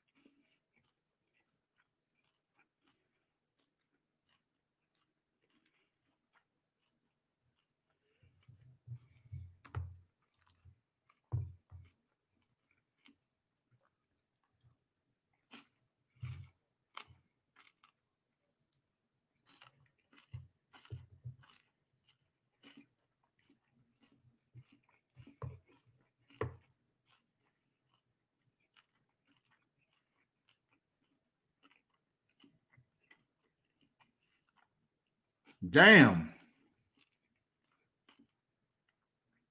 That was a stiff jab.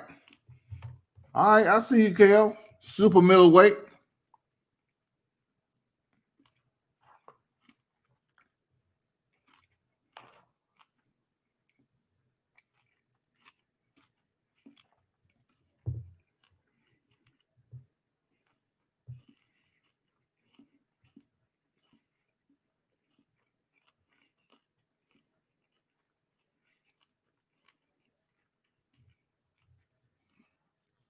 Kell Brook looks strong early. I'm not gonna lie. He looks strong early. He does. He looks aware. Man, he looking sharp. He looks strong early.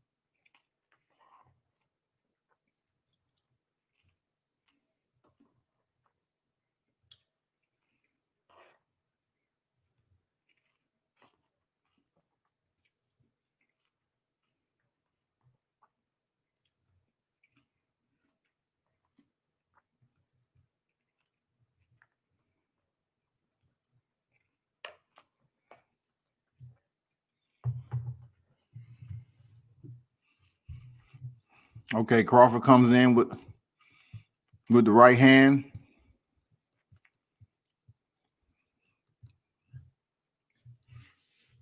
Okay, I like how Brook is standing his ground.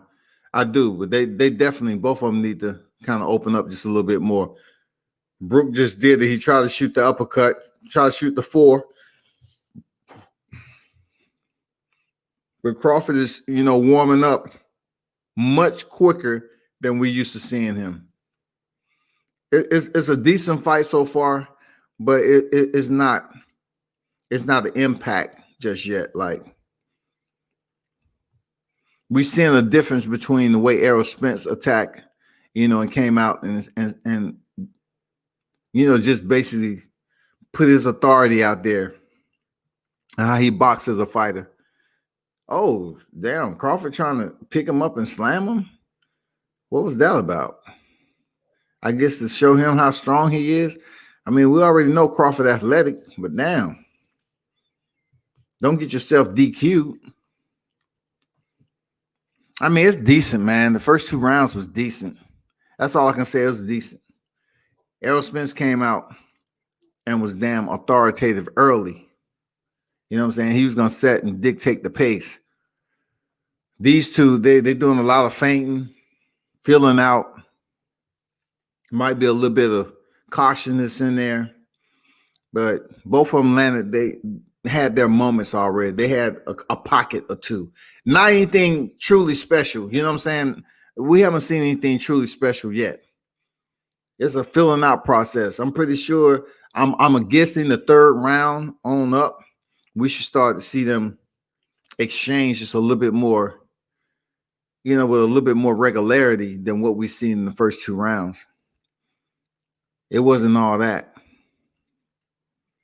I mean, Brook looked like a super middleweight. Bro, why don't you try to bully Crawford? I mean, you look like a damn super middleweight, like you're ready to go in there and face Caleb Plant.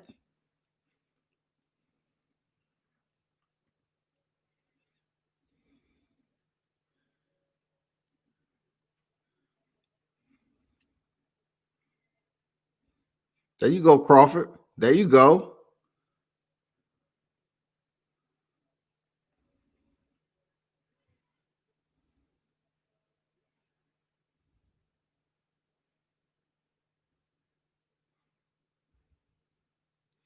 See, what I should do is just show the fight. I should just go ahead and show the fight. I'm not worrying about this video.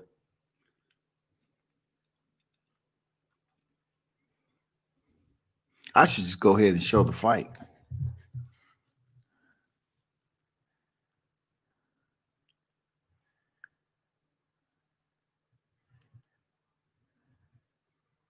What y'all think? I should just go ahead and show the fight.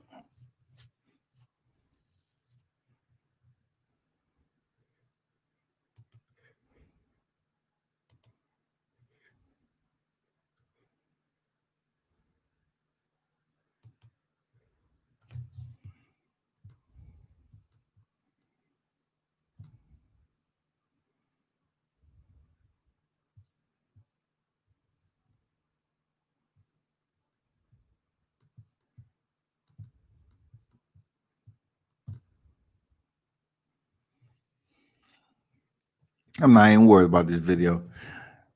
Just for them fucking up, I ain't worried about. I'm not worried about it. It's not like I got 100 viewers tuned in anyway. I'm gonna show the fight.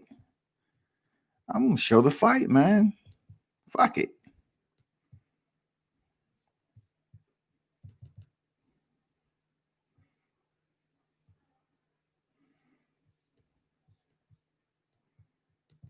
Three fights since he lost the welterweight championship to Errol Spence. That's how Errol Spence had success against Brook. He closed the distance and started to bully Kell Brook. He started to fight. Oh, nice right hand by Crawford. Valiantly, but he really didn't have any answers for that. All right. Kell Brook returned it. Crawford having his moments there. And see some swelling already. Some swelling already. On Crawford eye, right? Right eye of Terence Crawford in the right hand, right down the middle, that just lands for Kell Brook. And there's a right hand from Crawford. Way to answer that right hand.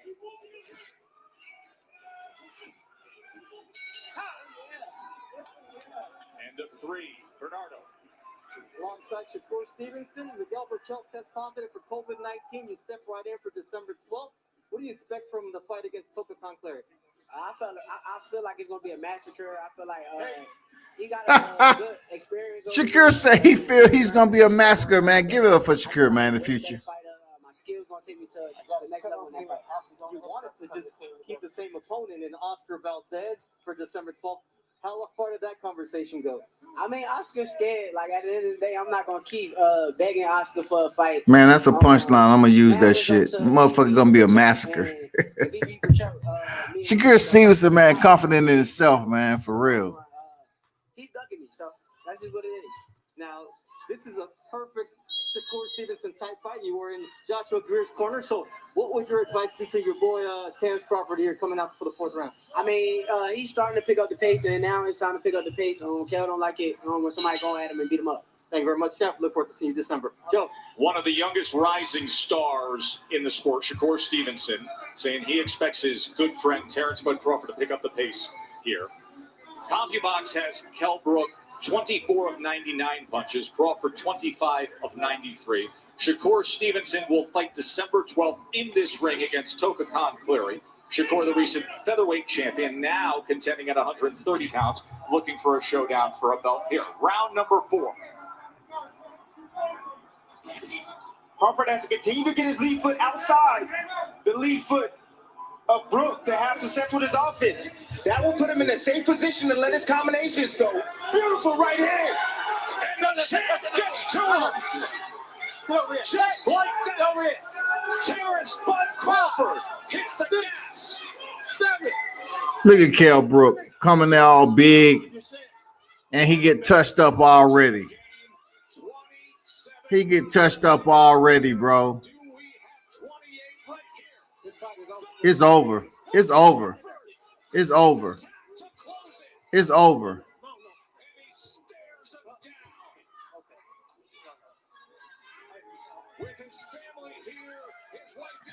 It's over. It's over.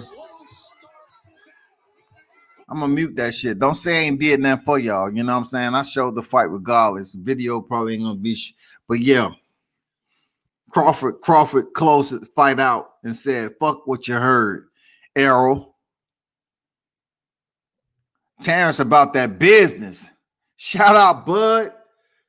Buzz about that business. Say, yeah, I got my eye look a little different, but I closed this motherfucker out the way it's supposed to be. Look at him, man. Got that Bud, got that look on his face, man. Like Kell Brook went out, man. Of course. Let me know what you think about the fight. Let me know what y'all think about the fight. What y'all think, man? What y'all think about the stoppage? Was it warranted? Was the stoppage warranted? Did Alan Bird had something to do with the stoppage? Was it warranted? Did he actually touch Kell Brook with a punch that caused Tony Weeks to be concerned? And my answer is yeah. He did. Man, that shit was easy work.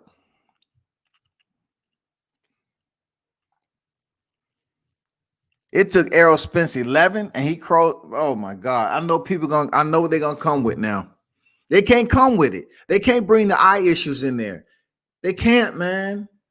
It don't have shit to do with the eyes because it was stopped in the third. Oh my God, man. After all that shit that happened tonight, we get three. No, we get a partial three. We get a partial three, people. We got a partial three tonight. We got a partial three. Man, it's 900 in the building, man. Hit the like button. Damn. What's to say about the post fight? What's to say? Like, where do we go from here? Like, real talk. It's like, so Terence Crawford, he did what he's supposed to do. Just like I'm telling you, he should get Manny Pacquiao. If Manny Pacquiao was looking at this fight, he's probably saying to himself, no, I ain't, I'm trying to fight Jeff Horn again. No, Manny Pacquiao ain't trying to go ahead and fight Terence Crawford after seeing that. Manny Pacquiao is not trying to fight Terence Crawford after seeing that. Errol Spence, what are you gonna say, man? Matter of fact, I gotta make sure I get on my damn Twitter. I gotta make sure because I gotta give it up to Terence Crawford, man. He did what he's supposed to do, man. He did what he's supposed to do. I'm not gonna lie. He did what he's supposed to do.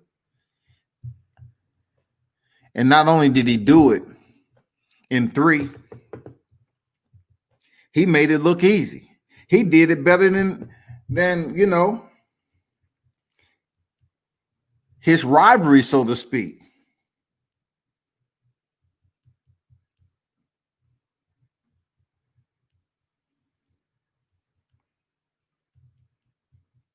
Can you imagine what the talking point's gonna be? Everybody's gonna get on here. Brook was never the same. He's still damaged. He went out in the 3rd round. I mean, what you gonna say about Crawford's eye? Crawford's eye was kind of fucked up.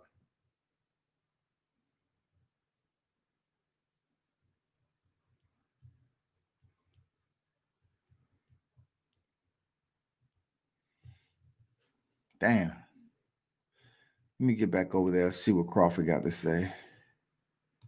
Has a mask that reads pound for pound on it. The chopping right hands on the. See, that's one thing I like about Crawford. He always bring his family to the fights. All the time. Crawford always bring his family to the fights. All the time. People never talk about that shit. But he always bring his family to the fights, man. He coming from Omaha, Nebraska. Like that shit is more down south shit. You know what I'm saying? They say, oh man, he bring his auntie, uncle, his cousin, motherfucking stepbrother, his ex.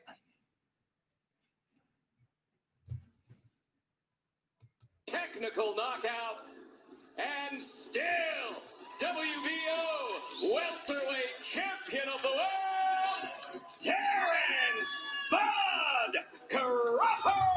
We got 3 in a P. We got 3 in a P, y'all. He's 37-0 with 28 knockouts.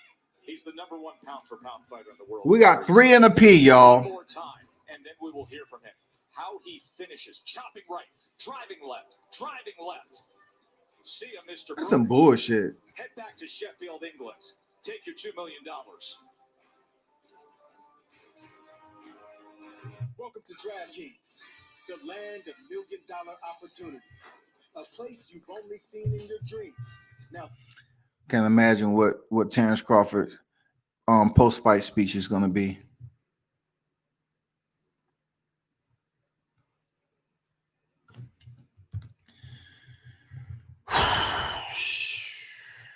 We got 3 in a P.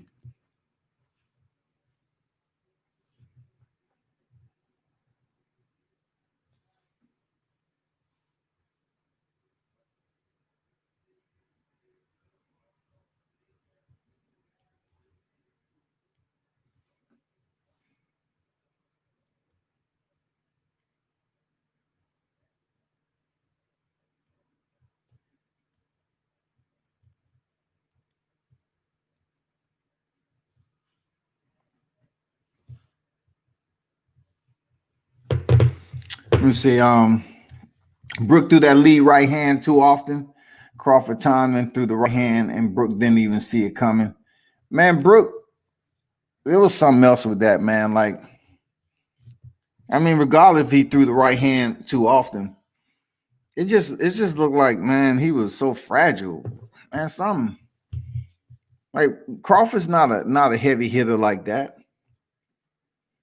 You know what I'm saying? They barely even connected in the first 2 to 3 rounds. You know, it got a little bit more physical in the third, but it's not anything to talk about. It wasn't too much to talk about until he stopped him. I don't know what was up with Brook. Crawford timed him through his right hand, and Brook didn't even see it. Damn, Pac-Man don't want that. Pac ain't Brook though. You're right, Pac ain't Brook. Pac-Man like 46 years old right now. You know what I'm saying? Pac-Man, Terence Crawford would destroy Pac-Man. He would destroy Pac-Man. I hope he get the fight. That's all I can ask for right now. I really hope Terence Crawford get that Pac-Man fight. He would destroy him, pick up the WBA title. And look, it's looking even better for Terence Crawford versus Errol Spence. Seriously.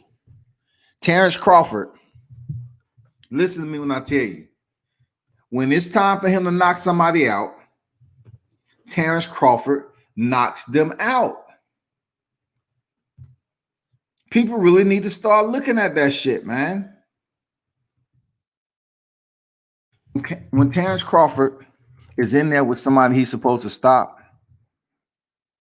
most of the time he does just that. He stops some people. You cannot deny that when it's time for him to go in here and stop a fighter, he does it.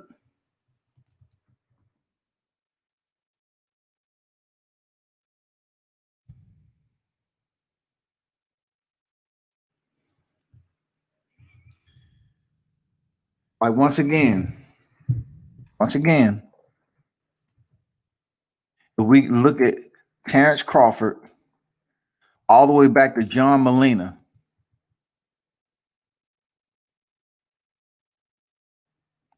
that's like 8 fights back. John Molina. He went the distance with Victor Postal. We know how long that was. But John Molina Jr., TKO. Felix Diaz, RTD.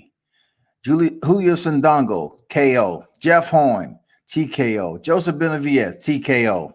Amir Khan, TKO.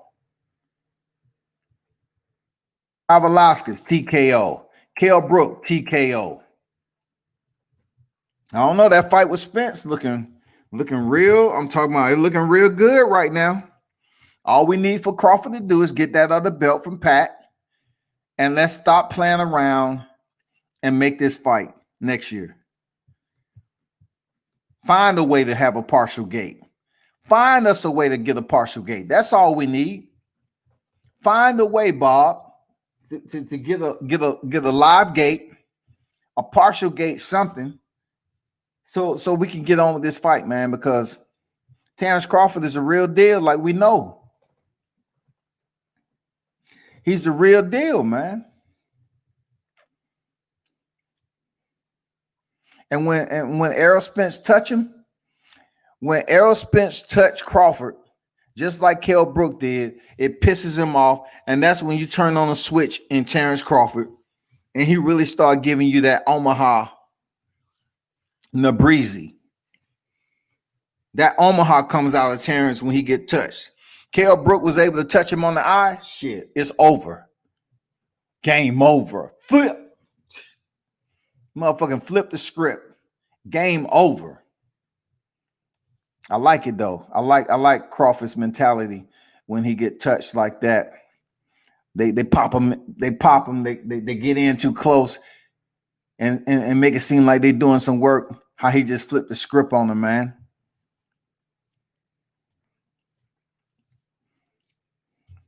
They say Bud a demon. Don't want either Spence or Crawford. I said it. Man, you know, we want that damn Errol Spence fight even more now. But without even looking at Danny Garcia, because we've seen Errol Spence in some fights. Like I said, Terence Crawford last 8 fights. Stoppages. Who he's supposed to stop, he stopped. 3 division champion. Who he's supposed to stop, he stopped. Errol Spence has been campaigning on his 4th fight in at welterweight, I believe. Because the first 3 was 54. But Errol Spence been campaigning at welterweight longer than Terence Crawford. So he's supposed to have a better resume. He should have a much more welterweight etiquette dealing with bigger names in this division. He should. But Errol Spence, come on, man. Like Mikey Garcia, you going the distance. Sean Porter, you went the distance. You know, yeah, we're not going to be able to gauge Sean Porter and Terence Crawford. We're not. But what about what does the reality look like now, really, with Keith Thurman and Terence Crawford? What does it really look like? What does it really look like with him versus Danny Garcia? That shit looks different. I can tell you that. Him stepping in there with those names I just mentioned, that shit looks real different. Because he went in there and stopped a dude that was much bigger than him, and the eyes didn't have shit to do with it. None of that. Now the Errol Spence fight is looking real. It's looking like, I don't want to be disrespectful. I'm just gonna wait till after the Danny Garcia fight. It's looking like food. Errol Spence is looking like food for Terence Crawford right now. I'm telling you, that man, Errol Spence is looking like food for Terence Crawford, man. Seriously.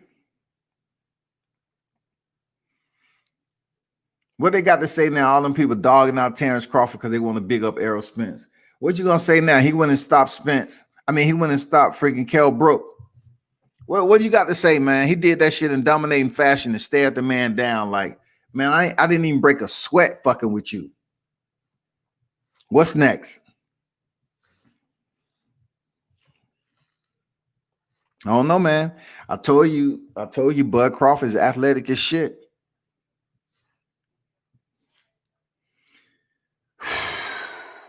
That Errol Spence fight looking real good right now.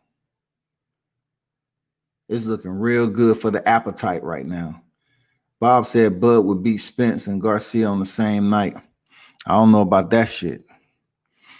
Was Bob on his meds? I don't know about that shit. On the same night, that motherfucker be pound for life until even when he retired, Bud will still be pound for pound if he beat freaking Garcia and Spence in the same night. He'd be pound for pound even when he retired for at least about a good 5 years. You couldn't tell him shit.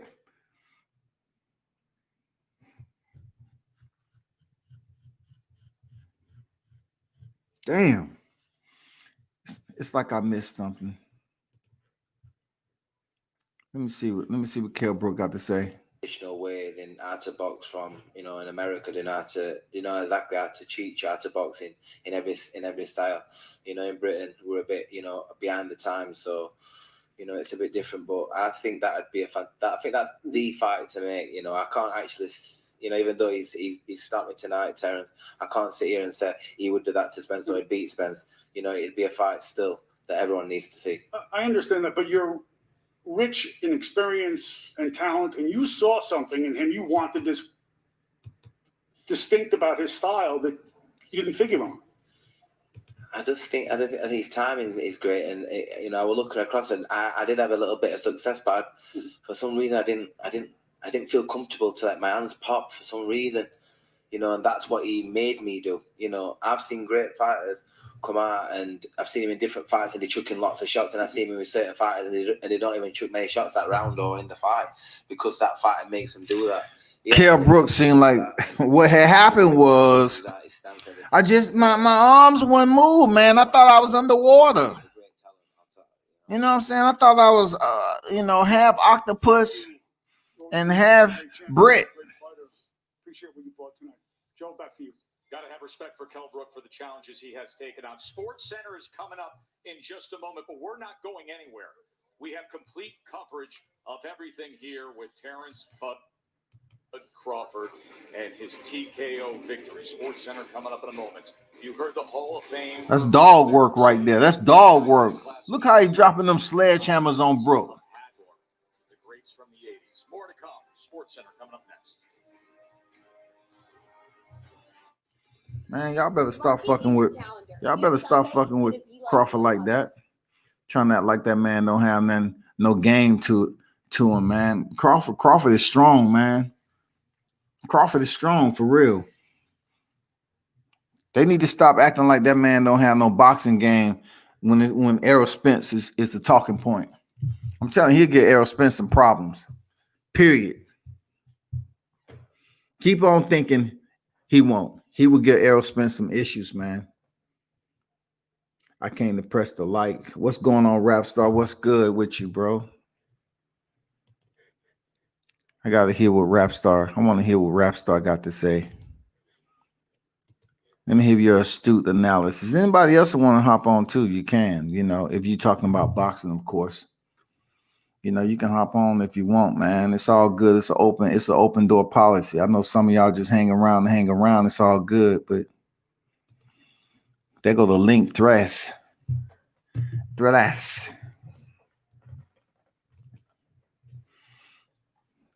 I don't know, man. Damn. I give you 60 seconds. Anybody who want to get on here and talk this post fight? Come on now, y'all act like y'all scared to come talk this post fight with World Combat Sports, man. Let's go. WCS. 50 seconds. It's 12 o'clock. It's 12:30 in the a.m.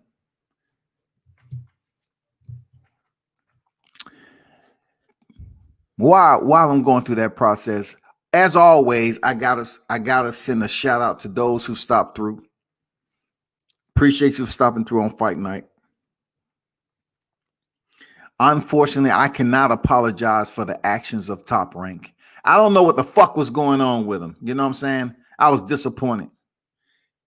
It only set up the move for freaking Kell Brook and Terence Crawford. Terence came in there more pissed off than what he would have been if he would have walked out on time. He came out upset, irritated, and he took it out on Kell Brook. Eyes didn't have anything to do with it except the ones that was tuned into the fight. Our eyes were hurting.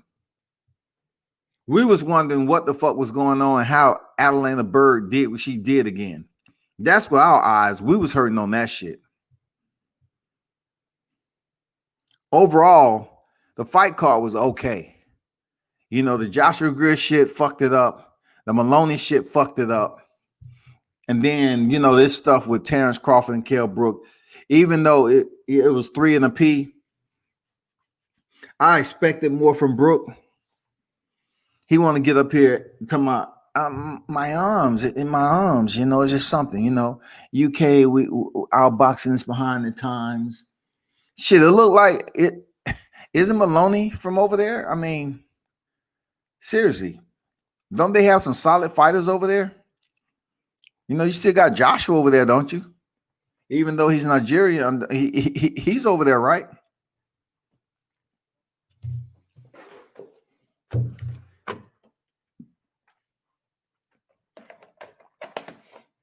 I'm just saying, like, how Kell Brook gonna get up here and say, you know, he pulled it from me, like my arms, I couldn't throw the combination.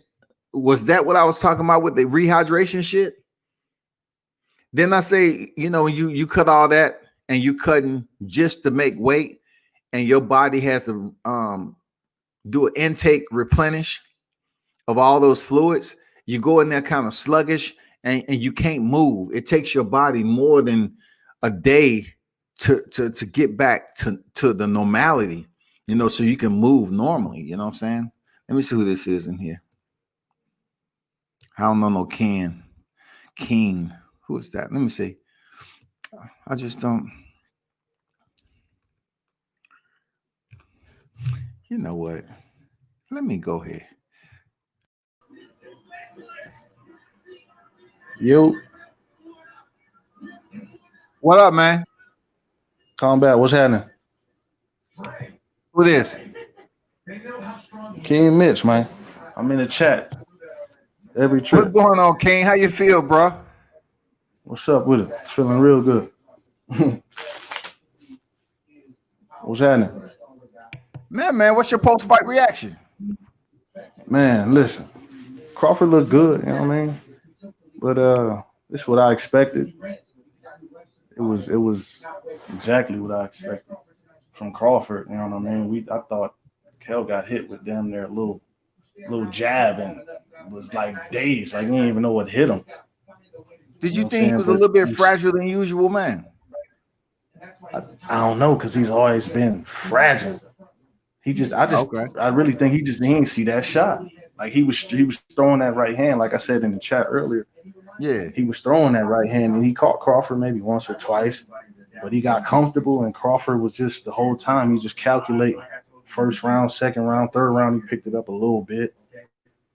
And him switching styles, he just got lazy and Crawford saw that shit, man. Threw that little weak ass right hand. Crawford threw his. It was over. The ref kind of saved him, but he had to call a knockdown because the ropes kept him up. So that's the rule. You know what I mean? Yeah. I mean, that's a solid point you made, man.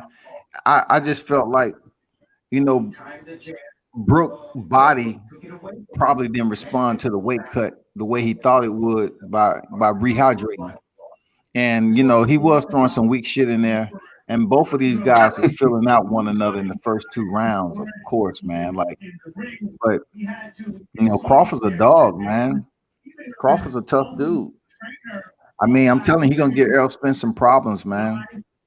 Yeah, we always knew that, though. Like, if you know what I'm saying, if you follow the game and you know what's really what, yeah, you know that they two good fighters. You know what I'm saying? Tonight it's gonna look crazy because he got him out of there in the fourth. Spence, what was it, 11th, 10th, 11th for Spence? Yeah, 11. But I mean, that's not the like they asked Crawford about that, and he's like, that's not the same. That ain't the same fighter. You know what I'm saying? Yeah. So we all know that. Like, you question, like, did he hydrate? Was it hydrate done the right way or whatever? But that was all part of this coming into it. That's why I saw a stop. You know what I'm saying? Like, when you asked earlier in the chat earlier this week, I'm like, I got a stoppage, man. Like, everybody was trying to hype Kell up. And that's when I go the opposite way, when the hype starts. Like, you know what I'm saying? When you know they giving you hype, when you know the shit they saying they don't believe. He said he's gonna make Crawford quit on the stool. You know he don't believe that bullshit. Yeah. That's when I was like, oh, okay, all right, that's what's happening. Yeah. Crawford about to stop him. I be reading into that shit because I know what's what. It's easy to see what's happening when you know boxing and you pay attention to this shit. Yeah, it's easy. It was a decent fight, man. And it was an okay fight up to the stoppage. You know, I give Crawford all the respect, man, because I know he a dog anyway. I just don't know why they have a lack of respect and interest in supporting him the way they do. But maybe after this fight, man, he'll get more than naysayers to support him because he's a damn athletic and gifted fighter. And I really hope he's able to fight Pacquiao yet. Next, man. I want him to get that WBA strap off Pac. You think that should have happened or what? According to Bob, he said it was damn near a go, but COVID kind of hit and they stopped it. And he just said that's he looking like that's what's next. They're gonna resume talks, and maybe in the spring before or after Ramadan. This is exactly what Bob said. So, you know what I mean? Shit, who knows? But he a promoter, and Bob, you know what I mean? Bob tell bullshit all the time. Bob tell you the right thing at the right time. Like, correct. When you ask the question, you see Crawford he looked at Bob like, nigga, what's happening? Because now he can hold his feet to the fire a little bit because the contract is, they talking like it's coming to an end soon. So, it's Bud looking like, nigga, I think Bud rather be where he at. Like he good there. He really want the fights, and it's tough. You know what I'm saying? Yeah, niggas got you pound for pound, and everybody respects your fight game, but at the same time, a lot of people feel like Spence could beat him up. But not even that, because that's 50-50. But a lot of people just be talking about Crawford like he ain't shit out here. And that's for real, man. Especially on this online, this YouTube shit. Yeah, and some of that shit is credible. Like, ain't none of these fighters perfect. Like, ain't none of them, you know what I'm saying? As far as the sport and what they present to is perfect. That personal shit, I don't give a fuck about. You know what I'm saying? But as far as being a professional athlete and a fighter, you know what I'm saying? Ain't none of these niggas just perfect. Ain't none of them. You know what I mean? To me, pound for pound right now is shit. Could be 5 different people, man. But Bud got it right now, and after doing that in 4, he looked good, But that was Kell Brook. You know what I'm saying? I hate to say it like that, but it was Kell Brook. You know what I'm saying? And that's the dilemma we got with Crawford. I personally want to see him and Keith Thurman, but Keith Thurman been looking like a hoe for like 3 years now, so I guess I gotta believe him. You know what I mean? Because honestly, I think as far as just straight boxing and shit, Keith Thurman is there. Keith Thurman is top 4, and that's only because Pacquiao just beat him. You got to put him under Pac. You know what I'm saying? As far as welterweights go. Yeah, Keith Thurman, man, I'm not sure why he was acting the way he was on Fight Night with Pacquiao. Just seemed like he didn't have a seriousness about keeping his title. It was a paycheck for him. I don't know, him eating ice cream before the fight in the casinos and all that other shit. I don't know what was popping off with him, but he definitely didn't show up that night. He made himself look. That was the worst performance, obviously, of his career. But that would be a good fight. We saw him drizzling caramel on the Sunday. We definitely saw that. Like, we all saw that. Yeah. We saw that like he worked at Friendly's back in the day. We For saw real, that. man. You know what I'm saying? So, but like I said, like I just think Keith Thurman lacks that real IQ. Like, he really thought, like, look at the first round. Like, he really thought he was about to walk Pac-Man down in the first round. And he thought that coming in. Like, look how he fought the first round. He thought the whole thing was about to be sweet. Yeah. Pac-Man put him down, and then he was like, "Oh shit!" And but it wasn't no testing in that fight either, King. You know what I'm saying? It wasn't no testing. It wasn't no what? It wasn't no testing. It wasn't no drug testing, man.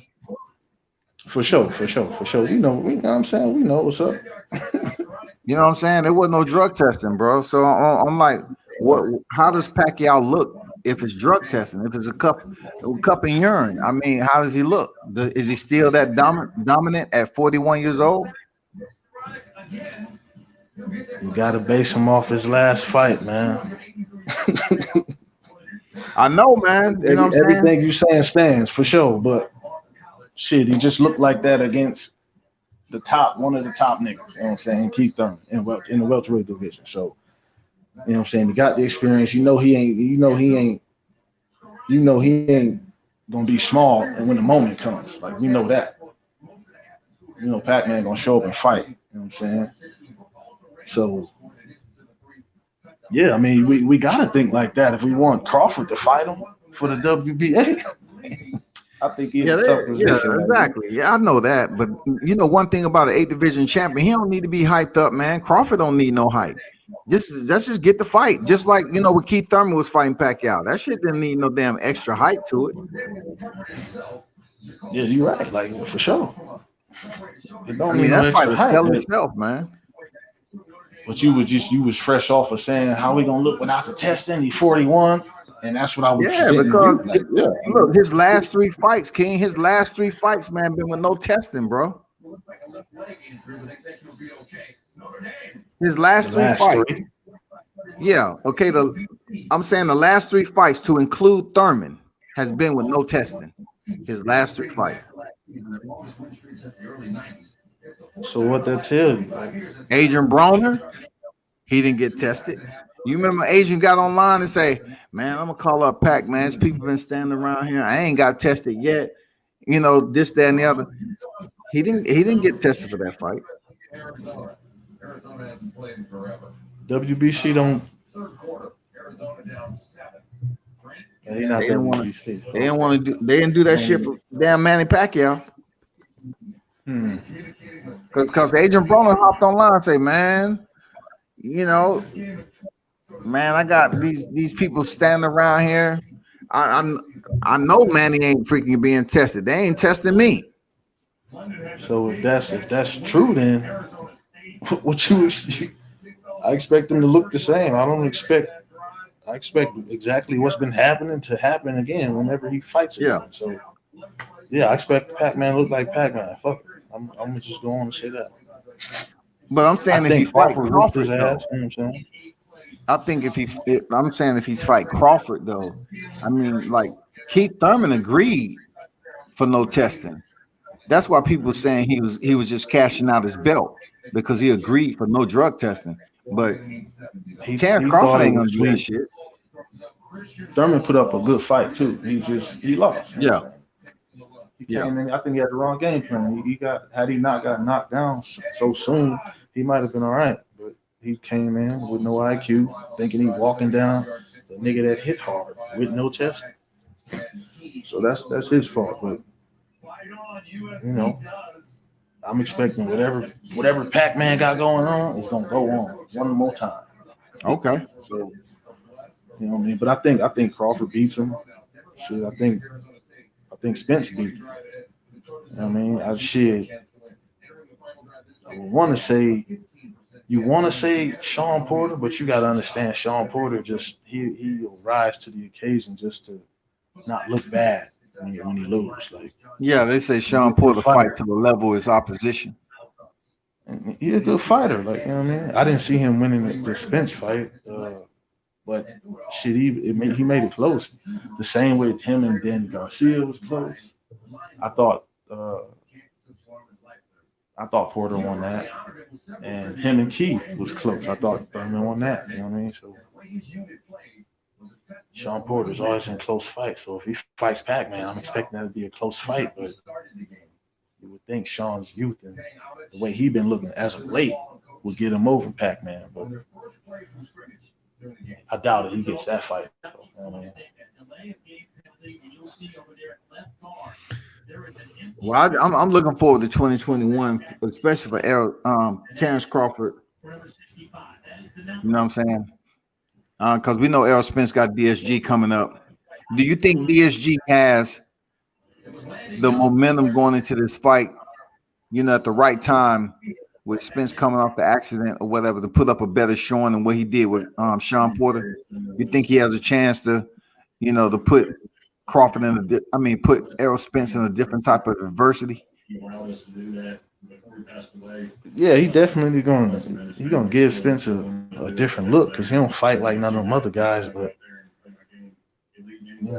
it's like styles make fights. I mean, styles makes the fight. So it depends. Like it depends on, for one, like the big thing is what does Spence look like? You know what I'm saying? Because if Spence looks like Spence, then you just expecting him to just. The consensus is for him to beat Danny Garcia. You know what I'm saying? But Danny was trying to get that fight in before the accident, so we gotta keep it 100 there too. Absolutely, he was. You know what I'm saying? We can't do Danny like that because he's a hell of a fighter. But Danny's also been on record. Danny's also been on record saying that the fights that he's lost, he just didn't do enough outside the ring to get the victory. I mean, we He gotta only hold got him 2 to his losses now. words. Yeah, we gotta hold him to his words. I've seen him, you know what I'm saying, say a few things about those fights. Yeah. So we gotta hold him to that. So, I mean, you can't really debate that. He said that, so that's just what it was. If you ask him, do I think he's gonna do whatever he can outside the ring for this fight? Shit, I hope so. I mean, he got a chance. Yeah, he got a chance. He always had a chance, but he got to, coming off of the accident, man, that's just a big question. You know what I mean? So we don't know how many, how bad his gun was damaged, his gums. And, he had to have teeth replaced and all that. We just don't know the extent of that. You know what I'm saying? The way his hospital picture looked, man, that's trauma. Shit, I don't know what everybody else thinking, but that's shit trauma right there. No, that shit definitely look rough, and it's a blessing. It's only one way he made it out of there, and that was for real. So, you know what I'm saying? So we just want to see him come back and put on, like, because he said some things too, like, I was letting my weight get up and just I mean, not being all the way 100 with the sport. You know what I'm saying, to the game. So we feel like, what I'm saying, it's a second chance. This is called to do this shit right. We're gonna see what's up with him, because Danny definitely trying to knock his ass out and trying to get them belts. So I mean, if Danny do this shit, you talking about they'll be talking about Danny, the best Puerto Rican fighter ever, man. Yeah, for real, man. You know what I'm saying? Unified. Come on, 2 times at welterweight. Yep. So, and it's on pay-per-view. So if Danny, you gotta assume that if Danny wins, he's the pay-per-view star now, because he's always been close teeter, and Danny definitely sell out. If you go on the East Coast, Danny selling that bitch out. Yeah. You know He still got a name out there in the streets, you know what I'm saying, in boxing. For sure. Yeah. Who is that on your avatar, man? What is that from? Man, I found that shit a couple years ago, man. So it seemed like a tribe or something, smoking something or what? It just looked dope to me. Oh, okay. It's art is up for, you know what I'm saying, whoever looking at it to feel about it. Okay. How you feel about it? I got you. You tell me. Yeah. I felt all right with it, you know what I'm saying? Yeah. I got you. But what you I was think looking about at it, I was like, damn, that shit. All right. Yeah, I just, some smoke shit. What you think about Kell Brook, man? You think he done? Because like you said, he always looked fragile, but tonight he looked like, oh shit, what the fuck was that? Yo, where? I saw him. I don't think he done, man. Because he came into the weigh-in shredded, but I just knew that was motherfucking, a conditioning physique that he had. I mean, he was dense, dry. I can tell he'd been off water for days. Like he was very depleted, probably dehydrated. So it's just like Amir Khan when he came off the loss to Terence Crawford. They had him go over there and fight for the WBC international title or something like that. And when he ended up getting a win against a soft touch, they're gonna give Kell Brook somebody else, that's a soft touch, so he can continue doing what he's doing, man. They're gonna keep him relevant for a little bit longer. We're at 54, gotta be. Yeah, it gotta be at 54. Okay. Because they ain't gonna turn around and give him a fight with somebody that's like your Dinas Ugas down here that has the interim. That ain't happening. No. Even though part of me say he'll make that fight competitive with Ugas. Yeah. I'm not really big on Ugas. Like I saw the John Porter fight, and that's what everybody talk about. But I look at that fight and I'm like, you ain't step on the gas and really whoop Sean's ass. Like Sean was looking to get his ass whooped that night. You know what I'm saying? Yeah, Sean was playing around, man. He was just making it easy because he had that other fight coming up. So he was just fucking around with Ugas. Ugas did all right, you know what I'm saying? But he did his thing. But I'm like, come on, bro. Like from that, like from because we looking and we saying, well, Sean Porter was bullshit. You know what I mean? So we can't then turn around and say, shit, Ugas look good against Sean Porter. Like, you know what I mean?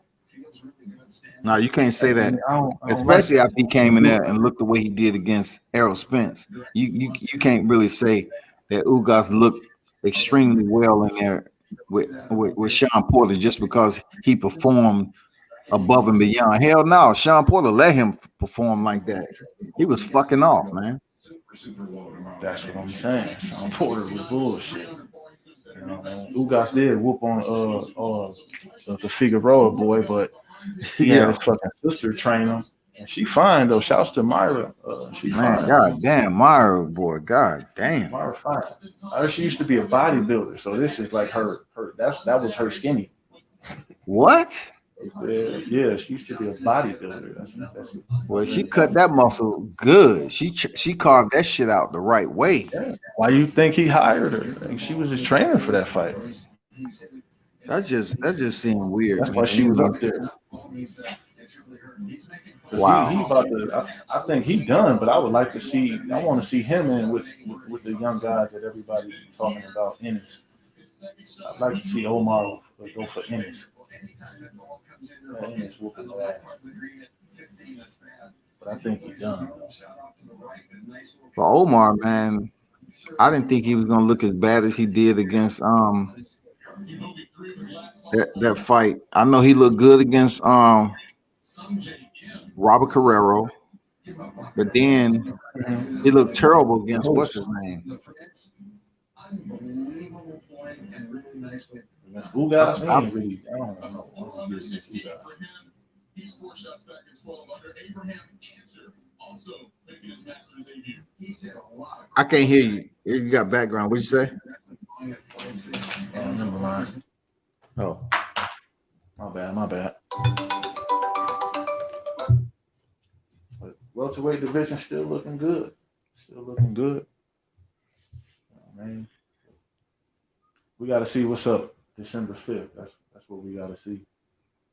Yeah, welterweight division looking good. You know, you got 54, but that 135-pound division, I'm curious to see how that's gonna play out too. What'd you say? Which one?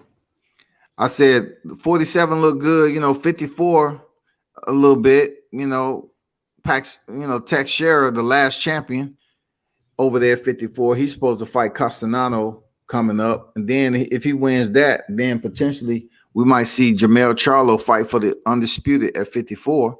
You know how that is. I mean, it's undisputed, but I don't know if people are going to talk about it like the way they're trying to talk up, you know, Errol Spence and Terence Crawford.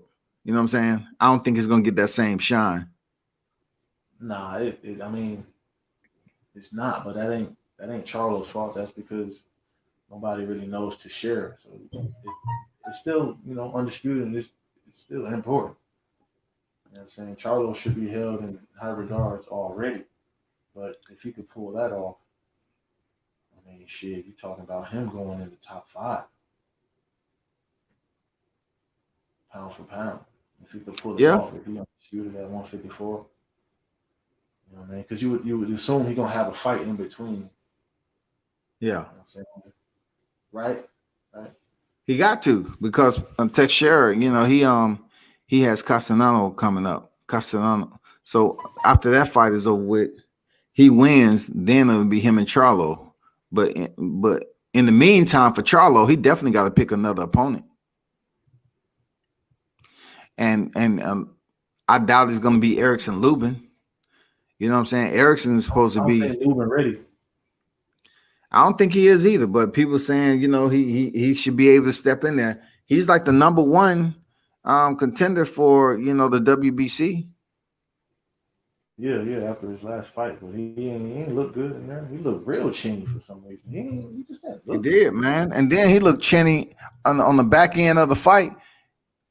The first time they really even opened up, you know, and really start exchanging. Yeah, he didn't.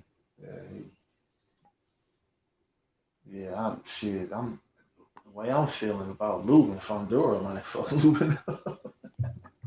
Damn. Fundora might give it to Lubin. I hope not, though. I would go for Lubin for sure, but shit, Fandora's looking like, you know what I'm saying? He wants some Jaime Munguia shit, but he's a little better boxer. Munguia, Look, wow, man. Fundora is tall enough. That is a fight they're gonna keep on two different sides of the current, man. Because Fundora, man, he will fight Lubin all over that ring from pillar to post. He will fight on the inside, outside. He don't care where the fight goes. That's Fundora. I think he'll stop Lubin before Lubin's chin to give in 5 first. rounds, man. He'll stop him. See, we shouldn't be saying that about him, and then talking about him getting in there with Charlo. I'm just saying he's ranked number 1, but Fundora, they building him up. Yeah. For PBC, like Fundora. Yeah. The reason why I say, Erickson Lubin, because he's been in there already, with a Charlo. You know what I'm saying? He's been in there already with Jamel Charlo. So they got a history together. So when he gonna get the rematch? I don't know, but they don't man, I don't think nobody will see him and be like, oh, he can win that fight. Correct. No disrespect at all. You know what I'm saying? But especially when you talk about this it's got to be pay-per-view. It's Jermell Charlo. You know what I'm saying? So they can't sell that right now. They can't sell that right now. He's not getting that fight right now. Yeah. I don't think he should. It won't even be good for him right now to get that. Keep working and get back. You know what I'm saying? Keep working. The fights he need to work, because isn't he like his 4th or 5th fight after the knockout?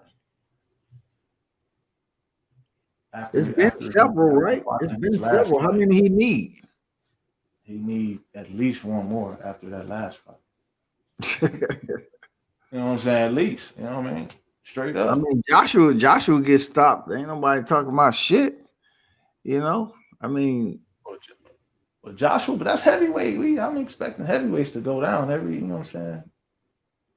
I'm expecting heavyweights to go down. Nobody expected Ruiz to do him like that the first time. You know what I mean? Nobody expected that, but it is heavyweight. That fight made me think if Jarrell Miller actually had a shot, though. You know what I'm saying? He fucked it all up. Stupid. Jarrell, big baby, did he actually have a shot? Because that might have been the opportune time to catch Joshua slipping. That was it. Because Joshua, I don't think Joshua head has ever really been right as far as confidence and when you a fighter, you get in there and you know you're gonna win. You know what I'm saying? I don't think he ever was really like that mentally. You know what I mean? And then with him pretty much carrying the whole shit because Ruiz was unknown and it's been his his debut and shit. You know what I'm saying? I think all of that shit got to him because mentally he, you know what I'm saying, he be questioning himself and shit like that. So, you know what I mean? Big niggas be mental midgets, man. You know that. You just be big sometimes. Yeah, I feel you on that, man. I mean, it's definitely interesting. It's definitely an interesting matchup because I'm trying to ask myself, how many fights do Lubin need? They still got him ranked number 1 WBC. So I know Lubin in the back of his mind, he really want to redeem himself off that knockout because that's one of the worst knockouts you'll see when a person is actually trying to regain their neurological senses and their mechanics. And it looked like they damn near close to death. That what Erickson Lubin seems like his soul was trying to get out his body and shit. Man, like when somebody get hit and then their body jump the way they got hit, you know what I'm saying? Like, that was like one of those like, oh, he ain't there no more. Yeah, that was one of the worst knockouts. Like he was trying to get up, and he just looked bad. I know somebody probably talked to him. I don't know. He probably avoided it at all costs, but he was just trying to reach and reach and reach. Like his soul was trying to get out of his body, man. Like, damn. Yeah. He a cool The cat whole too. thing It was apart. funny. It was cool. Lubin a cool dude, man. When I ran into him, the MGM, he's stiff on Kevin Kelly, the same one that stepped in with Prince Nassim. But Kevin Kelly didn't really know who he was though. So when he came out, I said, "Hey, what's going on, Erickson?" He walked up. We was in a group. So Erickson walked up. He said, "I said, can I holler at you right quick? You know, this, that, and the other. You know, for a little short interview." And then Kevin Kelly was right there. And then I said, "Yeah, this is Erickson Lubin, blah blah blah." So Kevin thought automatically assumed that Erickson's supposed to know who he is, and he tried to go in and dap Erickson up like, you know, like brothers do, give him a hug, and Erickson stepped on his ass, man. That shit was hilarious, dog. Erickson's like, "Nigga, I don't know you." Like, hey, he shook his hand, man, like it was business. Yeah. I ain't mad at him for it. That shit funny though. I mean, Kevin, he might think people supposed to know him, but man, he was a square, dog. Like, dude, you had like they used to say Kevin Kelly eyes start to swell when he's walking to the ring and shit. When he's doing the ring walk, his eyes start to swell. That motherfucker get in the ring, he already got swole eyes and shit. Some fighters just swell up like that. That shit funny, ain't it? Just happen. You know, Gotti swole up crazy too. Oh yeah, but Gotti, man, his shit, he had some pretty good damn. Whatever he had, like Gotti shit was pretty decent because he wasn't a bleeder. You know, like Gabriel Rosado was about to face Daniel Jacobs. This nigga bleed all the fucking time. Hey man, what you think of that trash ass fight? That's trash, bro. That's the only word for it. I'm not a Daniel Jacobs fan, to be honest. You know what I'm saying? To be honest, I'm not. I don't be shitting on fighters. You know what I'm saying? I shit on blowjob Sandra. You know what I'm saying? I'm dropping that in every chat I can because I don't like the way his sons did Willie Monroe Jr. Yeah, man, punched him in the nuts and shit. That fuck boy Everybody shit. thought it was cute and funny and shit. That shit ain't funny, man. That Shit ain't funny, bro. I wasn't feeling that. That was some of that overseas, some of that treat him like a boy. Like that was some, you know what I mean? I don't fuck with that. None of that. You know what I'm saying? So that's why I don't fuck with blowjob Sandra. You know what I mean? So I don't really shit on fighters, but you're gonna see me shit on him because that shit was whack. And he looked like shit his last fight. But back to Danny Jacobs. He bullshitting out here. I don't know why he would go for a Rosado fight like that, but I guess it's a check for him. But man, that ain't what's up. What you think of that? Jacobs, Rosado. It makes no sense, man. Like people thought of that fight when they was drinking or something. They say, "Hey, man, what's another fight you think I can get?" And shit, you know that I can kind of get at least about 500 people to attend. And then they say, "Man, what about that guy off Creed and shit?" You know, you think That nigga in Creed, I ain't even seen him. I ain't seen the movie. Oh, you have him? Yeah, he on there. Yeah. Yeah, they got him in the ring sparring and shit. And then, you know, Michael B. Jordan walk up there. He said, "What about him?" You know, Kage said, "No, he's so-and-so." You know, of course they big up the fighters in Creed like they did Bellew and all them dudes. But yeah, Rosado was in there. Oh, okay. They had him making it seem like he was undefeated or whatever it was. They were making it seem like he's a big deal. Not more than Andre Ward, though. Andre Ward was the top of the food chain, though, in Creed. He was in the first one, or they was in the same one? It don't matter. I ain't seen them shit. It don't matter. Yeah, but I just know the way they depicted Rosado is just not who he is in real life. You know what I'm saying? He could get in there, but he got heart, but he getting his ass whooped. Like you said, he bleeding everywhere, and his skills is like, you know what I mean, C+. You think that's fair? Is that fair? C+ for Rosado? Yeah, I gotta give him about C+, probably a C- tomorrow. Right, he in there, like, you know what I'm saying. He's a C fighter, you know what I'm saying. So, I don't know what is this going to be at 168. Yeah, yeah, 168. Because when Daniel Jacobs was moving up to 68, he up there talking about the easiest one in the division is freaking Caleb Plant. I think blowjob Sandra is, but I don't know much about Callum Smith. I haven't Yeah. seen him too many times, so I can't really speak on him in detail. But I think the way blowjob Sandra looked his last fight, he's the worst one by far. Yeah, I never liked Sanders, to be honest. I never liked that dude. He can box, or he could at one point. You know what I'm saying? He has boxing skills. Like it's just pure, just boxing. You know what I'm saying? He all right in boxing. I mean, but I just don't. I don't think he ain't shit, bro. Fuck him. I tell people all the time, don't put too much emphasis in boxing and the criminality goes on behind it, because they took his license for a little bit. They're gonna give it back when it's time to fight. Plus, it was the pandemic anyway. So, Yeah. he might have made a video about whooping a female, but they didn't hold him a 2-year suspension for that. They took his license away just to appease the crowd. And then when it's time for him to fight, give it back. All right. What are you talking about? Check hooking the bitch. That's what he's talking about. Yeah.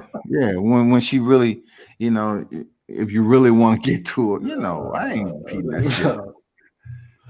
Yeah, he a fool, bro. He a fool. Fuck him. I just think he just, you know what I'm saying? He just trash, like, you know what I mean? That shit was a low class, man. That shit they did over there when they had Willie Monroe over there like that. That was some bullshit. Shouts to Willie Monroe, upstate New York shit. You know what I'm saying? But it's the way Billy Joe looked over at the situation as if he didn't know what the fuck was going on, but he did. Yeah, like, you probably been practicing that shit. Hit him right there. You know what I'm saying? How that kid gone down, He was lining that shit up too. He knew what he was swing doing. back. Yep. He was lining up. He had his eye on the target. He caught back. You know what I'm saying? That was some bullshit. The whole promotion of that fight was some total bullshit. That was some trash. I wasn't feeling that shit at all. Monroe didn't have a son up there that could have goddamn got at his kid though. You know what I'm saying? He was just over there. You know what I'm saying? Butt naked out there. But back to this Kell Brook shit, right? Everybody was giving Eddie Hearn a hard time. You know what I mean? The fight happened, and we all saw that Brook wasn't. He shouldn't have been in there. Like, it's tough to say that about Brook because it's Brook, and I mean, he won his last few fights and shit, and you know what I mean, he a professional fighter. But nigga gets stopped in the 4th round with a shot like a hook mixed with a jab. It was just like a hard right. Like, I don't know, you know what I'm saying? It wasn't necessarily a straight right either. Like, you know what I mean? So does that vindicate Eddie and them boys for being like, man, you tripping? Yeah. I don't want to be a part of that shit. You know what I'm saying? Does that vindicate them? They still talking about, they'll bring Eddie Hearn into whatever they feel like is comfortable. I don't know. A lot of people defend Eddie Hearn, but it's well documented that they had issues, man, just like any other, promoter and manager in boxing. It happens all the time, man. But this particular case, I don't know, man. Kell Brook made some moves back then with Gennady. He got beat up for it. Then he dropped back down to defend a title in his home back. Look, his home soil, goddamn. Spence came over there in his backyard and gave him another beat down. I don't know, man. That dude looked like a middleweight in there tonight, and he just went out like he was a freaking junior lightweight. But Kell always looked, you know what I'm saying? He always looked good, you know what I'm saying? He always been chiseled and shit. Like, he always been cut up. So when I saw that, I'm looking like, yeah, that's Kell Brook. I mean, he made 147. What the fuck y'all thought he was gonna look like? Like that. Like, you know I'm saying? He's not gonna look flabby missing that weight. He's not gonna look skinny because his definition is different like that. So, but I'm looking at his face and I'm looking at his cheeks and around his eyes, like everything was like around his eyes was big, and like the top of his cheeks was big. And I'm like, why is his fucking head so swollen? And then I realized his head ain't swole. He don't have no cheeks, like no homo. Like, Yeah. he was bones, and that's, you know what I mean. His face is built like that. You know what I'm saying? So I'm like, damn, he about to get stopped. You know what I'm saying? I thought Crawford was gonna just break his nose. You know what I mean? But I mean, he just caught him with a quick little right hand that he didn't see. He was throwing that right, and it was like kind of like giving him confidence. But the whole time, Bud is like switching stands and trying to figure out what he want to do when he throw this weak ass right hand again.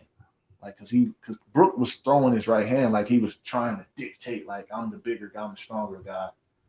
You know what I'm saying? A couple times, it kind of catching on the gloves, he'd move Crawford back. And he timed him up. He was gauging his distance the whole fight. Like Crawford, I mean, he did what he was supposed to do. He did what was expected as far as what I expected of him to stop him. He's been stopping the rest of those guys, so I would expect him to stop Kell Brook too. I mean, we can say that the Terence Crawford let the same thing happen that Gervonta allowed Leo to do. I think that was different. I think he sent the weak ass damn straight out there, man. And for sure. Gervonta said, Leo did.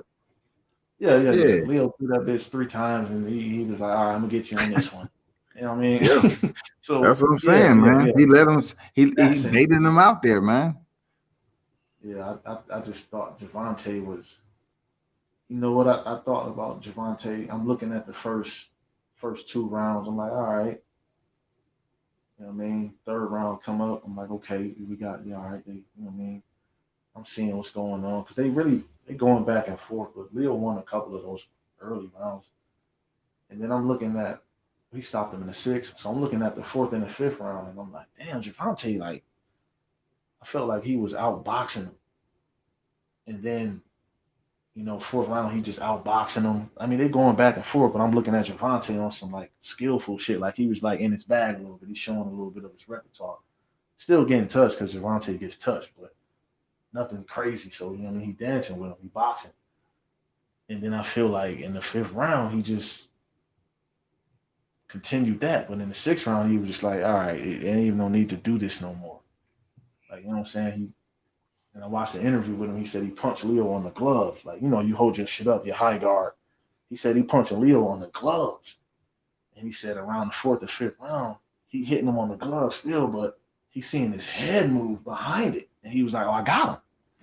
And that's what he did. In the 6th round, he was like, he just went and did that because he saw that. Like, his head is moving when I'm hitting his gloves. Like, he not standing as strong as he was earlier. You know what I'm saying? So that's when he decided to go in and do that. Because I'm watching the fight. And I'm looking at the 6th round, like, what the fuck is Tank doing? Why is he trying to walk him down now? What the fuck? And then, bang. Like, because Leo was winning that round just because Tank was letting him hit him a little bit. You know, so he take, like you said, he's staying on the line. He taking them shots because he's seeing. He also giving a little bit because he's walking him down. But I was like, damn, you done lost this round. And then, you know what I mean? Left uppercut came. And, that's what it was. You know what I'm saying? I watch this shit for what it is. I don't be on no, you know what I'm saying, cheering for whoever type shit. For sure, I'm a Black American, so always got to go for them, you know what I mean, for the most part. You know what I mean? But just on some, you know what I mean, just on some boxing shit, you got to call it down the middle. Like, you know who's going to win and who ain't. You know what I'm saying? And speak your point. You know what I mean? No dick riding and you know what I mean? All of that shit, that's just crazy. Well, that's a lot of what goes on as far as who pushing the narrative, but I don't get into that shit though. I do what I do. I don't get into that shit, to be honest. All the criticizing one fighter to boost up another. That's just a waste of my time, man. Nah, man, it is what it is. You know what I'm saying? It's definitely nonsensical type shit, but a little banter is cool. You know what I'm saying? Yeah, for But sure. when it's rightfully so, you can't. You know what I mean? You can't compare a bum to, you know what I'm saying, a nigga at the top and be saying some crazy shit just because you want some other shit. Just because you're trying to rep some shit or something like that. Yeah. But Well, that's bro, just it's 112. I'm definitely, man, gonna talk to you again, man. Appreciate you stopping through. Everybody who stopped in the chat, man. You know, shit, I've been at a grappling tournament all freaking day. I mean, all morning into just into like close to 7 or something like that. You know, so oh man. But appreciate Thanks chatting for it up having about me, the man. boxing shit, bro. All day, anytime. I'm in the chat, man. King Mitch, I'm in the chat off top. Yeah, man. I hit you up with a wrench, man. You know what I'm saying? I Subscribe, all gave you a that. wrench. Appreciate the love, homie. For sure, man. Take it easy, bro. Salute to you. Yeah.